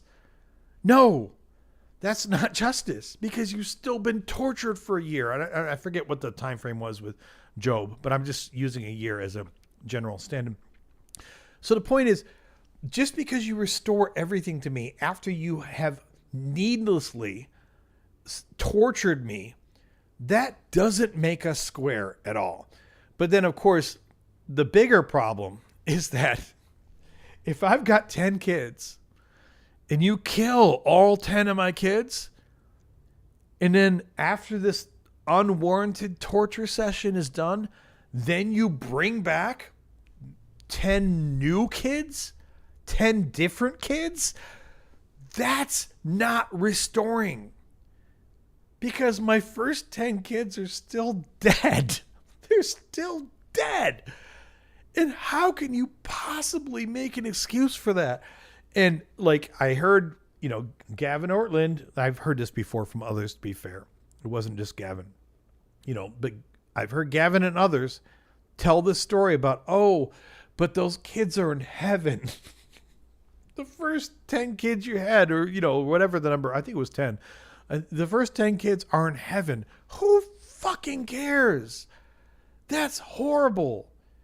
I mean, if we're going to assume that it's okay to kill your kids as long as they go to heaven, then I should be able to walk down the street to every Christian family I know and just start killing all their kids. Because, hey, they're going to heaven, right? Like, no, that is so gross. It is so gross. And the fact that Christians can read this and come away with a positive message from it.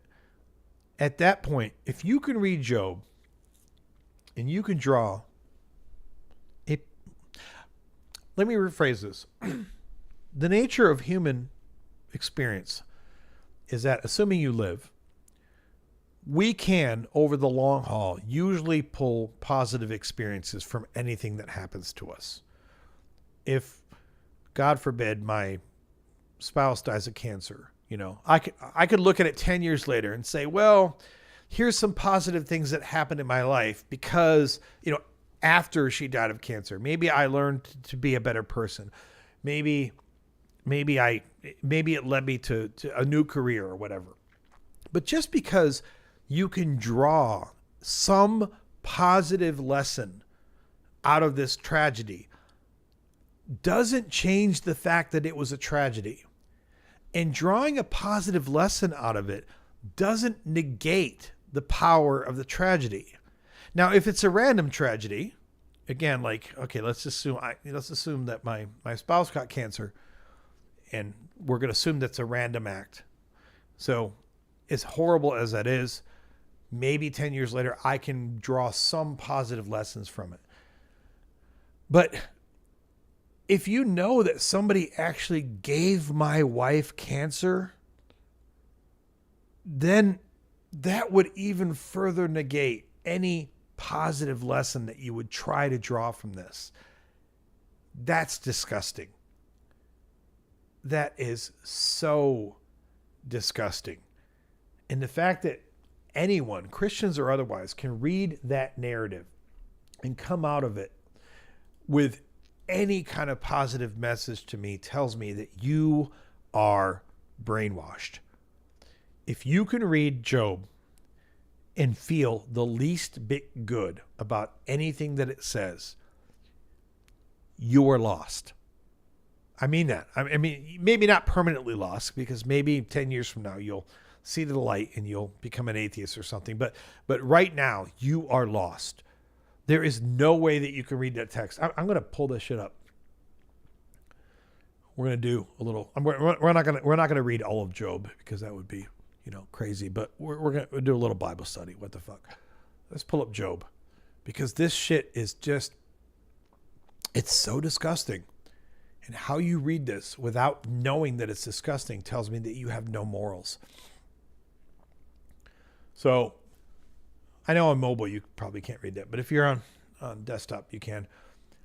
There was once a man in the land of Uz, something, whose name was Job. That man was blameless and upright. He was blameless and upright, one who feared God and turned away from evil. There were born to him 7 sons and 3 daughters. So it was 10 kids.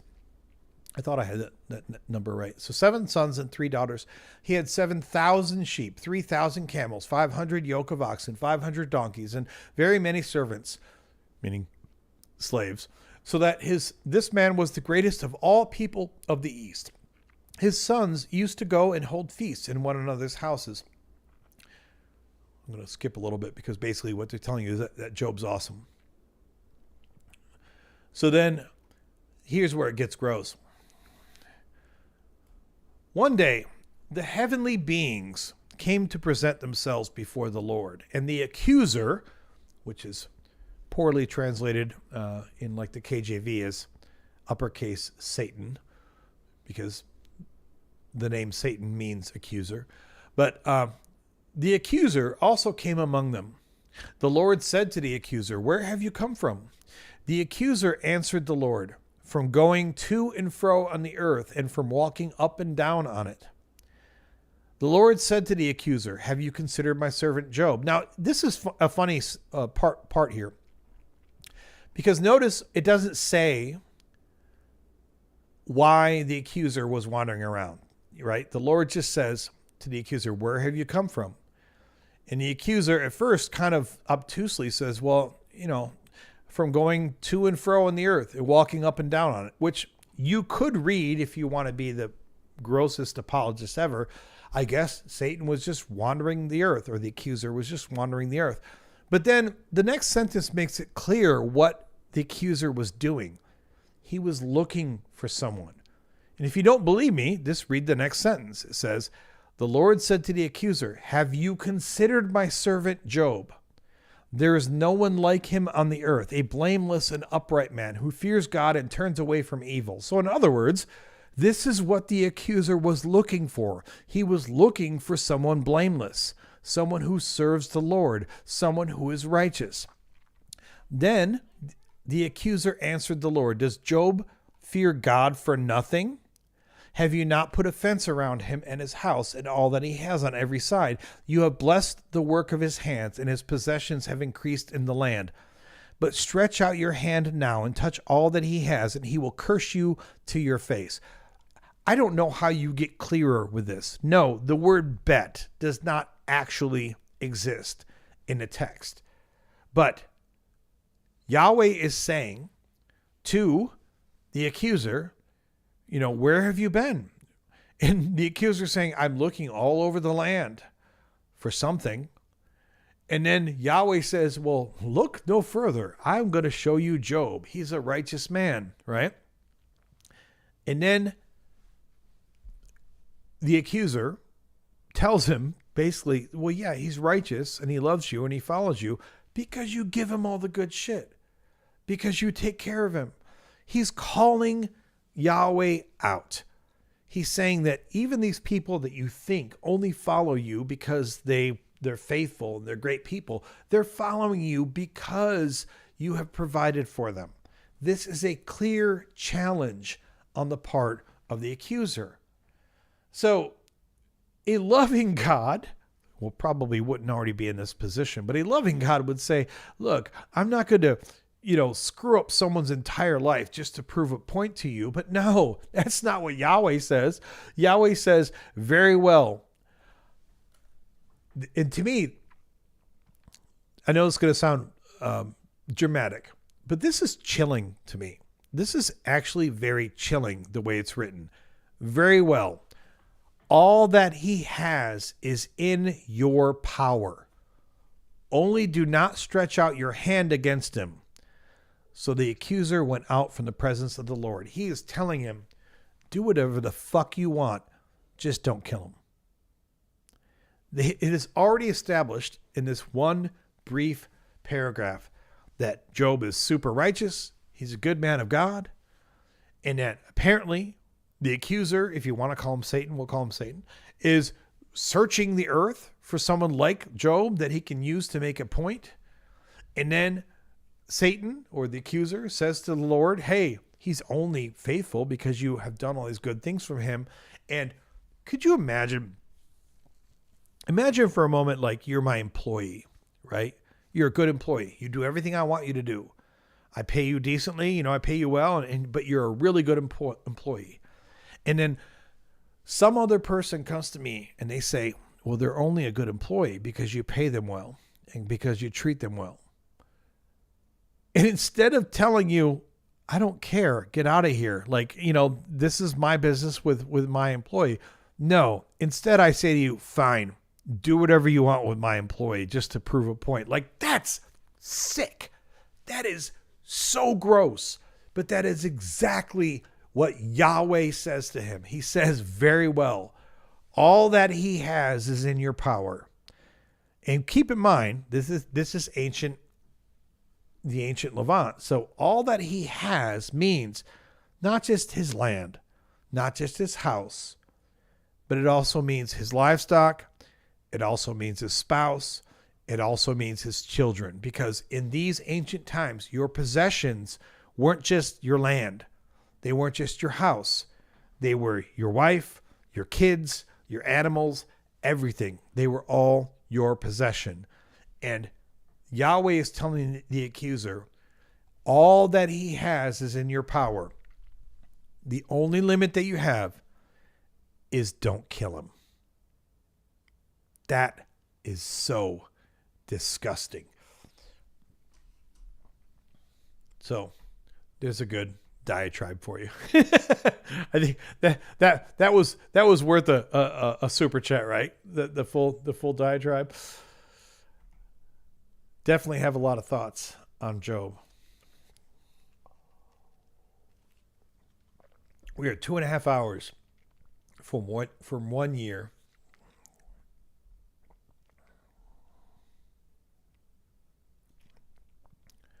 Let me close this here and get to some comments.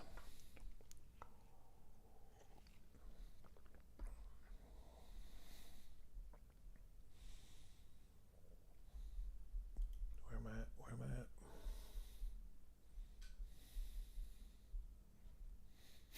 at?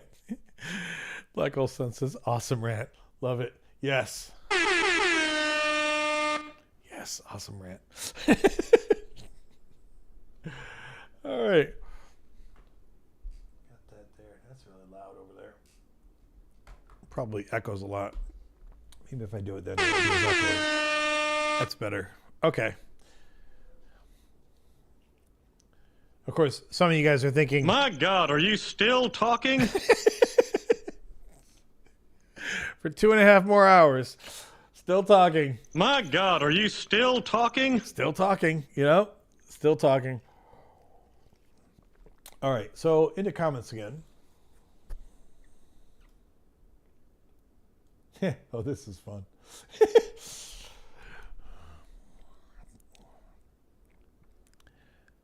Let's see. Comment community.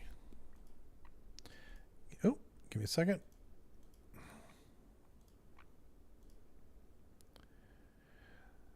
The more windows that I move through, the harder it is to move through them with any alacrity. Like, oh shit. All right, let me blow this up a little bit.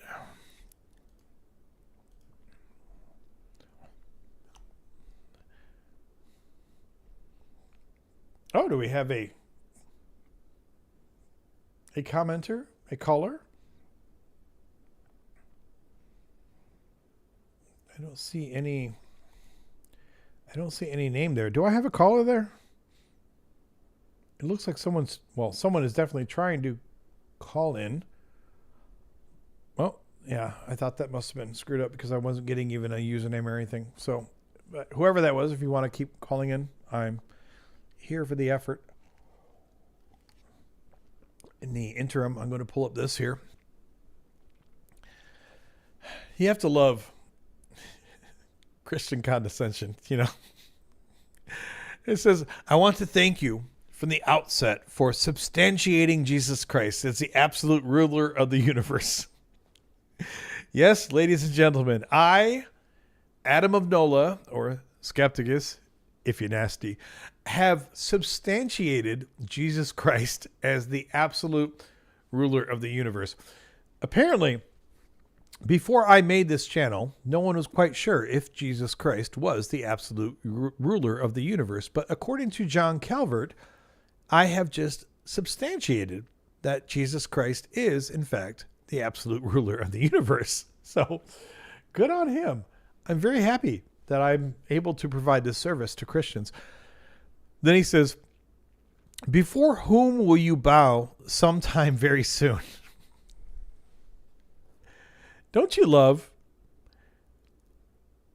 It's one thing to be told that your religion is wrong or your religious beliefs are wrong, but no, you're going to bow before my religious beliefs. It's not enough that I'm right. Everyone else must be wrong. I mean, that's really the central tenet of Christianity right there. Because polytheism is that, well, I think I'm right, but you can have your beliefs. But monotheism is, I'm right and y'all motherfuckers are very, very, very wrong. And that's really what it comes down to. It's not enough that you don't agree with my takes on your bullshit religion, but instead you have to assert that I will be bowing down before your angry God man. And he's going to teach me a lesson. Like, what the hell? Oh, I see comments here. So William says, earlier tonight I got to talking on Facebook about how Paul's claim that 500 people witnessed the risen Christ was just that, a claim and in no way evidence, but is used so often. So this is, of course, absolutely true. Let me pull this up. So I don't like too often to rely on the courtroom analogies, because I do think that sometimes atheists get a little tiresome in trying to say, well, this wouldn't work in a courtroom, right? Well, antiquities research is not a courtroom, all right? Nevertheless, the fact that you have a book from 2,000 years ago where some person says that there were 500 people who saw a thing, and we have no record of any of the 500 people, that alone makes it not just bad evidence, it's not evidence at all. That's no different than J.R.R. Tolkien telling you that 500 people saw Smaug fly over, fly over the city to destroy it. I mean, it's a story. That's all it is. There is no other way that logically you can possibly hold to that belief. But, and I love, so William, I'm going to get with you on 1 Corinthians 15 too. But even worse, I want you to think about this. I try to be reasonable about miracle claims. All right. When someone says, there's a story that Jesus healed a blind man or two blind men, depending upon which version of the Gospels you're reading. Right. But let's put away that contradiction for a moment and just say, well, Jesus healed a blind man.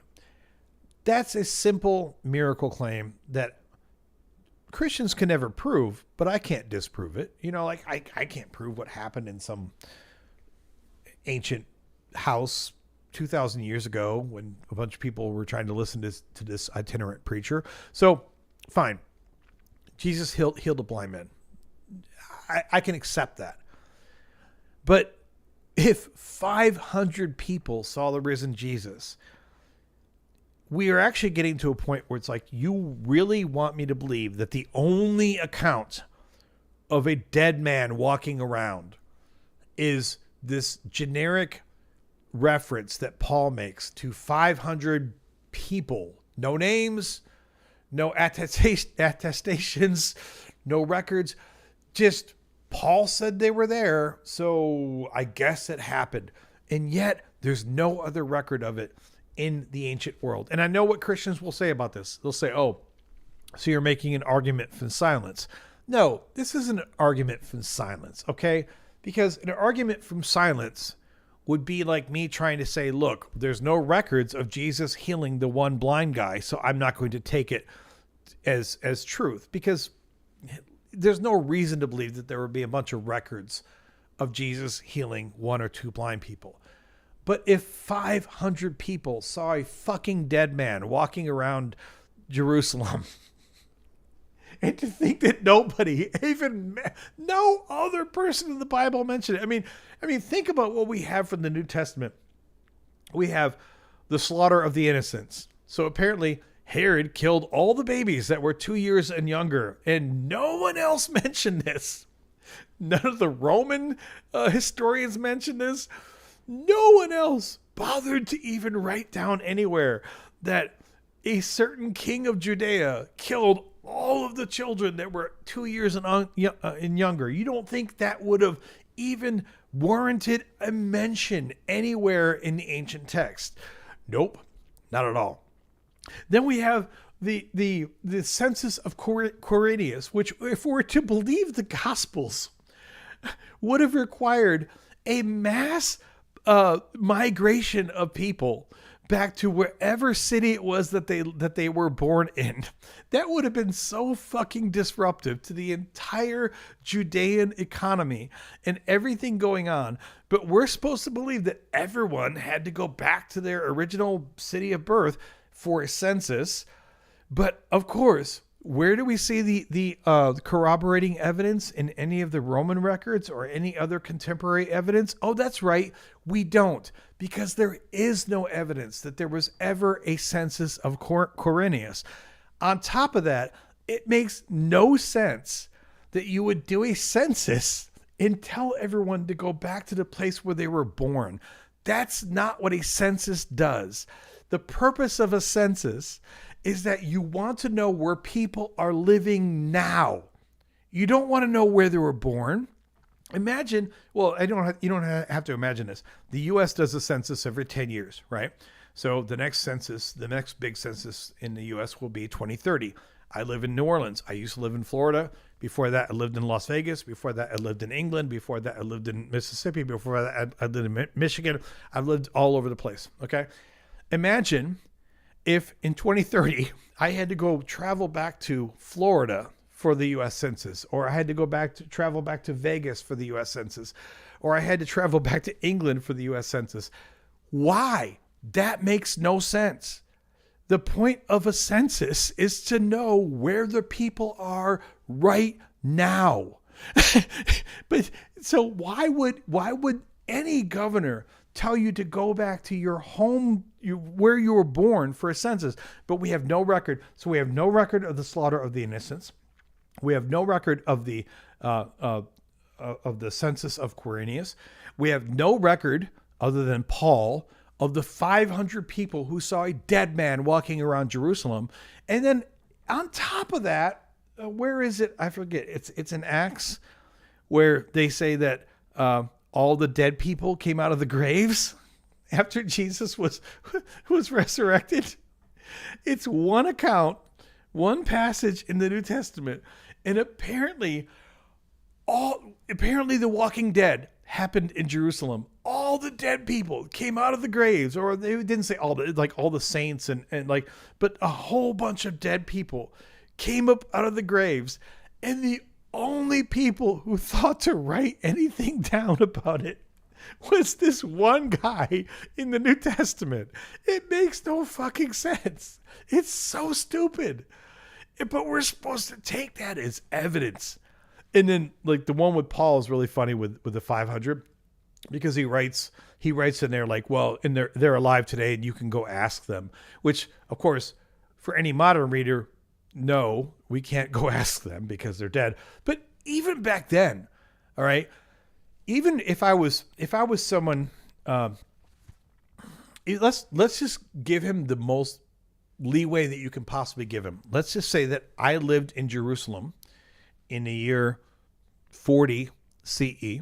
Okay, so after the death of Jesus, and someone said to me, well, 500 people saw Jesus walking around after his death.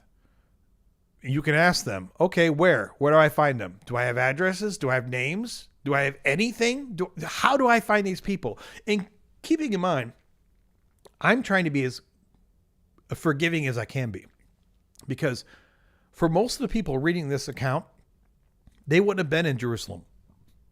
They would have been in Ephesus or Galatia, or all these other provinces, right?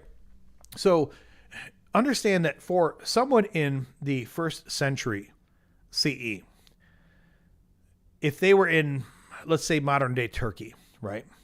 And you told them, well, there were 500 people in Jerusalem, you can go ask them if you want. That's like me telling you that 500 people saw flying monkeys in North Korea. And if you don't believe me, you can go ask them. How? How could you go ask them? I have no ability to get to North Korea. I have no ability to even know who these 500 people are. You're just telling me that there's 500 people, so you have to trust me. Like I'm supposed to be impressed by the number 500. And all of it is utterly fucking stupid. It makes no sense. And this is why I say, I'm trying to be nice about it, because I do understand that when we try to assess ancient events, our level of corroboration and attestation is usually lowered in terms of what we consider to be historically trustworthy, right? In fact, there are many places in ancient records where it'll say in the year 250 BCE in this city, there was this one guy who was the mayor. And based on nothing more than that one statement in this one little record, we will then put in our notes, oh, I guess the mayor of this one city in 250 BCE was Joe. Okay. But it's easy to take that one simple minor attestation as fact when what you're attesting is a non-impressive fact. All you're trying to tell me is that the guy who was the mayor of this city in 250 BCE, his name was Joe.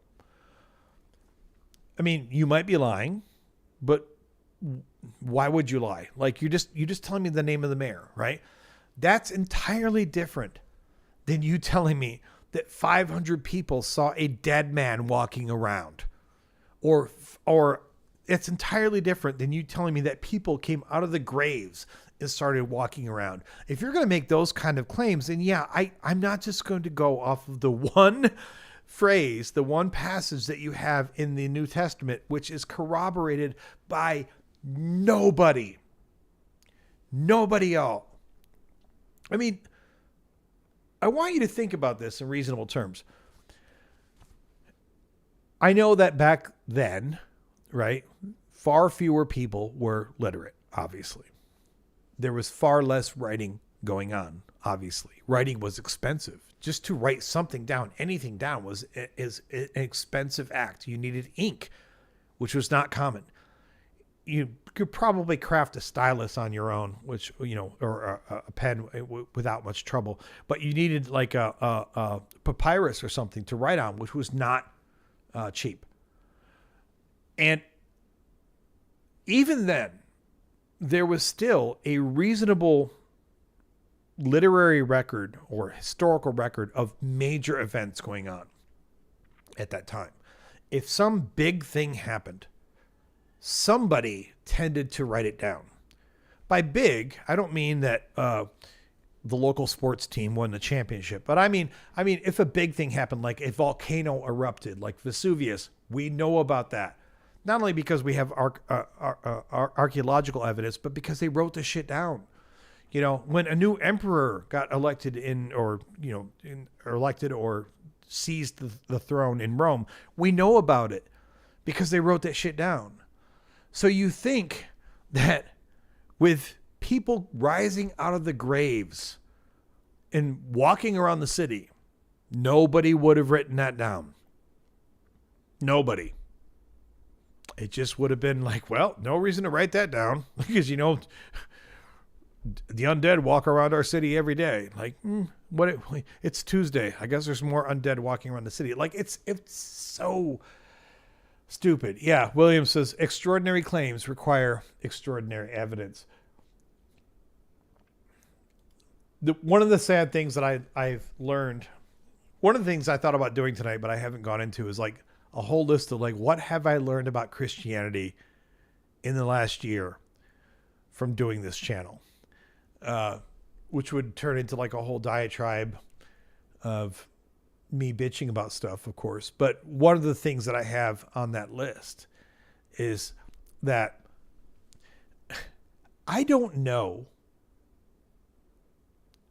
how you can even question the premise that extraordinary claims require extraordinary evidence. Because if you don't accept that premise, then what do you think extraordinary claims require? If you don't think that extraordinary claims require extraordinary evidence, then I guess you think that extraordinary claims should be accepted based on crappy evidence, based on no evidence, based on hearsay evidence. Do you even understand what you are implying if you refute the idea that extraordinary claims require extraordinary evidence? Now, I understand that the terms extraordinary are completely subjective, and we can argue all day over what is extraordinary claim or what is extraordinary evidence. But to just reject it out of hand means that you are basically saying that you will accept crazy, fantastical claims based on bullshit evidence. You're basically saying that you're gullible as hell. You're painting a big sign on your forehead that says, I'm gullible. That's all it is.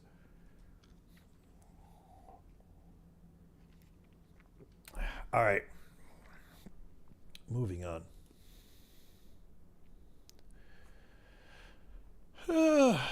Next comment.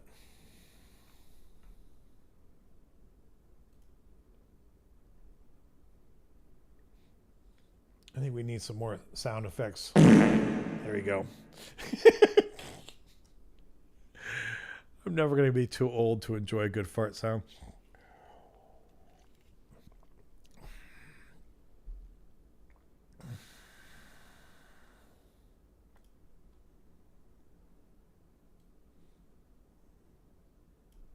I'm going to skip that one. Let's see. What's this one?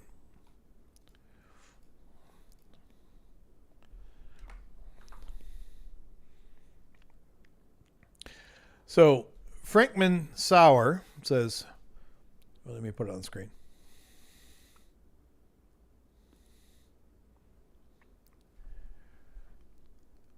It says, Adam, we are told that Jesus came back after crucifixion and taught for 40 days in secret.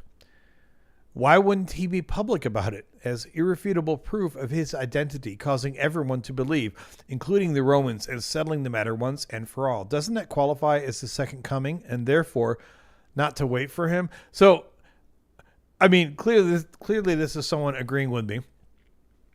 But I wanted to point this out because they actually brought up something in this comment that I hadn't thought of before. So I think we all understand that the common mythology around Christianity right now is that Jesus is coming again, right? It's the second coming. And yet the scriptures themselves, not all of the gospels, but you know, the gospels themselves are very clear that Jesus did come back. He came back. He walked, you know, amongst people for 40 days, and he ate, and he had, you know, Thomas fiddle with his, you know, fondle his wounds and all this shit. So like, that made me think, like, every once in a while, I have to give credit because doing this channel, I have tended to go down mental rabbit holes deeper than I ever did before I was, even when I was a Christian, right? But usually, even when I come up with something really weird, it's like, yeah, I kind of thought about this when I was a Christian. And usually I can tell you what my answer was when I was a Christian. This is one that I can't actually tell you what my answer is. Now, I guess maybe the answer is this. The second coming that most Christians refer to is specifically the second coming that's outlined in Revelation, right? When a Christian refers to the second coming, they're usually talking about stuff that's really only clearly outlined in Revelation. But nevertheless, if we really, really want to hold to the terminology of the second coming, I mean, okay, great. He came back. It's done. Get over it. Like, the second coming happened, you know? It's all done. But Michael, I saw you put it there. It's like tiny.cc/skepticus, but I appreciate you helping me out there. No, not quite. He's trying. He's trying so hard. Actually, you know what I'm going to do? I need to pin it actually. Cause I can do that. Let's do this. tiny.cc/skepticus. So I do that, and then I can pin this, actually. I did this in the last... Yeah, there we go. So now it will always show up there at the bottom, which I'm not saying... To be clear, Michael, it's also cool for people to continue to remind people. And I didn't highlight this this comment, but I had a comment this week from someone who's, I can't call him a friend of the channel. He comments on my stuff all the time. But he was like, you have a call-in show but no phone number? I thought it was kind of weird because it's like, dude, it's 2026. Have you never joined a Zoom call? You know, if you've joined a Zoom call, you've joined a phone call with no phone number. So I don't know. I think it was just being cranky. But Black Hole Sun says, do you stream simultaneously on TikTok as well? It may be a good way to get more callers. I look forward to hearing you converse with and debate some Christians. So that's a good question, Black Hole Sun. So a funny thing there, just to give you more background on it, since you asked about it, I have never been a TikTok person, I guess, because I'm old, and to me, TikTok feels like the newfangled kid thing. Like, what the fuck is up with TikTok? Like, I mean, I've been on TikTok. I don't know. I don't get it. I don't care about TikTok at all. That being said, I have noticed that like Joel streams on TikTok, Justin streams on TikTok.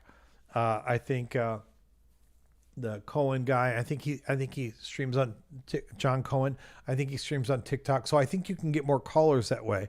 So this last week was the first time that I looked. Remember, I've only been live streaming now for like 2 months. And even then kind of like haphazardly, like trying to figure out what I was going to do.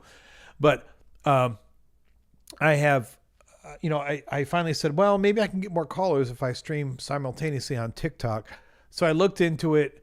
I created a TikTok account, even though I haven't posted anything on there. And apparently to stream to TikTok, you either have to have 1,000 followers, which of course I don't have because I just joined TikTok last week. Or I guess there's a way like with StreamYard where you can like apply to stream on TikTok without having gotten to the 1,000 followers. So I filled that out this last week, and they say they're supposed to get back to you in 3 days or 3 business days. I don't know. So presumably I should be hearing back from them because I guess you tell them what your regular like YouTube channel is. And I guess if they think that you have enough traction there, maybe they'll let you stream on TikTok without having 1,000 followers. So we'll see. If I can get streaming on TikTok simultaneously without having to get 1,000 followers there, then I'm all for it.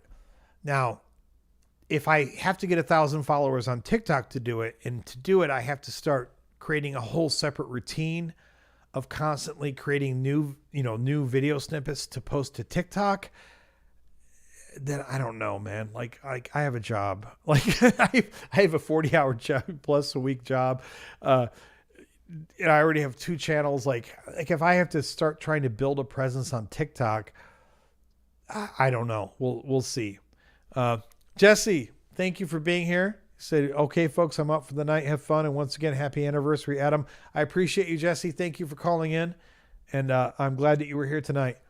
So to the question about TikTok, I have made initial steps to do that. And I hope I can do that if it's just another way to get more interest in callers, right? But like I said, if I have to like create a new routine, so I have to dedicate to making new content to satisfy TikTok to eventually get to 1,000 followers so that I can eventually stream to TikTok, then no, then that's not going to happen. But we'll see. we'll see how that goes. So I'm hoping, fingers crossed, I don't have to create a whole new presence just to please people. I had to go for months on here just to get 1,000 subscribers so I could be monetized. Although it's kind of weird because on YouTube, even if you're not monetized, day one, you can go live. I mean, you can create a YouTube channel and you can start streaming that day with no subscribers. So I did think it was kind of weird that on TikTok, I need to have 1,000 subscribers to stream, but we'll see. We'll see how that goes. I don't care about TikTok at all, William. It's just the only reason I looked into it is because if it will bring more callers, then I would. I mean, I can sit here and talk forever. You guys can have figured that out, but it is nice to have interlocutors, other conversation, right? We are 2 hours. 2 hours in this remaining in this live stream. So 2 hours till D-Day, till the anniversary, and we'll get on to the next comment. But I do want to hit on this again one more time, because I think it was a really cool point. Everyone who says the second coming of Jesus, like, okay, the second coming of Jesus is in the gospel. Like, the gospel says he came back. How does that not qualify? Again, I know that the retort would be like, no, we mean when he comes back in Revelation, but that would be the third coming, right? Because if he died and went to hell for 3 days, which is the Nicene Creed, and then rose again, and then came back and spent all this time with the disciples, how is that not the second coming? So every time a Christian ever mentions to you anything about the second coming, I think that you should be like, well, yeah, we read about it in the Gospels, so that's it. That's all we should have to know. One more thing about that too, William, you had brought up 1 Corinthians 15, and this is something that's interesting to me. I hadn't even really been tied into this discussion point until recently, but I'll bring it up here so people know what I'm talking about. 1 Corinthians 15, and where's the creed in here? It's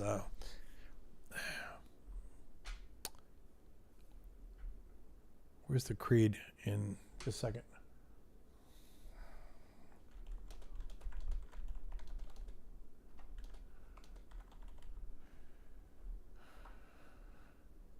Oh, it's just, I was just writing down screen. So, okay, so 3 through 5. I thought it was something different.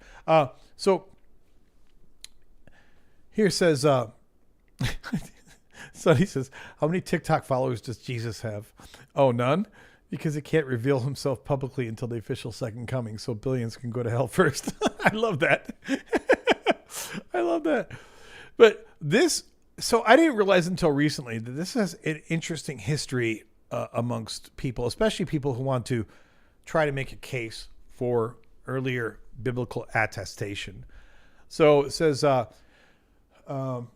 I handed unto you as of first importance what I in turn had received. This is Paul talking here, right? That Christ died for our sins in accordance with the scriptures, and that he was buried, and that he was raised on the third day in accordance with the scriptures, and that he appeared to Cephas, then to the 12. So this is interesting.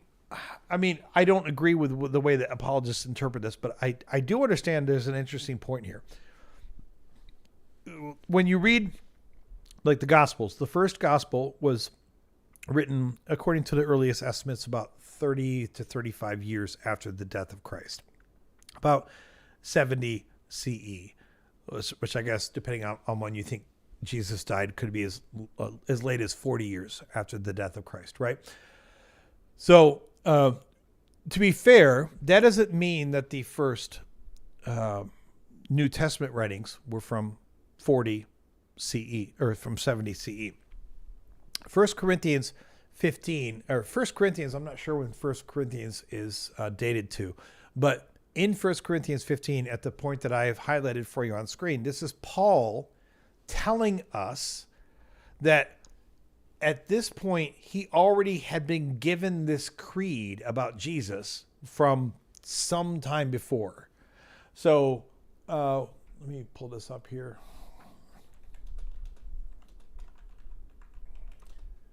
If this is boring, you guys, let me know, but I think this is an interesting point. So 1 Corinthians is generally dated to about CE 53 to 55. Okay, so let's be fair and give it the earliest date. Let's say it was written at 53 CE, which already puts it well before the first gospel, which was Mark, which they think was written about around 70 CE. So this is a good 17 years or so before the first writing of Mark, or the first writing of the first gospel. And then Paul is telling you at 53 CE that, hey, I was already given this creed from Jesus, or about Jesus, which existed before me. Now, here's where things, I think, get a little sticky, because Christians will try to tell you that this creed was written within a year or two after Jesus' death. And I would love to be corrected on this. I have not seen proper attribution from scholars that truly indicates that whatever creed Paul received truly came from a year or two after the death of Jesus. He's just saying in 53 CE that, hey, here's this previous creed that I know of that was given to me from, well before I'm writing this. But if I'm wrong about that, I would love to be corrected. But I think that I've seen some interesting stuff lately where some Christians try to take this and they conflate it into saying that somehow this means that 1 Corinthians dates back to a year or two after Jesus, which is just wrong. That is does not even follow from what is in the text or from anything that I've been able to see from what is supposedly the publication date of Corinthians. Now, of course, you can read 1 Corinthians 15 here and see that if this was written in 53 CE, then Paul is telling you there was a creed that existed before this was written. So fine, we can date the creed to some time before 53 CE, but trying to date the creed to 1 or 2 years after Christ is, I don't know. I feel like this is a huge stretch, but I would love for someone with more acumen about this to be able to educate me on this or correct me. I'll probably have to do some reading on this, obviously outside the live stream, to figure out maybe if there's any reasonable reason to put this. But even if we assume that the creed itself came from a year or two after the death of Jesus, I mean, that's an interesting point.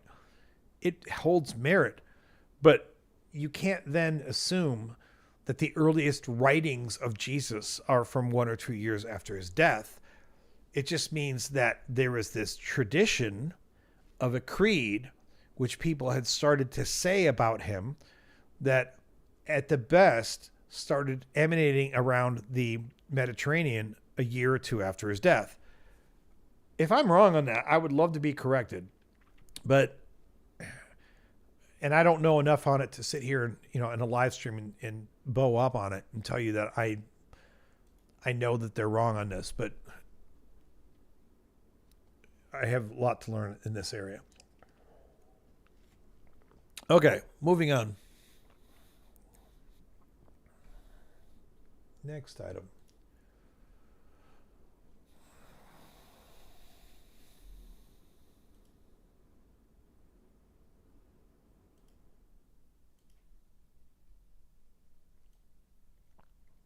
I have so many windows open. So many windows.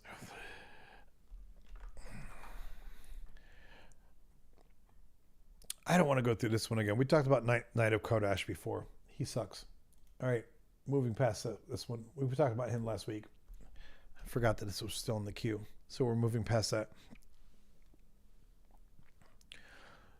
Jonathan says, question, do you ever thought about asking Justin to come on your show? I mean, certainly I would be honored to have Justin on my show. I mean, I don't know. He does do shows with other content creators, and he's very gracious with his time. I will say this. I've mentioned this briefly in a few other live streams lately, that like the last couple times, the first 2 times, like I just came onto a show and he put me on there as like I don't want to say co-host because that sounds like elevating myself, like a guest kind of sub-host, if you want to call it that. And I had a really good time and I really enjoyed it. There were a few other times since then when I've tried to see if I could join on a show, and I just sat there in the waiting room like for hours and hours and hours. So I have the feeling that Justin doesn't want me on his show anymore. Maybe I'm reading that wrong. I don't know. And I only bring this up not to sound like I'm butthurt about it, because I'm not. And he did me a real solid by having me on a show a couple of times. I got like 500 subscribers over the course of like a couple of weeks just from being on his show. It was really cool. So you're never going to hear me say a bad word about Justin at all. But I get the impression that something about what I said, like on the last time I was on a show. Like, I think he's kind of tired of me or something. And I only bring that up because if he doesn't want me to call in just to sit on his show, then I doubt he'd want to be on my show. You know what I mean? Like that doesn't make a lot of sense. I could be misreading it. I don't know. But like one time I called in, I sat in his waiting room for a couple hours and I had some other shit going on. And I thought he's got other people talking to him. And then the next time I did it, I had been in his waiting room for hours. And he even said at one point, he's like, "Oh, we got skeptics coming in." And I was like, "Oh, cool." And then he brought like 2 or 3 other people on. And like, I just sat in the waiting room for like 2 or 3 more hours. And then I just, of course, at some point hung up. And then the last time I called in, I was on the waiting room for like 5 hours or 4 hours or something. And I never got in the show, which I'm not butthurt about. Like, it's his show. I can't, I don't know what's going on with him. Yeah, William says, I think if he had any issues, he'd be direct with you. I don't know. Like, maybe he would, but he doesn't know me either. So, I mean, we've chatted obviously online, but he doesn't know me personally. So maybe he just figures it might just be easy just to not bring me into the show. I don't know. I'm not mad about it. I mean, he's done me an incredible solid. So even if he decided because of something I said on the last time on the show that he doesn't like me being on a show anymore, that's his prerogative. It's his show. He's built that over 3 years. He has no obligation whatsoever to allow me or anyone else in as a guest host or whatever. So I don't know. It was just weird. The last couple of times it was kind of weird because I was like, he doesn't owe me anything, but I was like, I would sit there for hours and then, then he would have, other people that were guest hosts go in what felt like above me, which is okay. I don't have a feel about it, but so all that to say, I'm just saying this as a long-winded explanation to say, like, I don't know if Justin would partner with me on a show or not. And Black Hole Sun says, maybe email him instead of going into the waiting room. So maybe another reason I feel this way, Black Hole Sun, is because like, he had said he wanted to set up a server on AWS for streaming. Because like right now we're going through this service called Video Ninja, which is a peer-to-peer service, but you can actually set up your own server to do this too. And I emailed him and I said, "Hey man, I'm a web developer and I have my own AWS account and I'd be happy to set up a server with you to do, to share or whatever." Cause even though he streams a lot, he and I could easily share a server setup for really, really cheap. And I never got an answer on that either. Might be just because he's busy. I don't know. Maybe because he didn't see the email. I'm not sure, but he never responded to that either. So anyway, I don't want to linger on that too long because I don't want this to come across as like, oh, Adam is butthurt about Justin. No, I'm not. I mean, dude's awesome. And he had me on a show twice and he doesn't owe me being on a show even once. So, at some point, again, I'll try to call into a show as a guest host, not right away, but maybe in a couple months, and I'll see if he lets me in, and of course, when I do it, I normally have other things going on the computer. So it's not like I'm sitting there waiting to get into the show, right? Because that would be kind of lame. Like, I got other shit going on. If he lets me in the show, I'll be in the show. And if he doesn't, that's okay too. Jonathan says, yeah. William says that's all difficult to parse out. Yeah, it is. And Jonathan says, what about Forrest? I mean, Forrest Valkai. I mean, I think he's fucking amazing too. I have less experience or knowledge about Forrest other than watching his stuff than I do about Justin. The only reason I ever got on the Justin show is because several times Taco Joe would get on my live streams. And he was the one who, thankfully, he kept saying, why don't you go on Justin's show? And at first I didn't understand how it worked because I'm like, well, I'm not invited to go on Justin's show. So how am I going to just go on Justin's show? I didn't know you could just call in and then if Justin was cool with it, he would just let you in like as a guest host. I didn't know that was, I know it sounds stupid, but I didn't know that's how it worked. So Taco Joe had several times on my live stream said, hey, you should go on Justin's show. I'm like, yeah, I could, but I don't know how to do that. So I'm bringing that up because with Forrest too, like, I don't know how you get on Forrest's show. You know, like I'd love to be on Forrest's show. Forrest Valkai is amazing. The only thing I'll say about Forrest is that, you know, he talks a lot about science, education, like evolution and stuff, which I love what he does.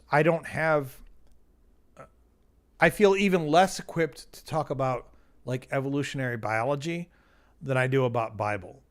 At this point, I'm a total layperson when it comes to Bible, but I've still read enough about the Bible and I've recorded enough about the Bible that I feel confident talking about the Bible on screen. Although sometimes I still will tell you, here's an area that's the limit of my understanding. But with Forrest Valkai, he talks a lot about science stuff and evolution and evolutionary biology and age of the earth and everything. And while I love all of his stuff, I don't know if I would fit as well on some of his shows, but I would love to meet Forrest. I'd love to meet Justin in person. I'd love to meet Brandon at Mindshift. I think he's really cool. I'd love to meet Derek at Myth Vision. You know, there's a bunch of these people out there that are cool content creators, and I admire them. I respect them. And whether I just met them and had a coffee with them one night, or whether I got to be, you know, do a little content, you know, sharing, you know, creation with them one night, whatever, I'd be done with any of it. But you also have to remember that, you know, I touched on this earlier in the stream. On one hand, I can feel good about myself, like, oh, I've been doing this a year and I have 14,000 subscribers and change, which to some ears sounds like a lot. But you also have to remember that I'm still like very small fish. I mean, Justin's got how many freaking subscribers, and Forrest Valkai has how many subscribers. So I'm not saying that they wouldn't talk to me. I'm just saying that I'm aware of the fact that, you know, any time they give me is just kind of them being gracious, because my channel is much smaller than them. So them having me on is not going to grow their channel. I guess that's what I'm trying to say. I'm sorry, I'm just reading some of the comments. So, look at these here. I'll highlight them so you guys know what I'm reading. So, Weirdo Rock Hyrax Evans says, yeah, even if you're just like, he can pick me up or not, leaving on wait for multiple hours on end sounds confusing and frustrating. I mean, again, I won't say frustrating, but it does make you think, yeah, I don't know if he wants me. I don't know if he wants me on his channel, right? You know, because, I mean, there were times, like if you call him to Justin's show, sometimes he's got even like not just one, sometimes he has 2 or 3 people there as his guest host, right? He'll have Ems, he'll have Marcy, he'll have, you know, several other people. So when that happens, usually I don't even call in, because I'm like, hey, you already got guest hosts going on, right? But if I call in and there's no guest hosts and then I can't get on, then yeah, it makes me think, maybe he doesn't want me on, which is okay. It's his show. So, but I feel what you're saying there. Weirdo Rock Hyrax 7. Totally agree with you. And then you said, I would have given up way quicker than it sounds like you did. And it seems like one of those things where like, just give somebody a note that it's not going to happen. I agree with you. But again, I didn't sit there, because when you call in, you just connected in. You're not connected into the live show, but you're connected into the waiting room, essentially. I didn't sit there like anxiously waiting to get in. I'm sitting there listening to the show in the waiting room, so to speak, and I'm working on other stuff, right? So if I was just anxiously waiting to get on the show, or if I thought that I should get on soon, then I wouldn't sit there for 4 or 5 hours and wait. But since I was just kind of like doing other stuff, it took me quite a while before I thought, yeah, he's not going to get me on the show at all, you know? So, c'est la vie. And Jonathan says, so first of all, you also say, I think Forrest Valkai does hosting stuff on the line in AXP, but not so much on his personal. That's true. Most of Forrest's live stuff, I do think, is on the line in AXP. So that's a really good point. And then William says, I feel completely out of my element on evolution because I am coming out of young earth creationism where all we learned is straw man arguments about evolution. So, like, I'll give you a good example of this, William. I think you were probably watching one of the 2 nights when Tangelo called in. And for most people, for most creationists that want to talk about evolution, I feel fine talking to them about evolution because most of their arguments are not even scientific at all. Most of them are just logical fallacies. Now, that being said, when you start talking about what it takes to fold proteins and what it takes to, manage for certain proteins to come together and all this stuff, like, yeah, I quickly get out of my element if we're going to really talk about brass tacks. I cannot hold a candle to Forrest Valkai. I cannot hold a candle to Gutsick Gibbons. I cannot hold a candle to Professor Dave.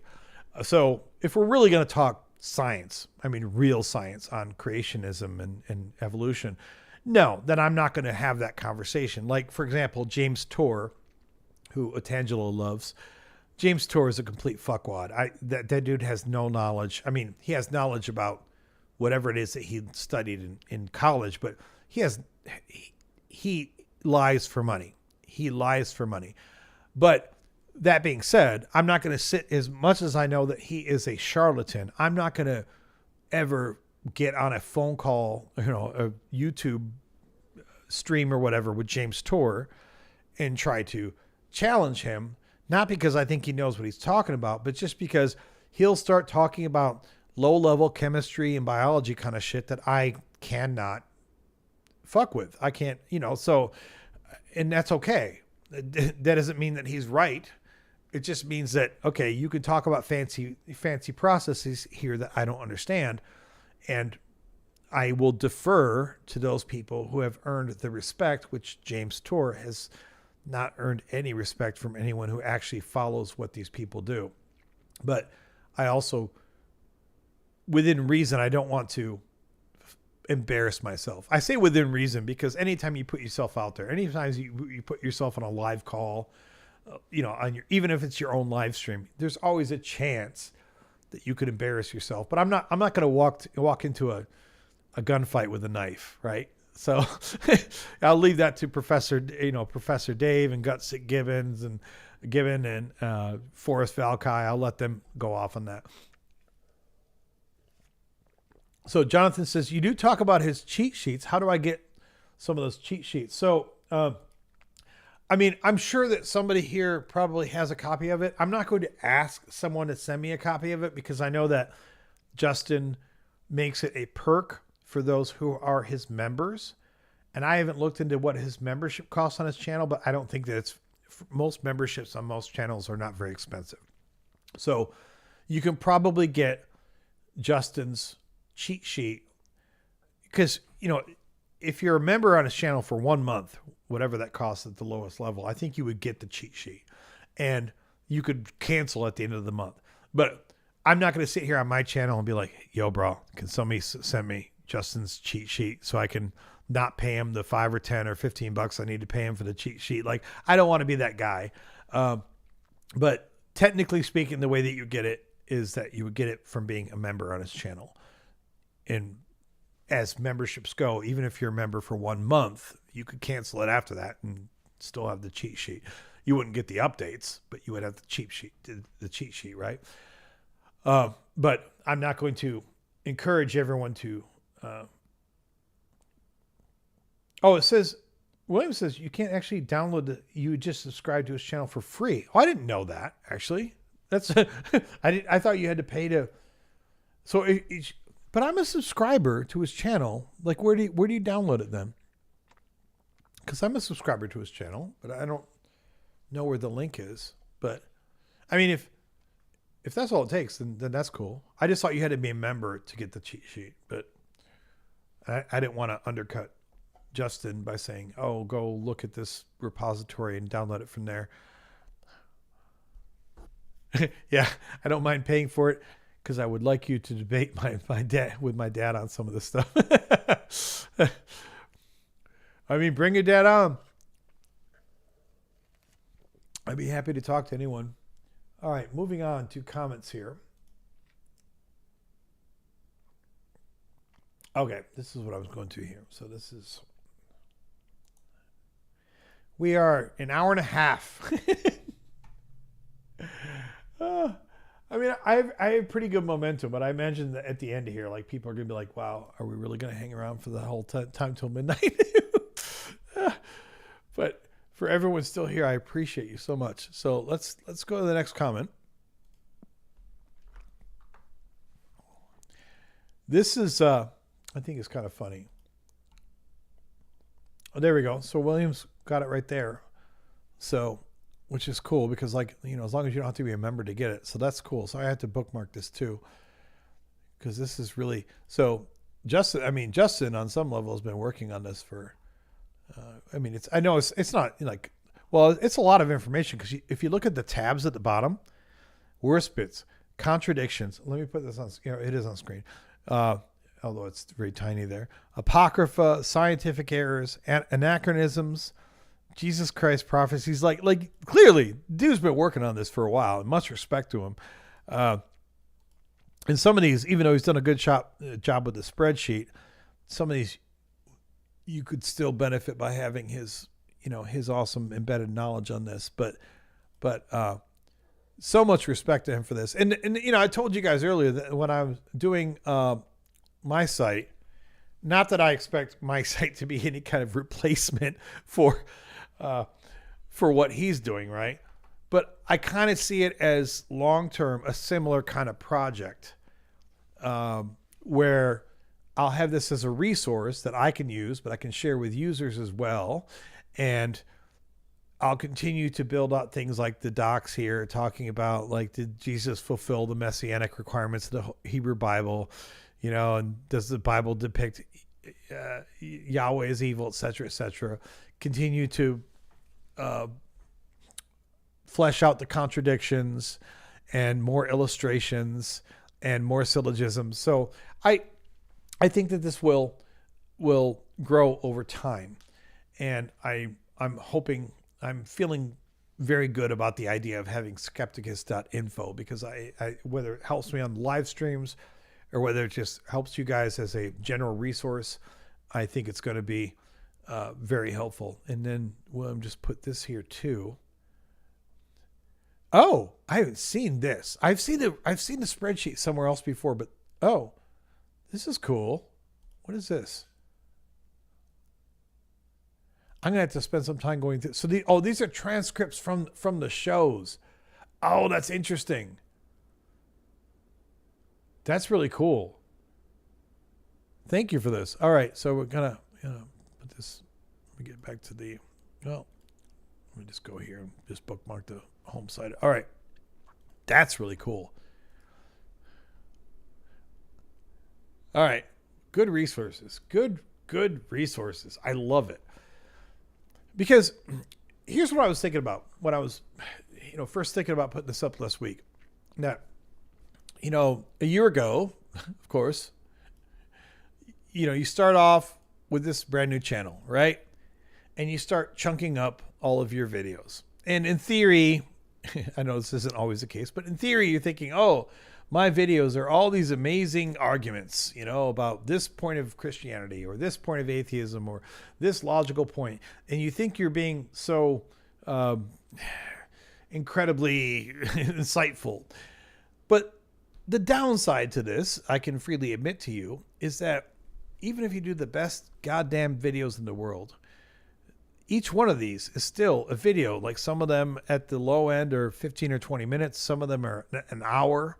And even if someone really thought that you were the most insightful motherfucker in the world, and they thought that all of your points about Christianity and theism and religion, everything were all 100% correct, who's going to sit there and watch all the damn videos?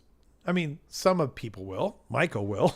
my awesome fan, Michael. So some people will, but the vast majority of people, even if they love your stuff, are not going to sit there and just watch all of these damn videos, right? So, of course, I want you to watch the videos. Please watch the videos. But on some level, you want to have some of these points that you think you've made in these videos available on a faster basis. You want them to be available at your fingertips. And for not just my purpose, but like I said, maybe it might help someone else. So that's when I started thinking about this site, because I'm like, well, some of these points, some of these points can be expressed as simple syllogisms, which I would like to memorialize here. Some of them can be expressed as more detailed documents that I would also like to have memorialized here. I would like to know the contradictions, et cetera, et cetera. So that's what got me to thinking about this. And it's not going to be a replacement for Justin's cheat sheet at all, because dude is, first of all, dude has so much knowledge. Second of all, he's doing the channel for 3 years, I think it was. But of course, he's been studying this for longer than that. So it's not about me trying to make my bigger, badder version of Justin's cheat sheet. It's just more about like, here's my version of things, and here's some things that some of it might be duplicative of what Justin has. Some of it might be additional. Some of it might be brand new. Who knows? All right. What are we doing here? We're doing comments again. And we're going to pull this up.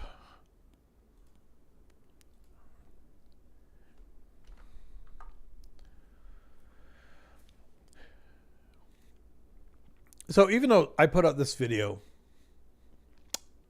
6 months ago, something like that, 7 months ago, 8 months ago, this person recently had pulled up this video of mine, because occasionally people watch your older videos.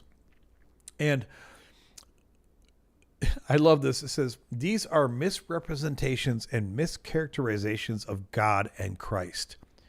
Here's how Scripture really describes their intentions.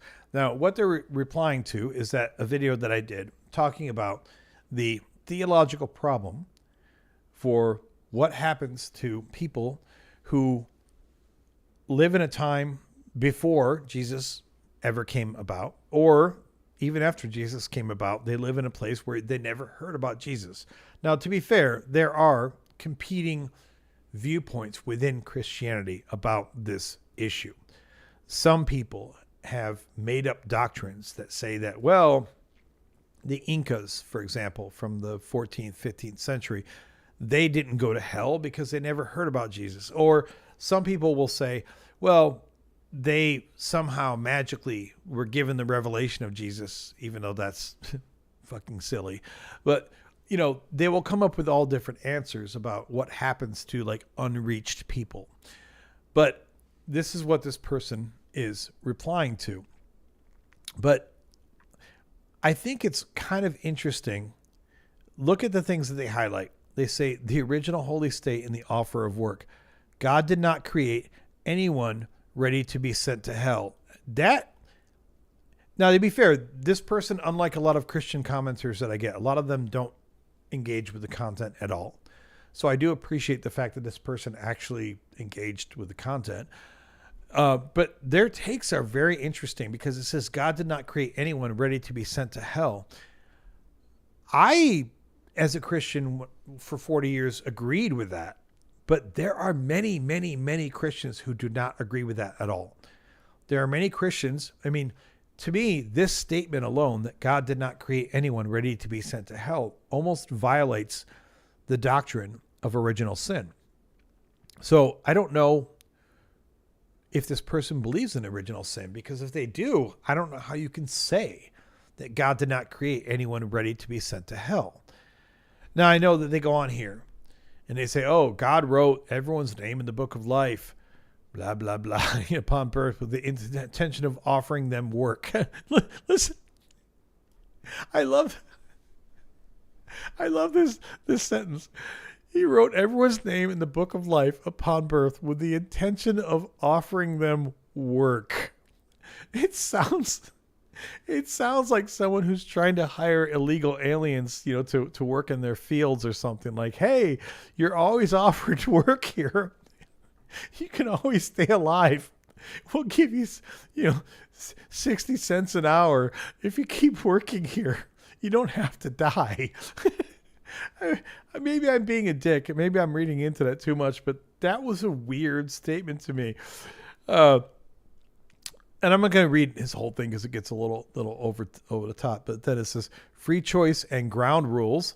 Part of the design of man is giving him free choice or unwillingness to God's work under his rules. But again, this implies you even know what his work is or what his ground rules are. So he doesn't really make this clear, even though he did a very good job of writing a detailed response. He never really addresses, in my opinion, the core issue, which is that there were people. South America to me is a great example because South America was populated at the time that Christ roamed the earth. South America was populated at the time that Abraham roamed the earth. And at that time, of course, they didn't know anything about Jesus. Of course, they didn't know anything about Yahweh. Of course, they didn't know anything about being saved and accepting Jesus as your Lord and Savior. They didn't know any of it. So what do you think about those people? Are they in hell or not? And even if we say, well, fine, let's kind of put that to the side and say after zero CE.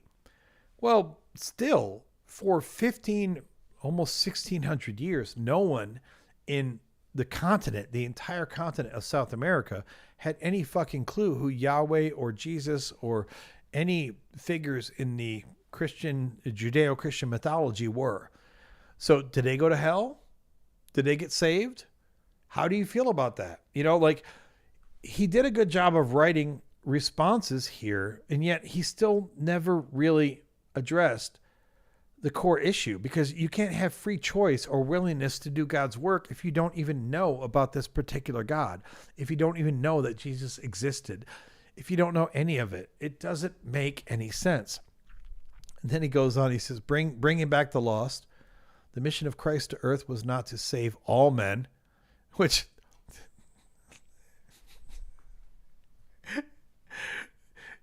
listen, I love, sometimes I think that Christians don't realize how gross what they're saying says. The mission of Christ to earth was not to save all men. He had a specific target. The ransom paid by Jesus is not needed by everyone. Only the lost need it. It's okay.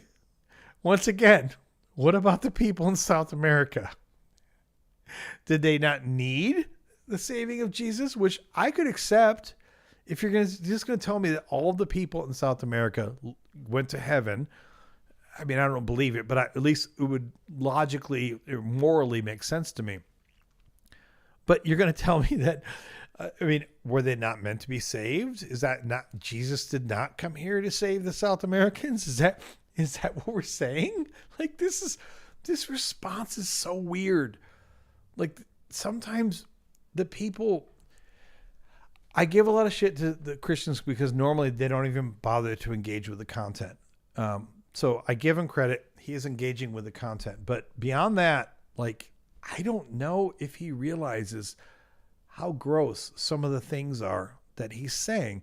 And then finally he says acceptance or rejection of the offer. God's offer is simple. Do you want to become a permanent member of his universe playing under his rules? Once again, it's not really engaging with anything that I did in the video, because you can't accept or reject an offer if you never knew that the offer existed.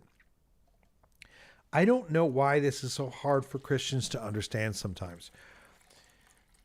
If you want to tell me that there's this implicit acceptance or rejection of Jesus's offer, I mean, for me, that would be fair, because I was raised Christian. You can say, hey, I always knew about Jesus's offer, and if I'm rejecting it now, I guess I'm going to burn in hell.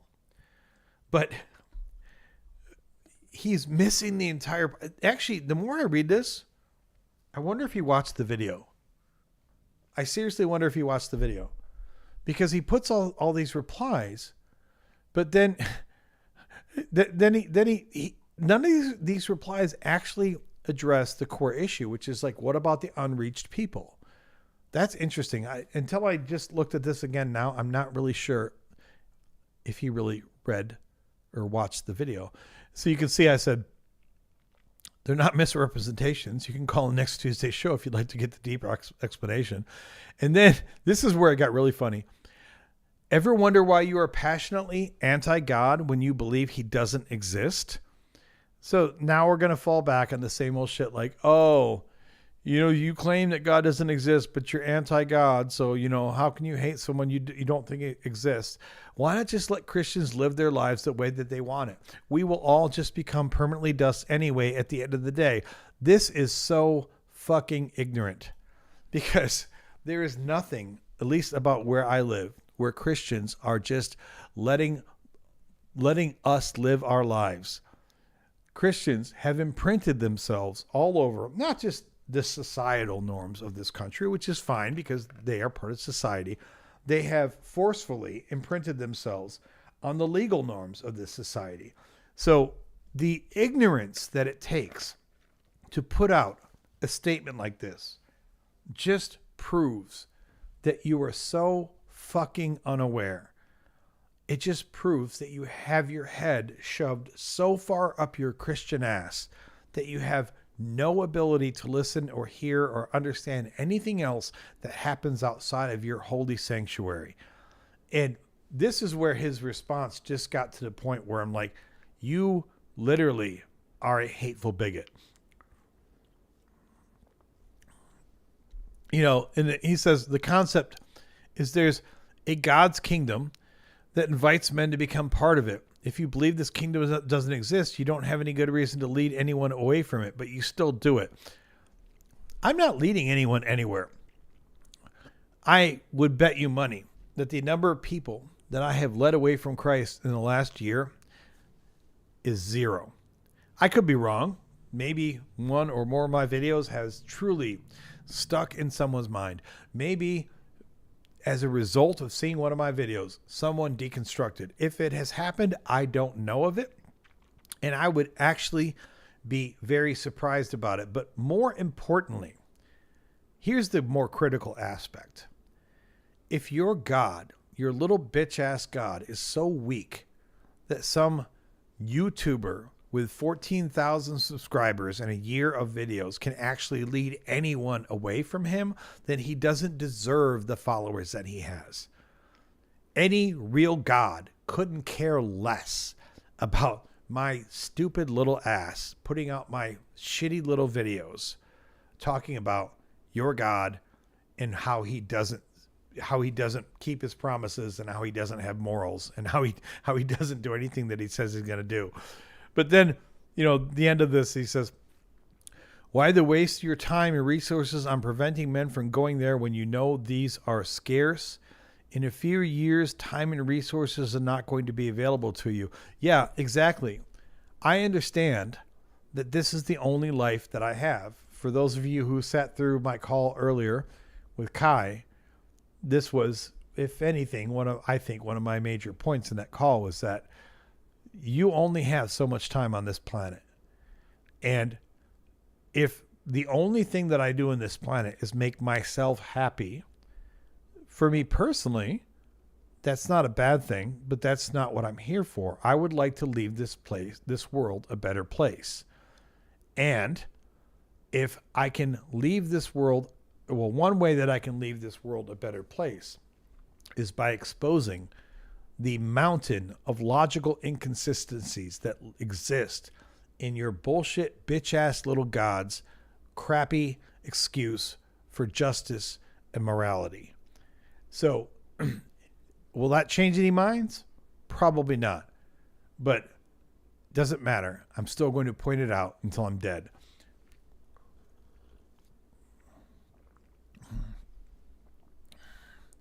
Weirdo, thank you for joining. Thank you for the anniversary wishes. Sorry you couldn't make it the last hour and 15, but I understand that because it is getting late. But I'm definitely going to be doing this for 75 more minutes. So let's continue on. Oh, this is funny. This is really funny. So this is going back to the prophecy stuff, and I don't know how people don't understand what words mean. I really don't. So this person says, Christopher Daffron says that prediction, a statement about what will happen in the future based on logical reasoning, analysis of past trends, and scientific methods.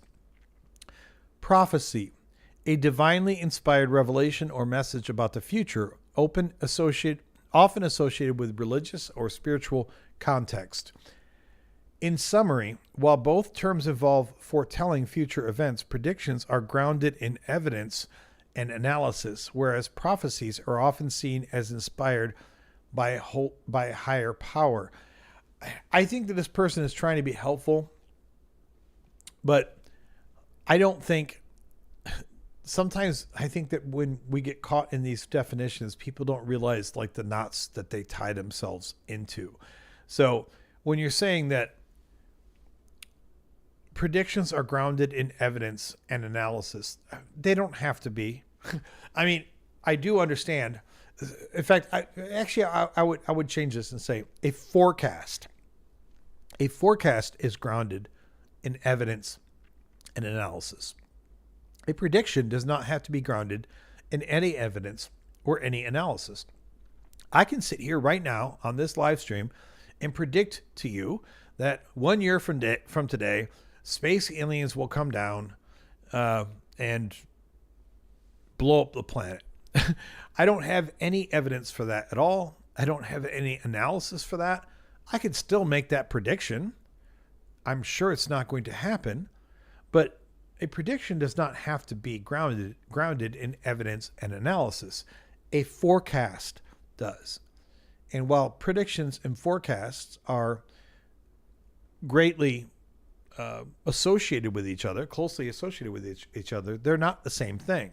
So when people try to get semantic here, I appreciate trying to be clear about our terms, but then be correct.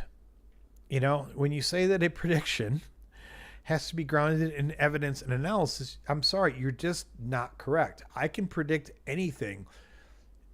And again, if I think it's based on evidence and analysis, that would be a prediction, but it would also be probably more accurately defined as a forecast.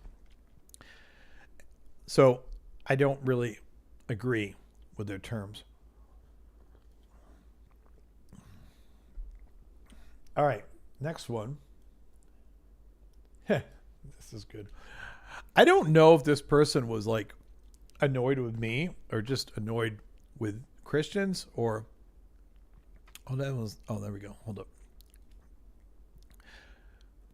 So this person says, there is no such thing as a biblical prophecy.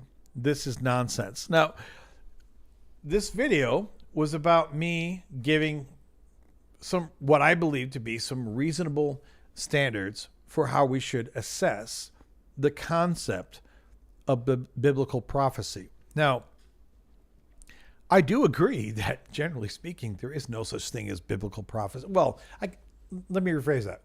There's no such thing as fulfilled biblical prophecy. There are prophecies in the Bible. If you don't think that there are prophecies in the Bible, I mean, I could educate you on that matter. We could have a whole other side discussion and pull up.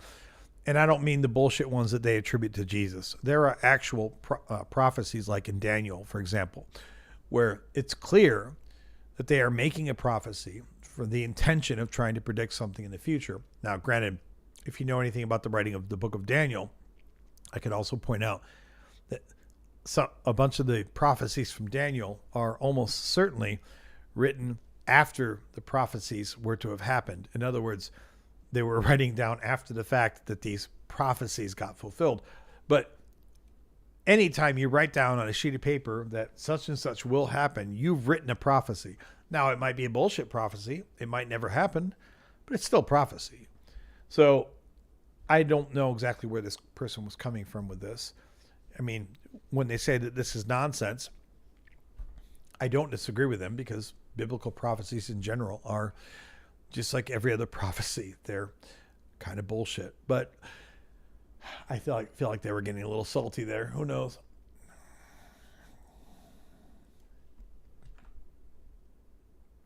Next comment.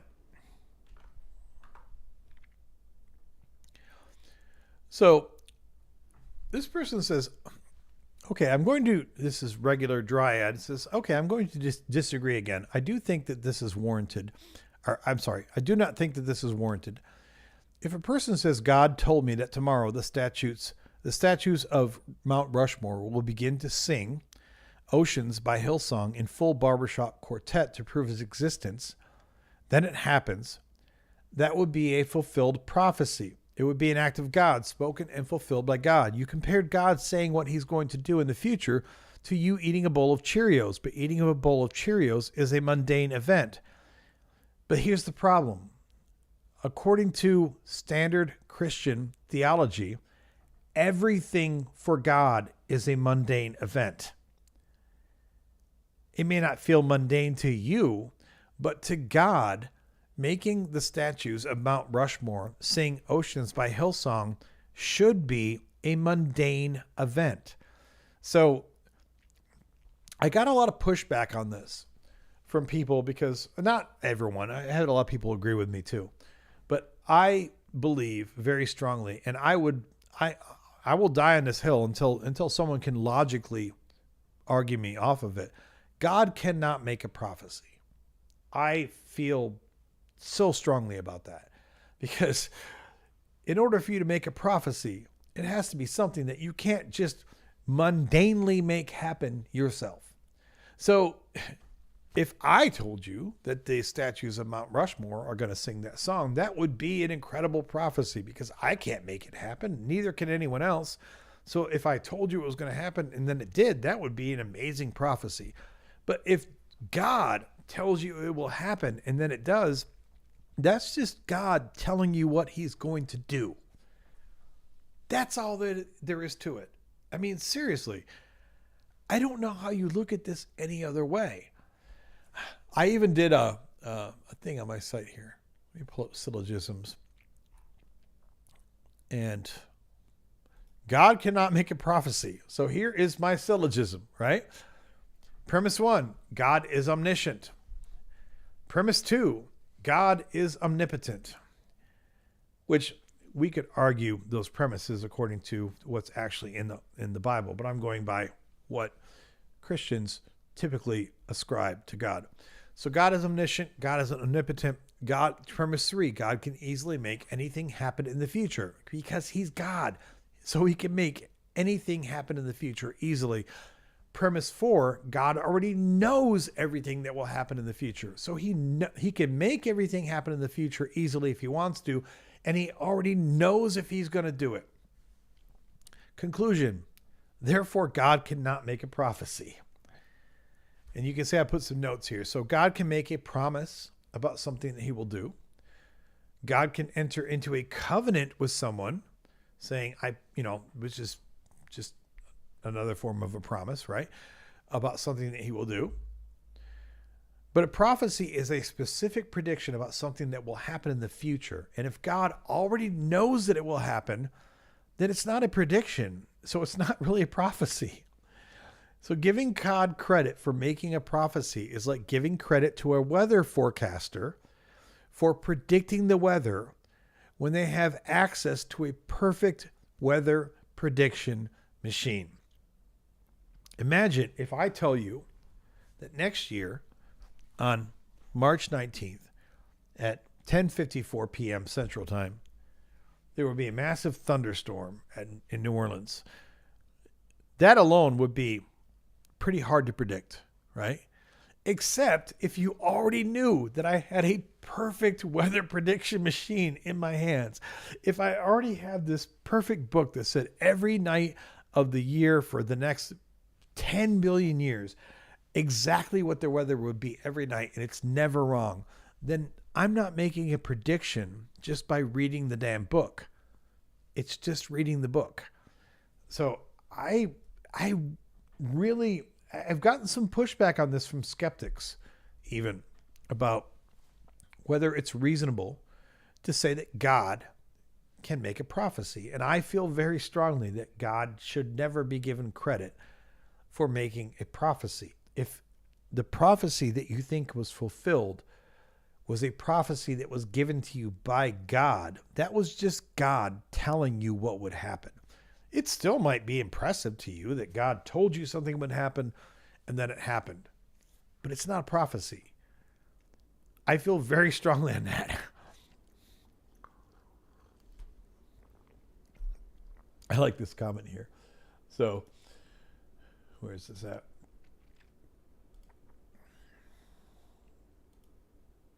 Tatubin says, I don't think Christians like hearing their book read. They definitely do not like hearing their book read. I can tell you that for a fact.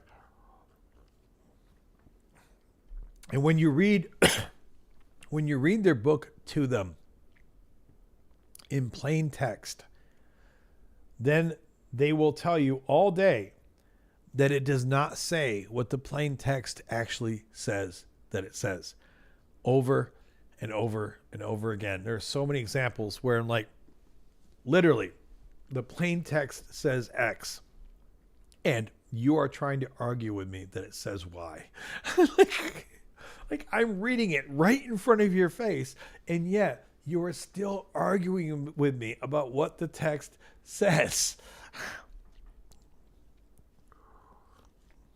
So secular scriptures says, I'd be okay with Yahweh making prophecies, but it's not my list of criteria, but only because he breaks his promises. I mean, that's fair too. Well, let me play devil's advocate there, secular scriptures, and say that although I feel very confident telling you that God should never be credited with making a prophecy, the fact that God actually does routinely break his promises may be on some level an argument to accept his prophecies as actually being prophecies. In other words, we know from the scriptures that he can tell you shit that he will not fulfill. And therefore, if we know that there are some things that he will not fulfill, then on some level it adds a layer of mystery as to whether or not he will do something, even when he tells you that he will do it. So, I mean, that would be probably the best argument that I could give you for trying to accept God's words as prophecy. But, you know, c'est la vie. Brent says, any God believers in here? I don't know if there are right now. I mean, we had, although we had that long call with Kai, and after talking with Kai for, gosh, it was more than an hour I talked to him, I still don't know if he believes in God. Like, he swore that he believed in God, but I mean, for anyone who was around at the time during that call, do you think that Kai believed in God? Because I don't know. I mean, I don't ever want to be in the business of telling someone if they believe in God. Generally speaking, if you tell me you believe in God, then I guess you believe in God. I'll take your word for it. But when someone says that they believe in God and then they can define nothing about the God and everything is about Jordan Peterson woo-woo speak, it gets pretty hard to even give you credit for believing in God. So even that call, it was a good hour and a half or whatever I talked to him. I don't know if he believed in God. But I'd love to get a few believers in here just to get some counterpoints. So, you know, at one point, secular scriptures, when I pushed him on it, I do remember he said something about, he mentioned deism.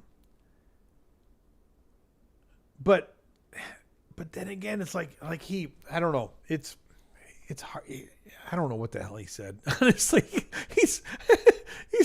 he really, oh, check this out. So on this link from earlier, so it says from William, so far I have imported the first 33 episodes of the Skepticus channel into the above notebook LLM link. Really? So you got the Skepticus stuff and at least some of them in there too. Like, that's really wild. So in the same link here, because of course it says Justin's Deconstruction Zone, but are you saying that it's, you know, guys don't see my screen, I guess. So the same link, because this was the LLM link, right?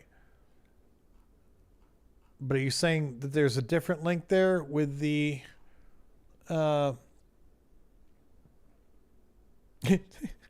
Demented engineer says Kai was a fruitcake. Yeah, he was. He might have been a troll. Emerson, the whole time I even said at one point, like, I don't know if you're a troll or something, dude. Like, it's hard to know, like, how much people are just fucking with you, and how much people are truly being legit. Although the more he talked, the more I started thinking he wasn't just a troll. The more I thought that he was really just confused. Okay, cool. This is cool. So I assume you took the I didn't bookmark this one. I gotta bookmark this one. So I assume you took the transcripts and then fed them into Notebook LLM, right? So that's wild. I love this. And this is to be fair, I think that this is one of the coolest uses of AI, to be able to take existing conversations and provide synopses, etc.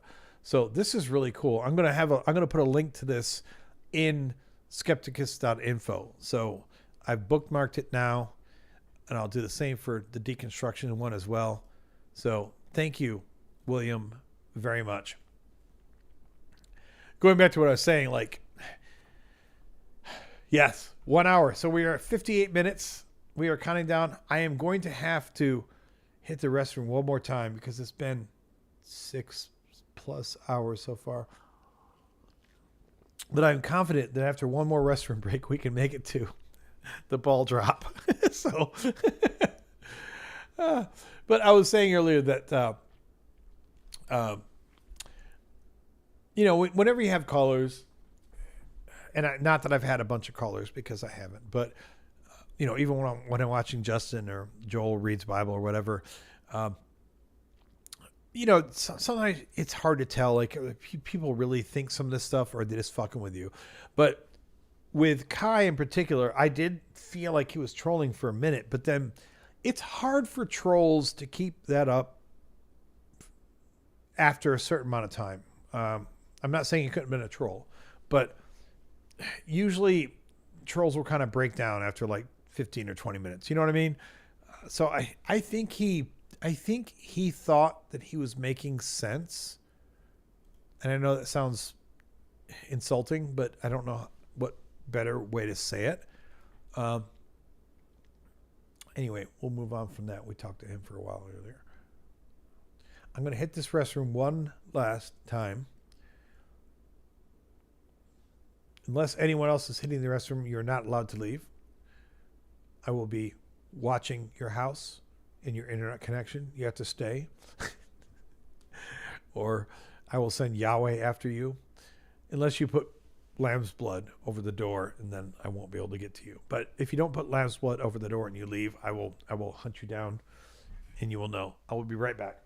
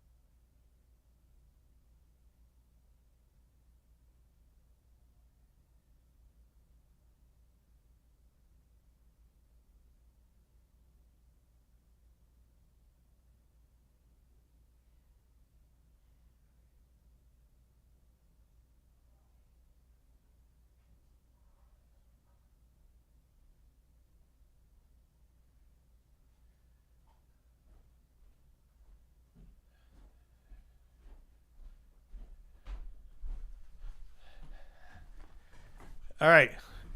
We have 54 minutes left.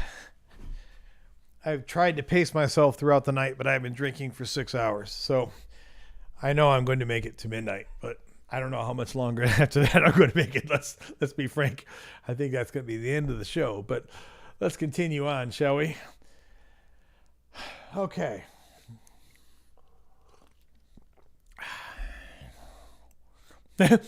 Jonathan says, for everybody here, let's make a prophecy together.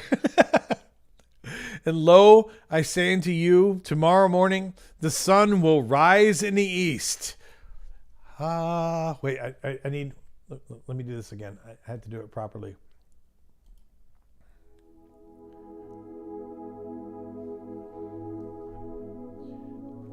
And lo, I say unto you, tomorrow morning, when you're at your lowest hour, when you don't know if God is with you, when you don't know if you're going to succumb to the darkness, yea, I say to you, the sun will rise in the east.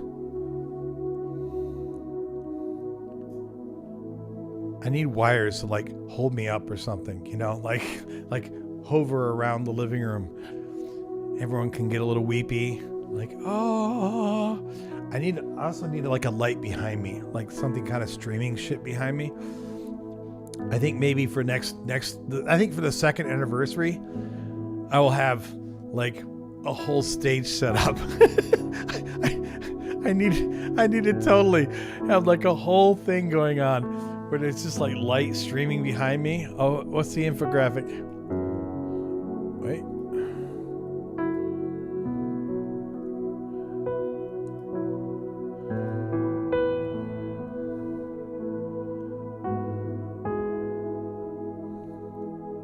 Okay, the Trump evangelical paradox. Okay, I gotta bookmark that too. Are you all feeling the spirit? Are you feeling the spirit of Skepticus? I'm telling you, I need to start my own religion. I need to register as my own religion. This is how I'm going to get filthy rich, by starting my own religion. Okay, that's actually starting to annoy me now. We have to stop that. All right, it was fun for a minute. Okay. Y'all could hear the music, right? Like that was a thing. Okay. It's like it wasn't just me. Of course, we can follow that up with... You are an idiot!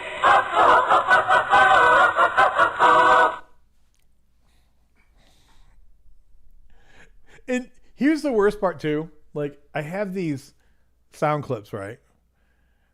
And some of them clearly are something that you could use if you just were like really trying to bag on someone. But someone would have to be like a total asshole in order for me to play some of these in the middle of them talking, even if I don't like them. Because I mean, there's the horrible, angry atheist asshole part of my brain that just says like, I want to play this in the middle of someone talking. You know, just... are an idiot!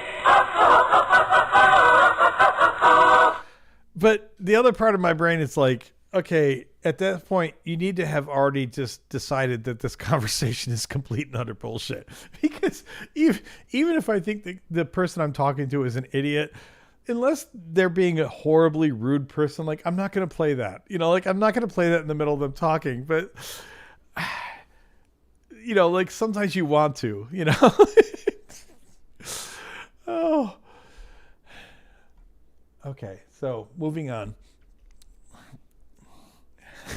Black Hole says, I was just about to send you my tithe. Yes, exactly. I should put up here. Here's what I need to do is put up my Bitcoin address, you know, like my Bitcoin wallet address, and be like, everybody send me all of your Bitcoins.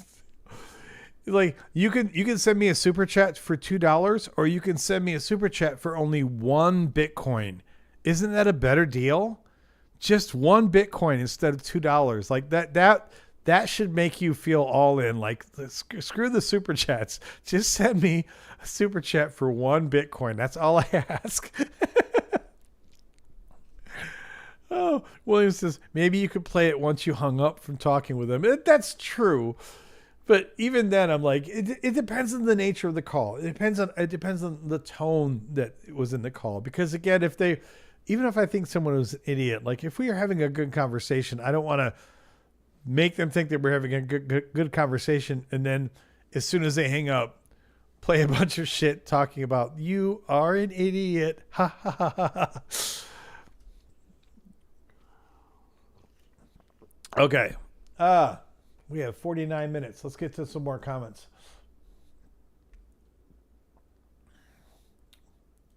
Here's another person who doesn't actually know what prophecies mean.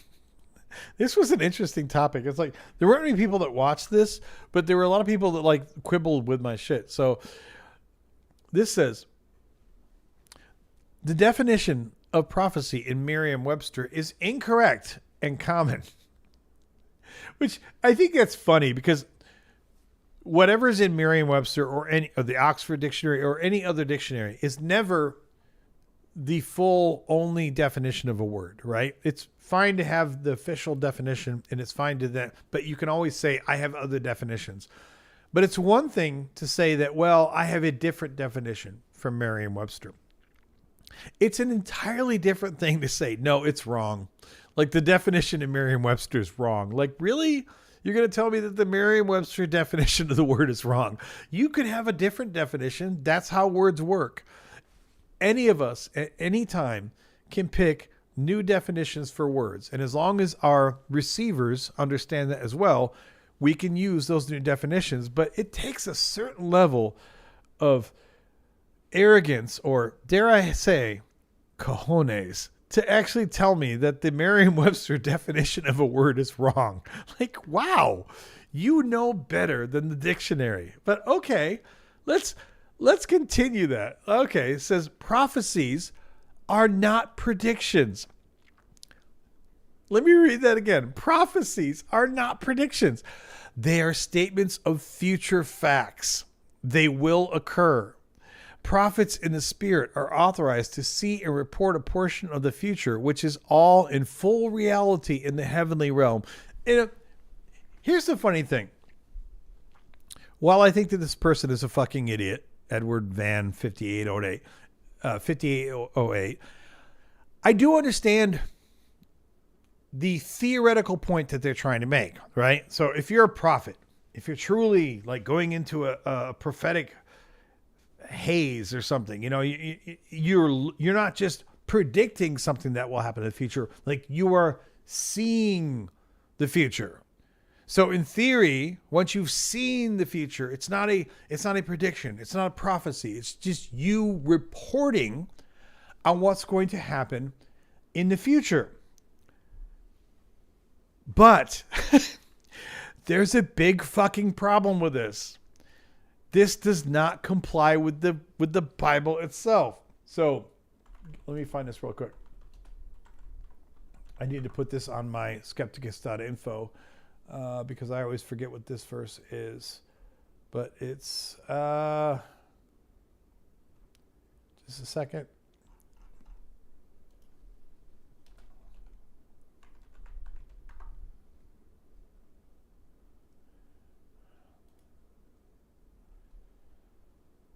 What's the damn verse? Come on. Okay.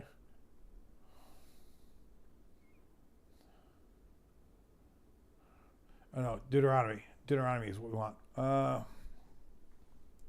Sorry. Just a second, guys. See, this is why I need to put this in my skepticus.info site so that I can make sure that I can pull it up quickly without having to constantly Google it.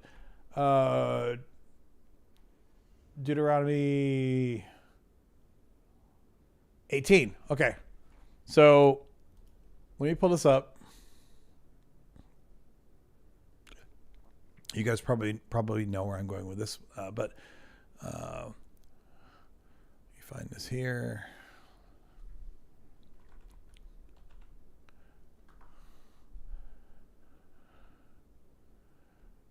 Come on, where's this at?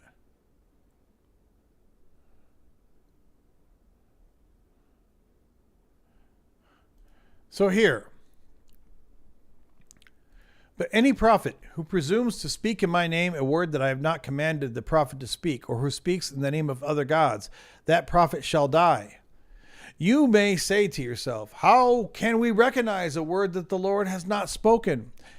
If a prophet speaks in the name of the Lord, but the thing does not take place or prove true, it is a word that the Lord has not spoken. The prophet has spoken it presumptuously. Do not be frightened by it. In other words, the Bible is telling you clearly, as if you didn't know it already, that there are prophets, in theory, and there are false prophets. So even the Bible acknowledges that there are false prophets. So while I can sort of maybe kind of want to give some credit to this sycophantic view of prophecy, like, well, prophecies are not predictions. They are statements of future facts. They will occur. Okay, but how do you know that, you asshole? You only know it once it has actually come true. In other words, even the Bible acknowledges that there are false prophecies. So don't tell me that a prophecy is not a prediction, because until you actually see it come true, you don't know if it's a prediction or if it's just complete lying or what it is. You don't know. Even if I want to put on my most religious hat, the simple fact is that nobody knows whether a prophecy is truly true, whether it's really going to happen. I mean, as a cynic, I could say, well, I don't think any of these are really true. Although sometimes even bad prophecies come true because of blind luck, right? But statements like this, they're so full of themselves. They're like, oh, well, you don't understand that prophecies are not predictions, Adam. They are statements of future facts. Okay, how do you know whether this prophecy is a real prophecy or a false prophecy? Oh, that's right, because you made that shit up. That's all there is to it. The arrogance that people don't even understand. It's not just that they're ignorant. It's one thing to be stupid. Anyone can be ignorant. There's all kinds of things in the world that I am ignorant about. But to be arrogantly ignorant, requires a certain level of just fuckery. It requires a certain level of assholitude that you can't get to in normal everyday life. In fact, normally to reach this level of arrogant ignorance, you normally need to have a deeply religious bent about you. Because in regular life, most people that aren't fucking deluded by their Holy Spirit, usually they have enough humility to know that I don't know if this prediction is going to come true. But it takes a certain sort of ridiculous arrogance that only religious people have to say, well, prophecies, Adam, are not predictions. They're statements of future facts. They will occur. Thank you, you arrogant piece of shit. Jesus, man. Oh. So Orion says, hey, Adam, had folks over, so couldn't tune in. Just saying, hey, before going to bed. Okay, first of all, I did not authorize you having folks over on my anniversary live stream night. So we're going to have to talk about that. And I think there will need to be some burnt offerings as a form of atonement. And second of all, okay, but you're checking in now and you can hang out for 40 minutes. I'm just kidding. I'm totally kidding, but I appreciate you checking in. See, I could be as arrogant as a Christian when I want to be. Okay, so let's check out more arrogant fucking lies from Christianity.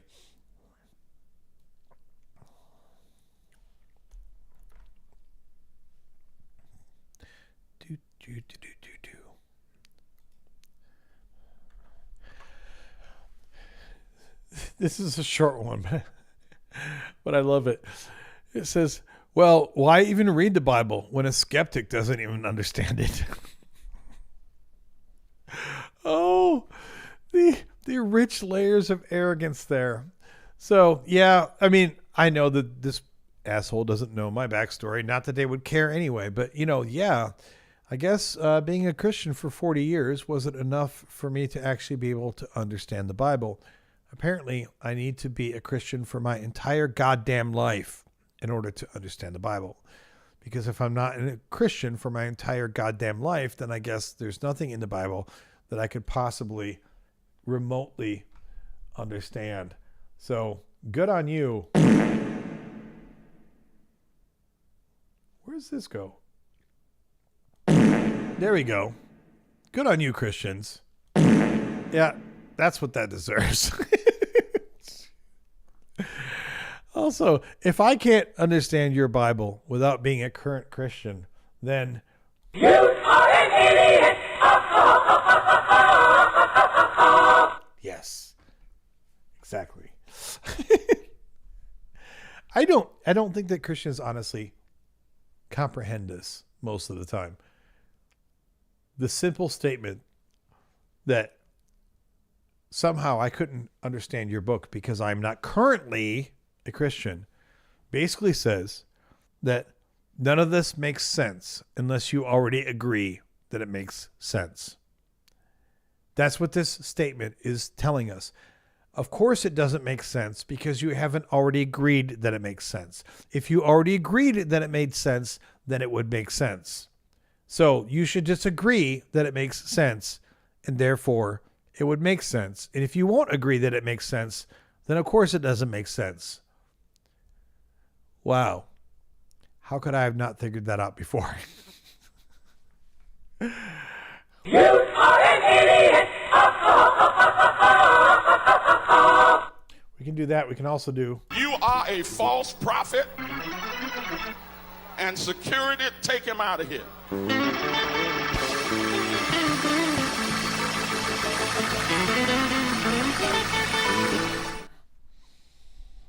Also, since the live stream is still hanging on till midnight. My God, are you still talking? You are an idiot.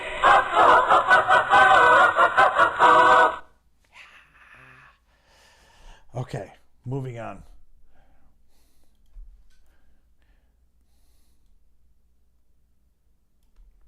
Next comment.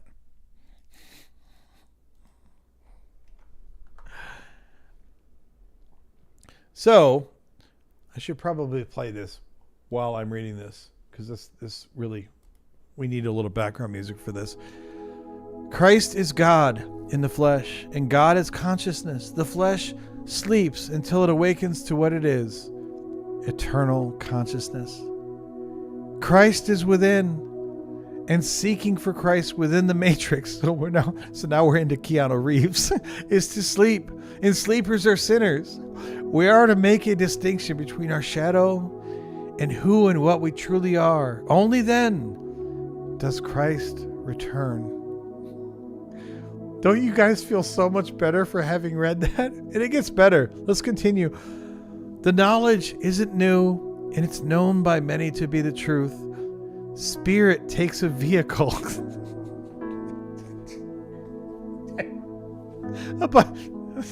This is so stupid.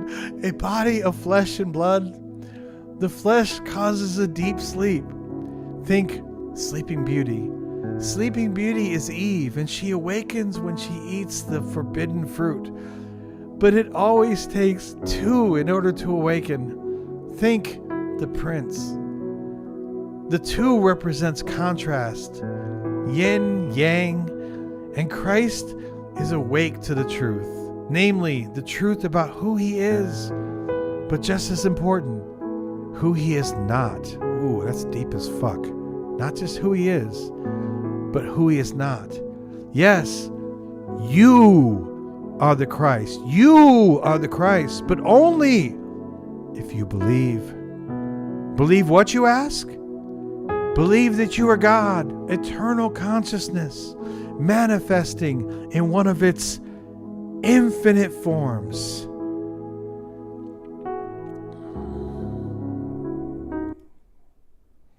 My God, are you still talking? This is the shit. Like, I don't even know what to say about this. Like, how high is this person? Like, I want you guys to think about this, because I know I'm making fun of people, all right? But what kind of mindset does it take to type this into someone's comment section in their video? And I mean, maybe they're trolling, but you get the feeling from reading this that they really felt that this was profound as fuck. Like, I think they felt good about this. I think they could feel Jesus standing over them and patting them on the back as they typed this bullshit. Like, oh my gosh, dude. Okay. Wow. The lack of self-awareness is mind-blowing. I mean, really mind-blowing. This comment was about when I read the book of Ruth on Godfrey Bible Study. And this may seem really benign, but I just want you to take this in for a moment. They said Ruth being in the Bible is important because it introduces the concept of the kinsman redeemer, another name for Christ. Even though it's short, we have to do this again.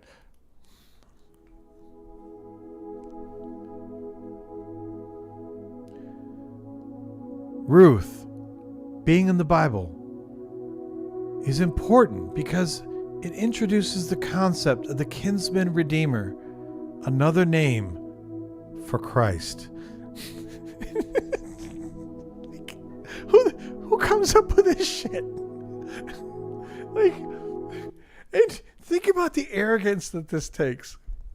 This is I pointed this out a number of times on my live streams, and I'll say it again. This is not your fucking culture, Christians. I mean, this was written by a different people speaking a different language in a different time. This is their culture. And now you think that the entire point of writing this one chapter or one book in the Bible was just so that we could introduce the concept of the kinsman redeemer, which is another name for Christ. It's so fucking arrogant. Like, how can you do that? I mean, could you imagine if I went to some, I don't know, tribe in Africa, some ancient tribe, you know, and they have their own written tradition, and I walk in, you know, arrogant white man, and I read their holy text, and I'm like, no, that's not what it means. You don't realize that all of your ancient holy text, they're all talking about Christ. Like, they're talking about Jesus. How fucking arrogant can you be? That is insane. The ethnocentricity is just mind-boggling, and most Christians have no idea that they're even doing it. Okay. So, no more preaching. This guy's got an axe to grind. So, yeah, I like secular scripture says Boaz thinks Ruth was hot, so that means Jesus. Exactly, because Boaz had a boner. I guess that has something to do with Jesus. Okay. And I don't know if Boaz actually thought that Ruth was hot. Boaz just liked those foot jobs, you know, like Ruth was all about working them feet. So I don't know if that means that Ruth was hot or not. But Valor here 666 says, this is about my diatribe about the atonement narrative of Jesus. So this is not a Christian. This is someone who is apparently, you would think would be on our side of the fence, but he apparently did not like my commentary. He says, this is by and far the most brain dead thing I have ever heard coming from people who should know better. Namely yourself, CJ, and Bart. Okay, first of all, the fact that he's putting me in the same bucket as CJ Cornthwaite and Bart Ehrman, I will take that all day long. So, not that I deserve to be there, but as long as you're going to put me in that same bucket, thank you, bro. And then he says, so the Jesus message of the Gospels is correct, but Paul somehow twisted and altered it? That's quite a magic trick because, as Bart and all non-apologetic scholars teach, Paul's letters came first. You even put words in Jesus' mouth from the Gospel of John, almost certainly the last gospel composed long after Jesus and Paul were dead. This whole argument comes off as apologetic, not the work of scholarship. Do better. So you can see it. I said, it's called internal critique, dude.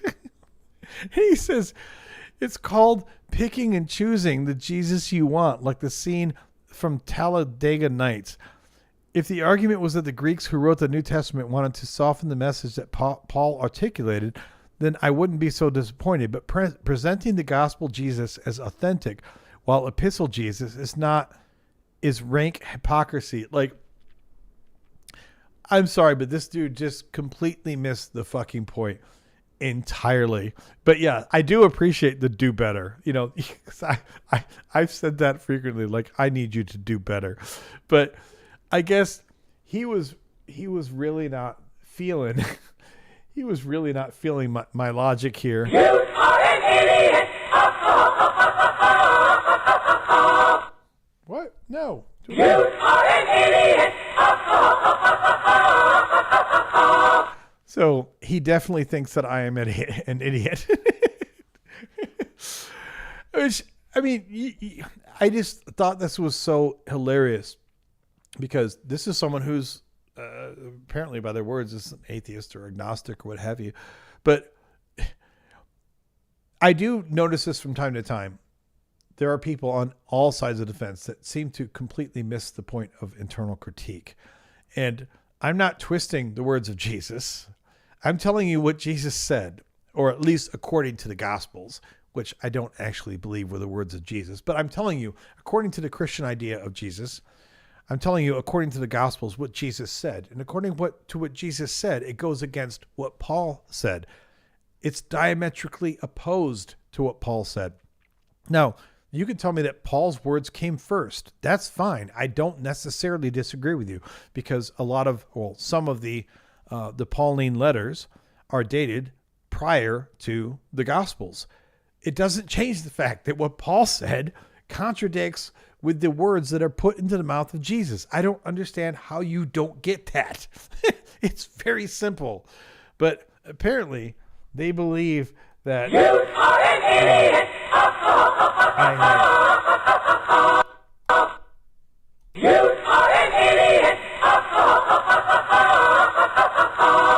So they think that I'm an idiot, which is fine. I can take that. We are under 30 minutes. The countdown is growing scant.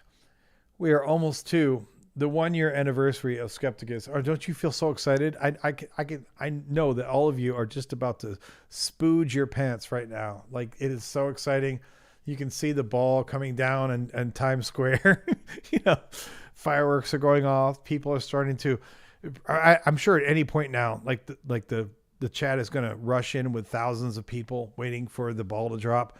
So this is going to get very, very exciting, people. I want you to remember where you were the night when Skepticus had the first anniversary. So it's going to be special, definitely. All right, moving on.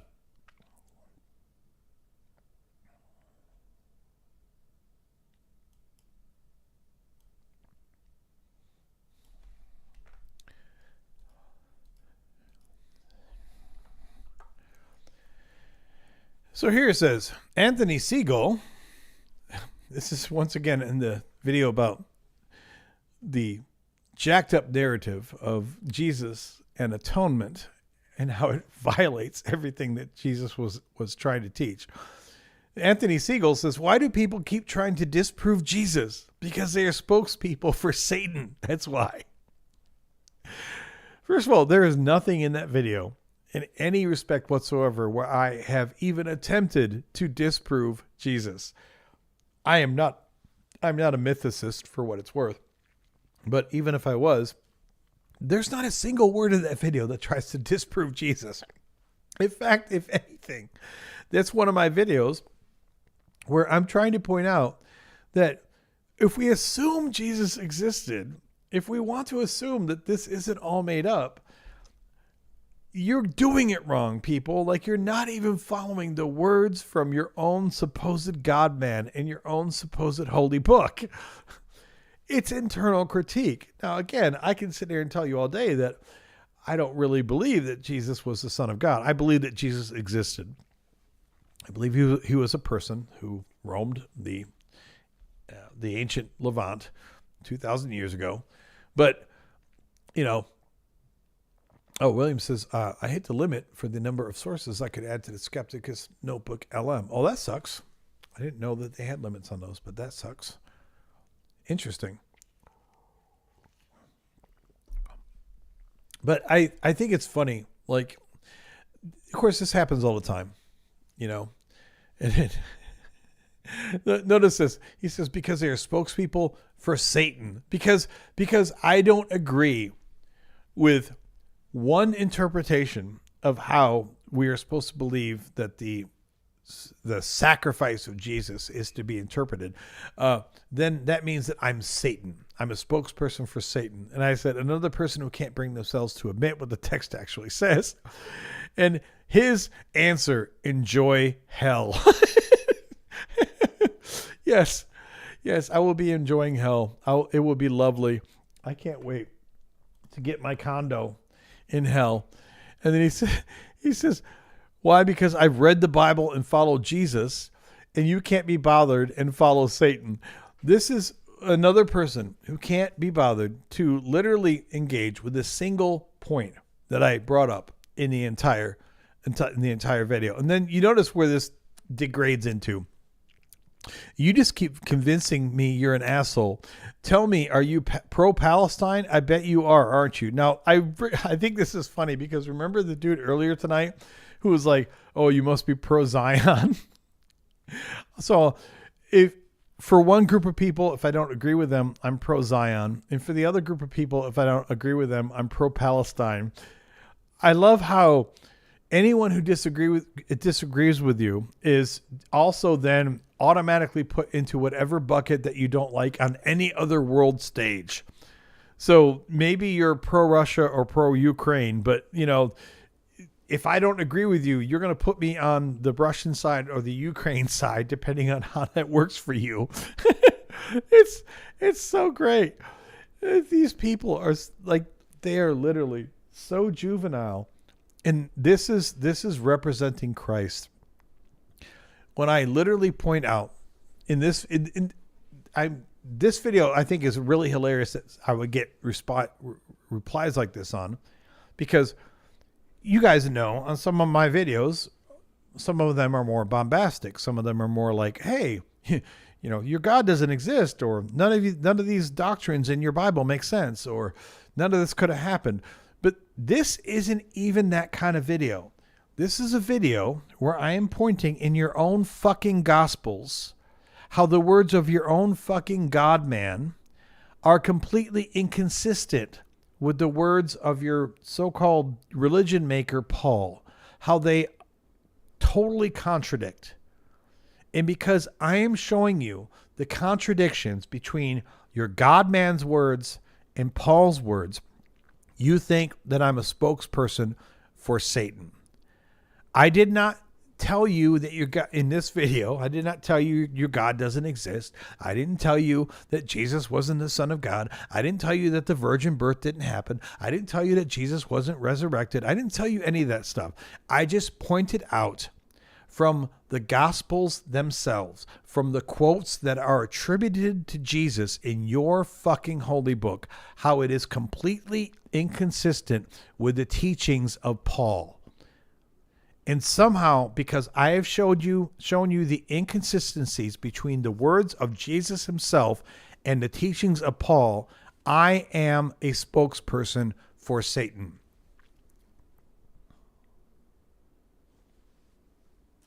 Yeah, that makes total sense, doesn't it? Or no, maybe it doesn't make any sense at all. For Anthony, You are a false all we prophet, can say about Anthony and security take him is out of here. this.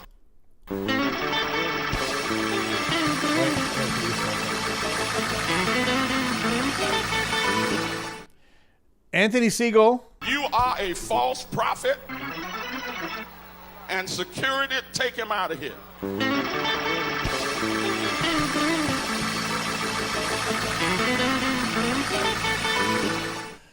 Thank you, Anthony. Oh, so William has a quiz. Okay, let's pull this up.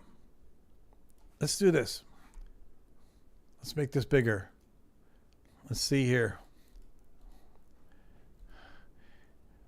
Oh, okay. So we have, based on 50 sources. This is from my content, which means it must be awesome and wonderful because my content's always great and never it's infallible.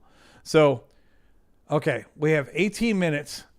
So let's check out I don't know how well you can see it. If I make it bigger, then it starts to go off the screen. Let me do this.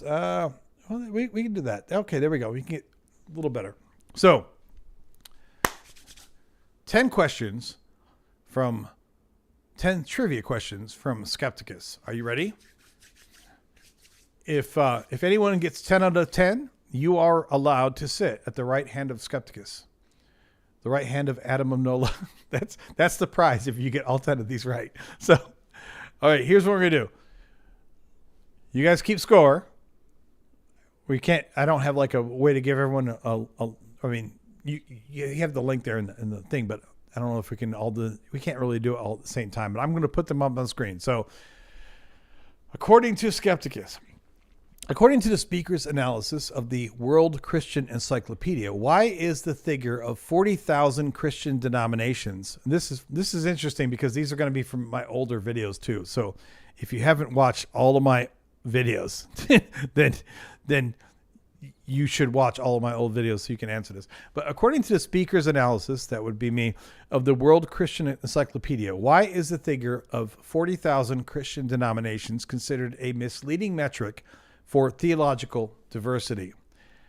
A, the statistic only counts individual local congregations rather than larger denominational families.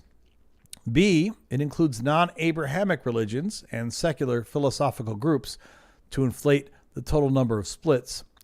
C, it counts the same global organization as multiple separate denominations for every country in which it has an office.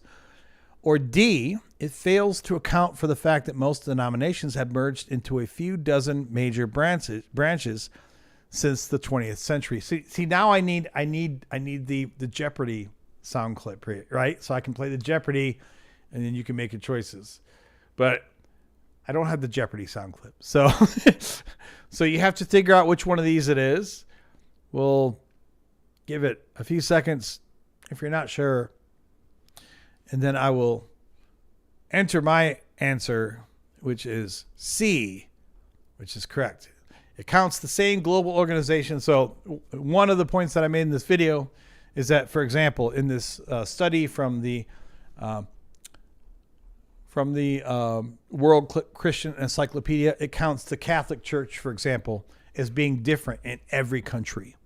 So like the Catholic Italian Church is different from the Catholic German Church, is different from the Catholic European or French Church, which doesn't make any sense. You know, like it's the Catholic Church. I mean, the Catholic Church does have splinters, but generally speaking, it's the Catholic Church. So that's one of the problems that was there with that. So if you answered C correct, and you still have a chance to be seated at the right hand of Adam of NOLA, and even if you didn't answer it correctly, depending on how the others answer, you might have a chance to be seated there.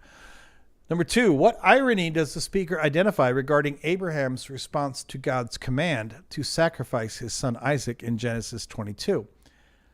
A, Abraham attempted to sacrifice Ishmael instead, but the angel corrected him at the last moment. B, Abraham's actions were a direct violation of the Ten Commandments, which had already been established in the narrative. C, Abraham bargained extensively with God to save the strangers of Sodom, but did not question the command to kill his own son. And D, Abraham prayed for a miracle to occur on the journey, showing he lacked the ultimate faith usually attributed to him. I don't understand the first one. It's like, but the angel corrected him. Yeah, he couldn't have done that. So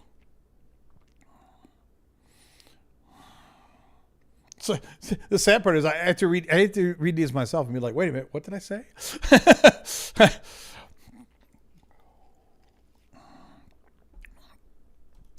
So yes, C. So yes, Abraham bargained extensively with God to save the strangers of Sodom, but did not question the command to kill his own son.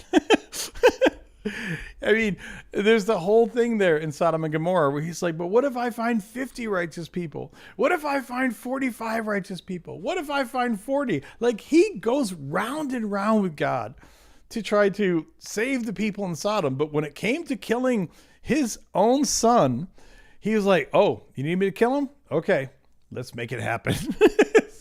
So once again, the correct answer was C. Moving on to number 3. How does the speaker characterize the I chose Christianity narrative using the concept of a geographic lottery? A, the lottery refers to the random selection of which biblical manuscripts are considered inspired by modern church leaders.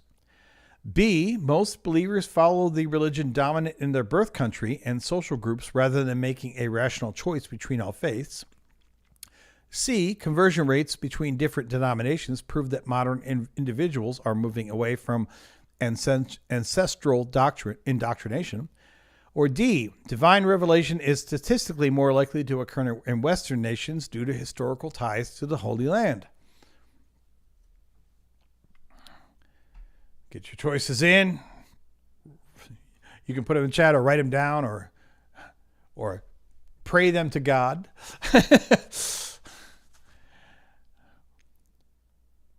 So the correct answer is B. Most believers follow the religion dominant in their birth country and social groups rather than making a rational choice between all faiths. The speaker cites data, that's me, showing that 73% of people live where their religious group is the majority, suggesting faith is largely inherited. Why can't I scroll here? I need to scroll. Oh, there we go. There we go. Next. 4 of 10. In the discussion regarding the still small voice of God, what does the speaker suggest is the primary psychological reality of this experience? A, the Bible encourages this practice because the human heart is described as the most reliable receiver of divine truth. B, believers are labeling their own internal thoughts, desires, or anxieties as a divine communication. C, the voice is actually the result of AI slop content influencing the subconscious mind of the modern believer. Or D, it is a form of collective hypnosis that only occurs within large charismatic church gatherings. I need something else I could use as a like Jeopardy countdown, but I don't have the Jeopardy thing. Anyway, all right. Get your choices in.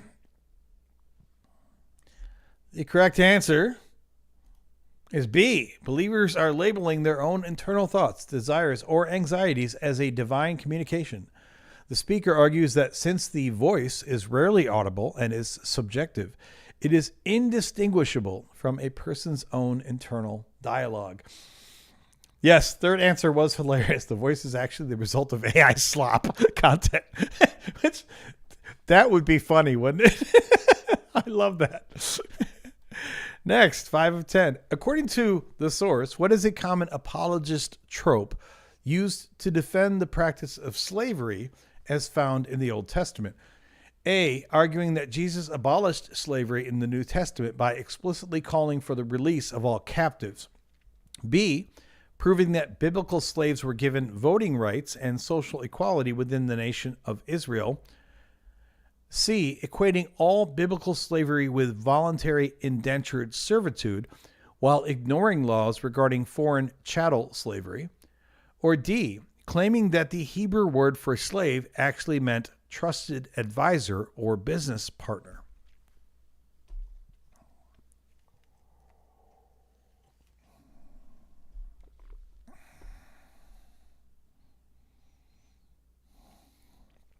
And the answer is, I need a drum roll. See, I should have a drum roll too. I need to get the Jeopardy, and I need to get a drum roll because drum roll would actually work here, wouldn't it? But the answer is here. C. Equating all biblical slavery with voluntary indentured servitude while ignoring laws regarding foreign chattel slavery. The speaker explains that while Hebrew slaves had terms of release, the Bible explicitly allows for the permanent ownership of foreign slaves as property. 6 of 10 and 8, a little less than 9 minutes left. How does the speaker use the example of kinds on Noah's Ark to critique the stance of young Earth creationists? A. The presence of dinosaurs on the Ark would have violated the laws of buoyancy due to their extreme weight. B. Limiting animals to kinds requires a belief in extremely rapid evolution to account for the millions of modern species.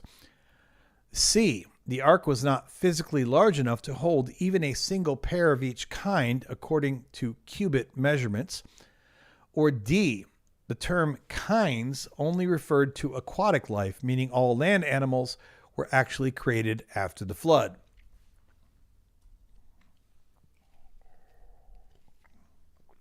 Get your answers in. You want to be at the right hand of Adam. And the correct answer is B. Although C was actually a pretty good answer too, but that's not the point that I made in the video. So, limiting animals to kinds requires a belief in extremely rapid evolution to account for the millions of modern species. The speaker argues that if only 2 of each kind survived, they must have evolved or speciated into the current diversity of animals in just a few thousand years, which is hilarious for people who don't believe in evolution, but they think that this evolution happened rapidly over the last several thousand years to make all of the different species that we have. 7 of 10. What is the speaker's definition of apologetics as it relates to the use of evidence and dogma? A. Starting with a fixed dogmatic conclusion and working backwards to find supporting evidence while ignoring contradictions. B. A rigorous, unbiased search for historical facts that might... I'm sorry, I can't bias this, but it's hilarious. A rigorous, unbiased search for historical facts that might either prove or disprove religious claims. Yeah, okay. C. A scientific discipline focused on translating ancient Hebrew and Greek text into modern languages. D. The practice of acknowledging and repenting for the historical moral failures of religious institutions. This one... I mean, I appreciate what Notebook LM does with trying to come up, but this one I think is a little, I'm not impressed with the options it gave. So the answer is A, starting with a fixed dogmatic conclusion and working backwards to find supporting evidence while ignoring contradictions. The speaker distinguishes apologetics from a reasoned defense by arguing it is an unreasoned adherence to a pre-established position. All right, 5 minutes and change left. We're getting to 8 of 10. In the analysis of Genesis 3 through 6, what does the speaker identify as a challenge to the standard Christian view of monotheism?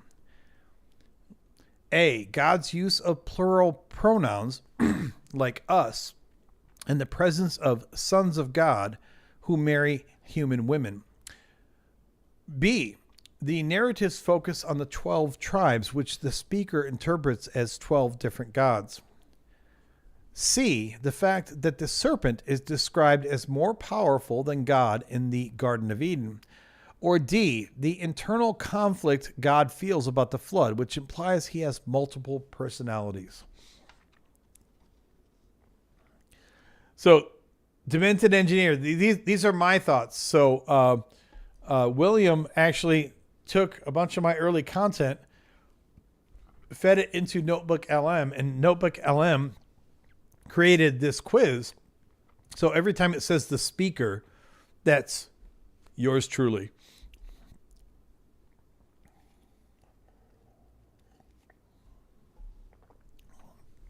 And the correct answer is A. God's use of plural pronouns like us and the presence of sons of God who may marry human women. The speaker argues that these phrases and beings suggest a pantheon of deities rather than a single solitary being. 9 out of 10. Which moral toddler logic, I love that it quoted that, which moral toddler logic does the speaker critique regarding apologist defenses of biblical genocide? The belief that children who were killed in genocides would eventually grow up to be evil combatants.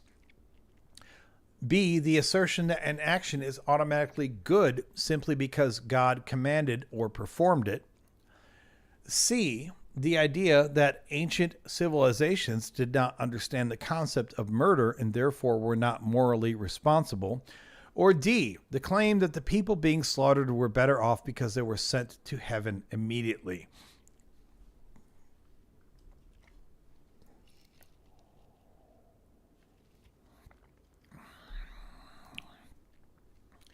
And the correct answer is B.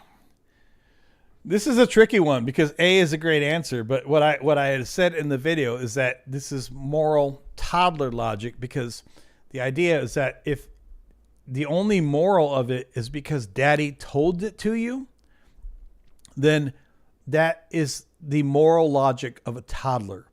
You're not thinking about whether it's right or wrong. You're just thinking about whether daddy told you to do it or not. So the assertion that an action is automatically good simply because God commanded or performed it. The speaker argues that abdicating moral reasoning to the sky daddy logic allows for the justification of an atrocity. But you're right. A is a good answer. It's just not what I was. I did know. Which it's kind of funny because I was wondering if I would forget like some of my own logic in this. But so far I've been 9 of 9. So we'll see if the last one trips me up. What is the test for a prophet mentioned in Deuteronomy, and how does the speaker apply it to modern believers? A, any message from a prophet must be consistent with the laws of science and modern biology. B, if a prediction made in God's name does not come true, the message was not from God. C, the prophet must be chosen by a majority vote of the church elders to be considered legitimate. And D, a prophet must be able to perform a physical miracle such as healing the sick in a public square.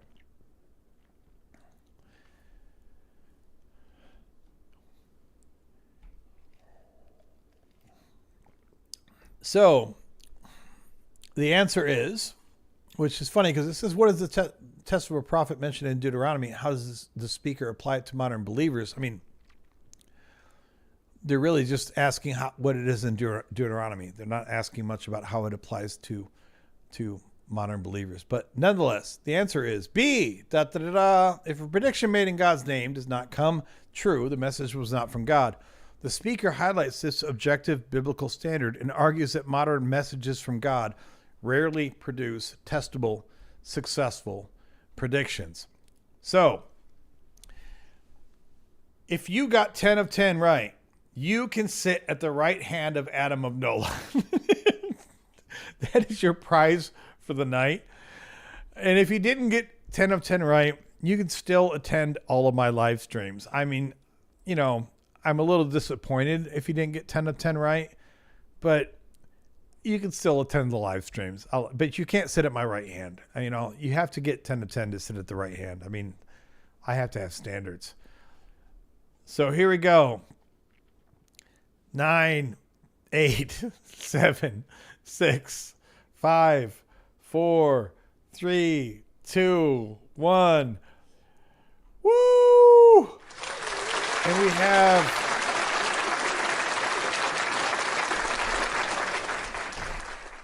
gotta do that one more time.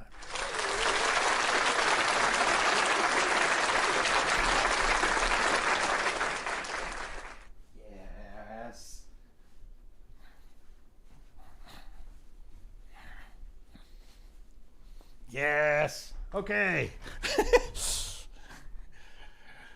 That is your anniversary dance. It has been 1 year since I put up the first video. It's been fun. It's been a good ride. And I'm not done. I'm not done at all. I'm not going away. But it's been a really, really good ride. Really good ride.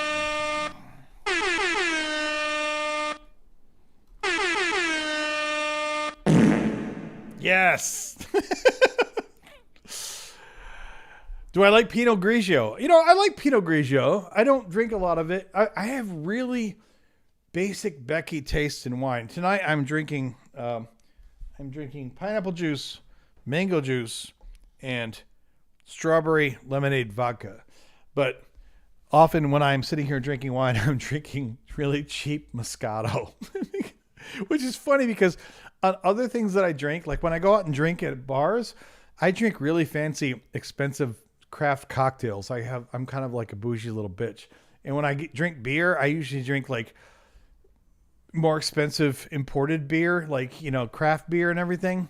But when it comes to wine, I don't have a palate. So I drink some really low key kind of shit. I don't drink Boone's Farm, or I don't drink Mad Dog 2020 anymore.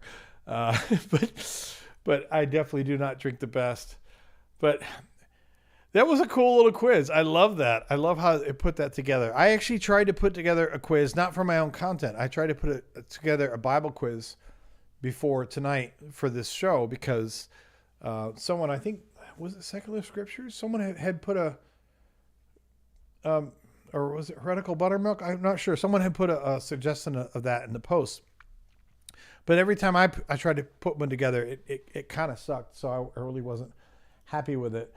Hey, Michael, thank you so much. I appreciate you, brother. I appreciate your tip. You're awesome. Michael he's been real. He's been one of the hardcore ones. I appreciate him so much. And honestly, let's be honest. I'm kind of sucking up at this point, I guess. But you know, anyone who's here at midnight on my first anniversary live stream is definitely one of the real ones. Port wine I love. So port wine, here's what I love about port wine. And yes, port wine, if you're going to drink really, really sweet wine, I guess port wine is the classier way to do it, right? So I like to get port wine with a really nice blue cheese. I mean, it could be cheap blue cheese too, but I like a really nice crumbly blue cheese, preferably something not super cheap, and some crackers. And you just get the crackers, some decent crackers. I don't mean like Ritz, but I mean like, some good crackers and the blue cheese and the port wine. And you just get the blue cheese on the crackers and you just kind of nibble on the blue cheese and the crackers and you sip the port wine and it's just perfect. It's just so perfect, So JR says it's 1 a.m. Eastern. Yes, exactly. I mean, I know it's so I'm in NOLA. I'm in New Orleans. So it's midnight here, but it's 1 a.m. Eastern. But I definitely love port wine. Port wine is, and if I'm going to drink my normal sweet wine stuff, I can be much classier drinking the port wine, But yeah, for all of you still here now, I appreciate each and every one of you. It's been a cool show tonight. Only had one caller, but and some people would probably say that the caller was kind of boring, although I thought it was a good conversation. I enjoyed that. I thought we had interesting dialogue. Certainly at some point it felt like he was talking around in circles, but c'est la vie. It's 7 a.m. there. Yeah, Jesus, man. Oh, man. This was so cool. Like I said this earlier, and I'm going to sound like a broken record, but I'll say it anyway. Like, you can even have a very moderate audience or a very moderate viewer base, and you can still have people who follow you, whether it's watching your recorded videos or watching your live streams. You can have people in Europe. You can have people in Australia, New Zealand. You can have people in India. I mean, that's crazy. I'm going to sound like an old man when I say this, but it's like the idea that you could sit here at your desk and put out a video, a live stream, and have even a small number of, cool, dedicated people who will watch literally around the world, it's humbling. It really is humbling. The fact that there's, 15, 20 people that are here now or that have watched most of the night. I mean, I know over the course of the night, there's been 445 people total that have come in and out, but at any given time, there's usually been 20 people here, which is fine. I'm not bitching about that. It's amazing to think that you can sit at your desk and garner an audience for a 7-hour fucking show. Of me babbling. That's kind of crazy. If you wonder why I'm an arrogant son of a bitch, it's I streamed for 7 hours last night and I had people from around the world watching me. What did you do? You could, I guess, kind of feel full of yourself if you wanted, But yeah, Michael, it is a great group. I do appreciate all the regulars, and of course, at this point, almost everyone around is regulars, which is awesome. And I love the fact that, kind of building, I feel like, I don't want to sound corny, but I feel like we're building a little community, it will grow over time, and kind of has my own flavor to it. I'm not Justin, I'm not Joel. I do admire what they do, and I do try to copy them a little bit, but I'm not, even if everything goes perfectly for me, I'm never going to have the next version of Justin's show or the next version of Joel's show or whatever. I mean, at some point, you hope you have your own show, right? But also, I'm not going to stop doing the regular recorded videos. But this has been fun. I do like this experience. It's definitely something that I could not have even imagined when I was growing up. I was born in 73, which basically means that for my formative years, I was born, I was raised in the 80s, born in 73, but your high school, junior high, all that was born in the 80s. And there was nothing like this. There was no internet. There was no worldwide broadcasting. I mean, it's crazy. And to have, a live call-in show, like that, even if one person calls it a night, I mean, that was not an option when I was a kid growing up. So this is crazy, and it's fun, and it's a good feeling. It's a good feeling. I do think I will be shutting her down because my wife will be wondering when the hell I'm going to be stopping the live stream. I will be working in the morning. In 7 hours from now, I will be working. So it's a lot of fun, but I genuinely appreciate everyone who's been here tonight. I love everyone who's been here on all the videos, leaving the comments. It's been a fun year. I don't want to overplay it because it's not like I'm the first person on YouTube to have a channel for a year, right? I'm not exactly unique in that regard, but not to brag, but there are a lot of people that don't go a year. There are a lot of people that they do 5 videos or 10 videos and they don't get the viewers that they want, and then they just go away, which is fine. I mean, I understand that. Demented Engineer, thank you for joining us. Thank you to all of you. I'm going to shut her down, and I really, really appreciate all of you, not just tonight, but for the whole year. It's been a lot of fun.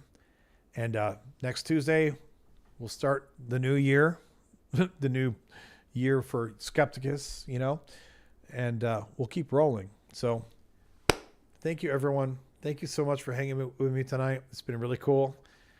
Thank you for the William with the quiz and all the links. And we're going to keep building skepticus.info because I think that's going to be a cool resource for all of us, just to have reference points. So thanks, everyone. I love every one of you. I appreciate everyone being here tonight. Lo, I say unto you, stay skeptical. You guys have a good